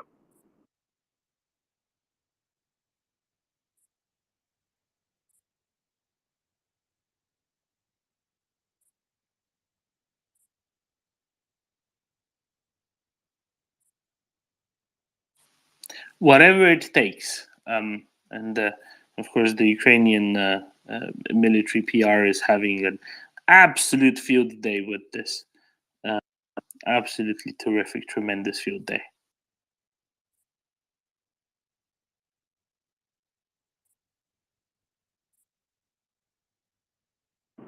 Doman, do we know how is the majority of the fuel there come? Is there pipelines from Russia into Crimea, or is because there's only so many ports in Crimea that can actually accept fuel offload? Oh, it comes by sea.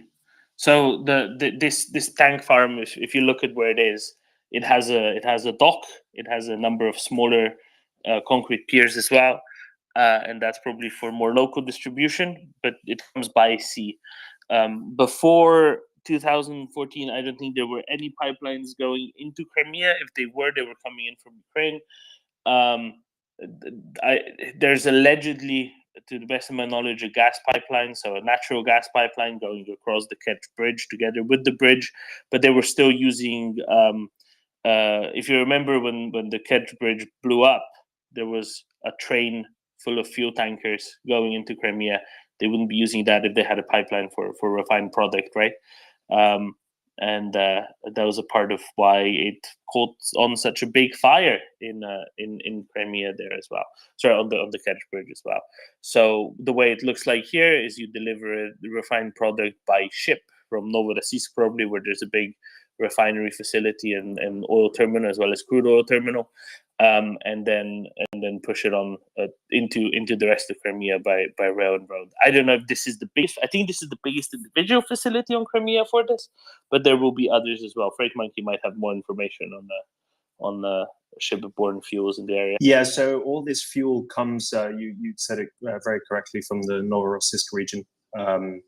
There is one refinery around there, a place called is it Krasnodar, I think, and there's another one called in Tuapse. So those are the two places where this fuel is likely coming from. There are pipelines going all the way down to that region and even into Ukraine, of course, but none that go into Sevastopol and none that go overland either into Crimea. So Crimea does not have any refining capacity or any pipeline capacity unless they built it in the, since the war, that is, which is since that is 2014. I mean, so it's very unlikely. So it's all shipborne. Now, of course, the Ukrainians would never hit an oil tanker because that would be very bad for PR and all kinds of stuff. But the second best thing that you can do is hit the storage facility. I don't know how these things work, but I do know I could talk about yeah, if you can, that would be great. What I would like to know is, when you've got, say, 4 or 5 tanks in a row, is it similar to the grain elevators where one controls the other? So if you take out the one in the middle, essentially the whole grain elevator doesn't work, or are these all individually segregated? That's really interesting. No, they're not. They're individually separated. But the thing is what you have is isolation valves. So you'll have main pipelines, like pipeline trunks. So, for instance, to kind of explain to folks that you got a big oil or a tanker that has petroleum products in it, whether it's diesel, gasoline, etc. There's a specialized docking area for these products where a ship comes along that fills up in another port, comes to this area, and it's incredibly important because you have to have a place to have bulk storage of this fuel. You can't just run a pipeline to every gas station and kind of have a constant tap going on. So this big massive amount of fuel or product comes in, they need to unload it, put it into the storage. So there's a large section of there's multiple pipelines that will go from that dock, usually for each type of product, or multiple pipes can go through one. As it gets to this tank farm, there's isolation valves, large isolation valves usually that allows the flow of that product to be sent to either one or multiple different tanks. Each one of those tanks could have a different type of product in it. So you do have that ability to isolate it. Now the thing is that it takes a while to fill those things up, it's really hard. You can't just have a boat kind of hooked up all the time because of the need to have different types of fuel, things like that. So there's not much storage capacity in any type of pipeline, and especially if you're saying there's not pipelines leaving Sevastopol going inland, and they're using this kind of as a hub. It's probably a bigger deal than we're thinking when it comes to the actual flow of petroleum into that whole area. And the other thing that matters a lot is the gas pipeline across the Kerch Bridge functioning or not? If it's not functioning, they're in much bigger problems, much bigger trouble, because the backup power is diesel, right? And a lot of diesel just went up in flames. Fred Monkey closes out on this, and I think we can go to Nick for some, having exhausted this more or less, I think. Yeah. So the last thing I wanted to say is, if you're trying to move clean petroleum products into Ukraine, there is one large refinery that is under Russian control, I think, at the moment, is Lysychansk. Other than that, it's either through Rostov and then you have to truck it, and I mean trucking it all the way down to Sevastopol, to Crimea and the southern Kherson region, or it's over the Kerch Bridge, which you're obviously not going to truck much there. So that's why I think it's also very important. Is essentially that whole area around the southern Kherson, Mariupol, etc., seems to be very reliant on Crimea. Not that I know it, but just looking at a map of the refineries and the pipelines, that is something that springs automatically to mind. But on that note, I'll just finish.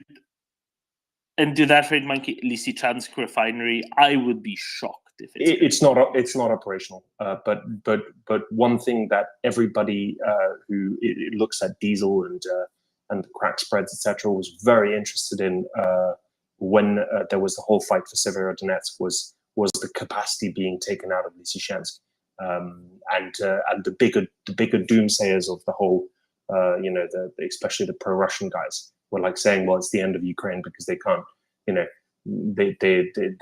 going to be reliant on diesel imports. But that's I don't think they really understood the fact that it's not as if the world is that short on refining capacity.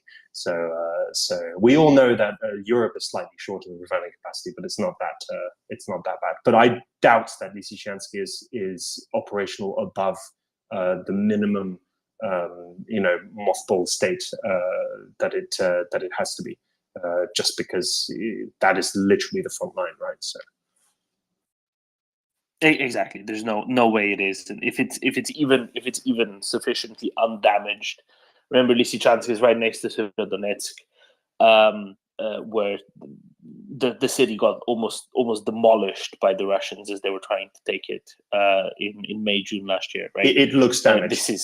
It looks damaged. Yeah, I mean, that is the minimum you can say about it, I'm pretty sure. That won't be operational. Everything they have, they need to be bringing in from Russia proper. That's kind of beyond question. And yeah, that's kind of where we are. No question about it. The reason why I said the gas question is important, because we mentioned earlier that in 2018 the Russians built a combined gas and diesel powered power plant in Sevastopol, right, in occupied Crimea, and that was possible because they had natural gas, a natural gas pipeline in parallel to the Kerch Bridge. If that pipeline is no more, then they would have to be running it off of the other generator, which is diesel, basically, right? And if diesel stock supplies to occupied Crimea is less so, then they're in a world of trouble there. They tried to link up the Zaporizhzhia nuclear power plant to supply Crimea. Obviously, they couldn't, because this is a complicated thing that you can't just do so easily.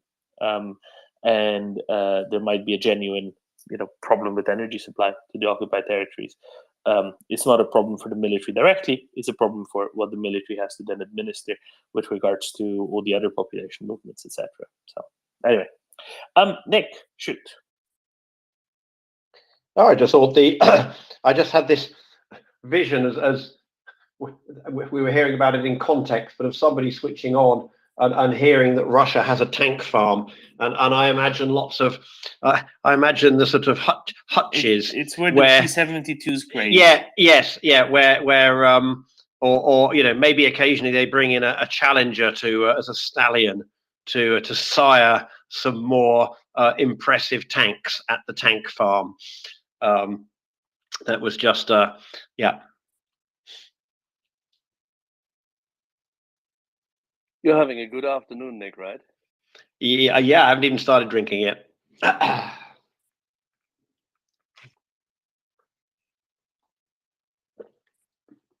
Una caña, por favor. Yes, cup of tea, I'm afraid. So, Doman, did we want to talk about the European Court of Human Rights? Let's. All right. So, it's a good 24 hours at least since you tagged me on this.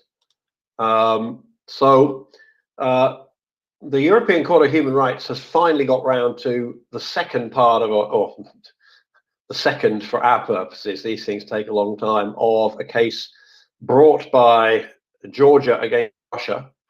The merits of the case were mostly decided 2 years ago, and so this latest judgment is about what the European Court of Human Rights and maybe other legal systems, I don't know, calls just satisfaction, which is a sort of reparations.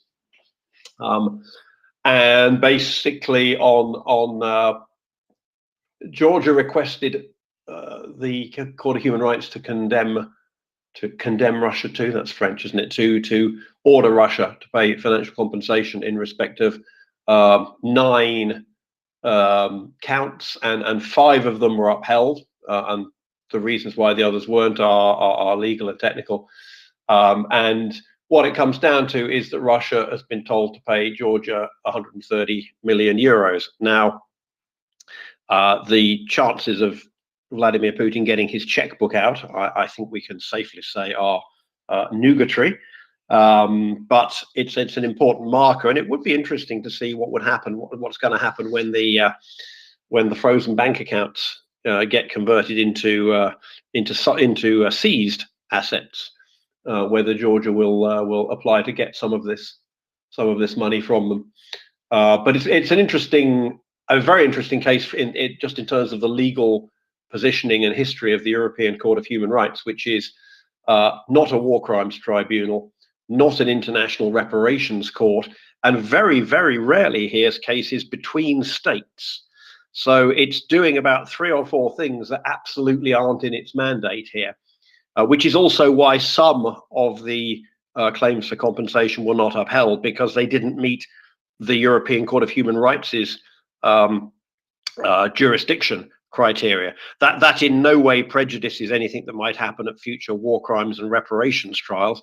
It's simply a bit like going to your local small claims court, where you might, for example, take a painter who'd failed to finish painting your house, and ask for the 800 euros it costs to get somebody else in to do the job.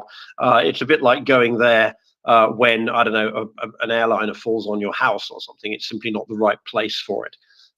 So the understandably, states that have been victims of Russia are using all possible legal means to do so, and this is what happened when they got as far as they could, when Georgia got as far as it could at the European Court of Human Rights.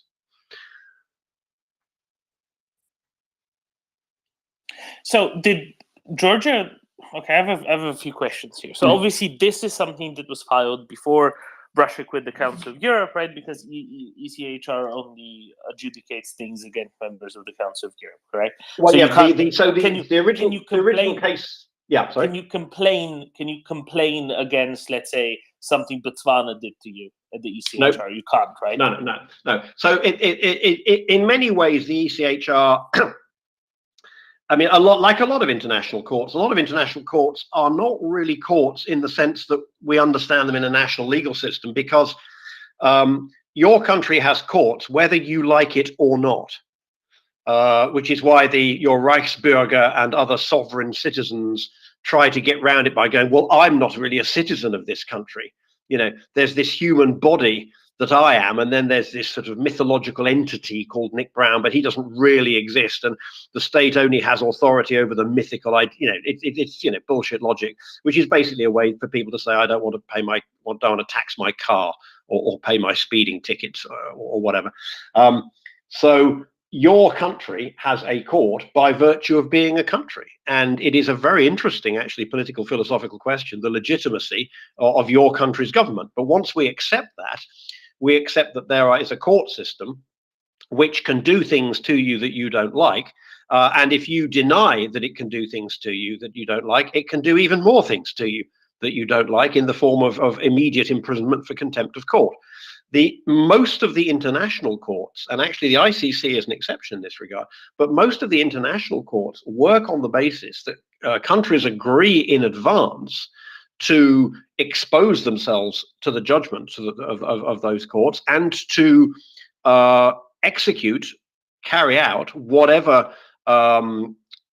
decisions that court makes. And it's really a way of saying, we are good people. We don't always get absolutely everything right, but we are prepared to have this international supervision of what we do, and we commit to accepting that decision, even if we don't like it.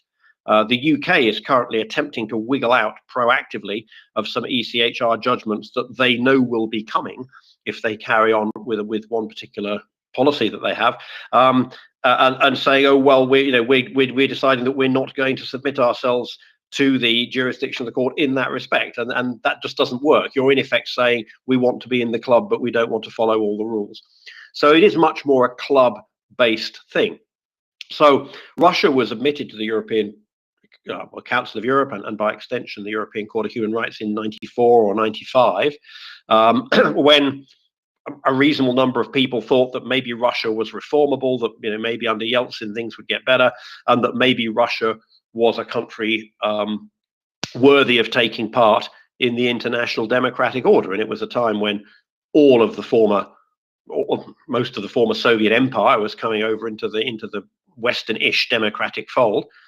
And so Russia was a member of the European Court of Human Rights, and by and large, during its membership, did indeed follow the directions. And Russians would come along and say, the government took this land off me, or some court made this or that decision, and it would go to the Court of Human Rights, and they'd say, yeah, Russia, you need to compensate this guy with, it's never billions of dollars, but you need to compensate this guy with some money, you need to pay his legal fees, and you need to change your penal code so that, or whatever it was, or your civil law, so that this thing doesn't happen again. And by and large, Russia did that because that was the part of the game they were prepared to play. So but the Court of Human Rights is overwhelmingly about individuals saying that this member state has violated my rights in some way. Cases by one country against another are very rare. I think there's only ever been about 35 of them, and about half of those have been against Russia in the last 10, 15 years. And in this case, it was kind of accepted as admissible because of the sheer numbers of people involved who have been deprived of liberty, killed, etc., during the Russian invasion of Georgia.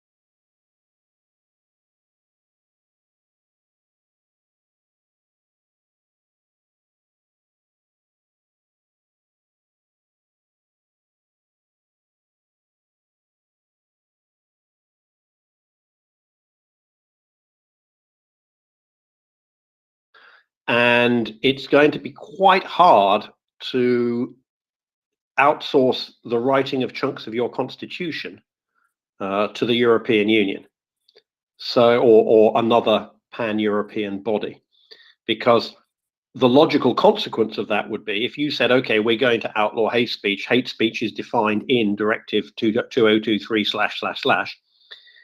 The logical consequence of that is that when that directive gets updated in 5 or 10 years' time, because some other new hate speech issue arrives, that your constitution gets automatically modified as a result of a European Union directive. And that starts to get really, really quite complicated legally and morally. So I think probably the best thing to do is to make our societies robust to hate speech, rather than trying to ban it. And I'm conscious that this is, there's a wide range of views on this, and it's obviously incredibly annoying when we see, Russian hate speech against Ukrainians. But remember that the Russians themselves leverage whatever laws exist in various European countries in their favor. So they come on with their crocodile tears about Russian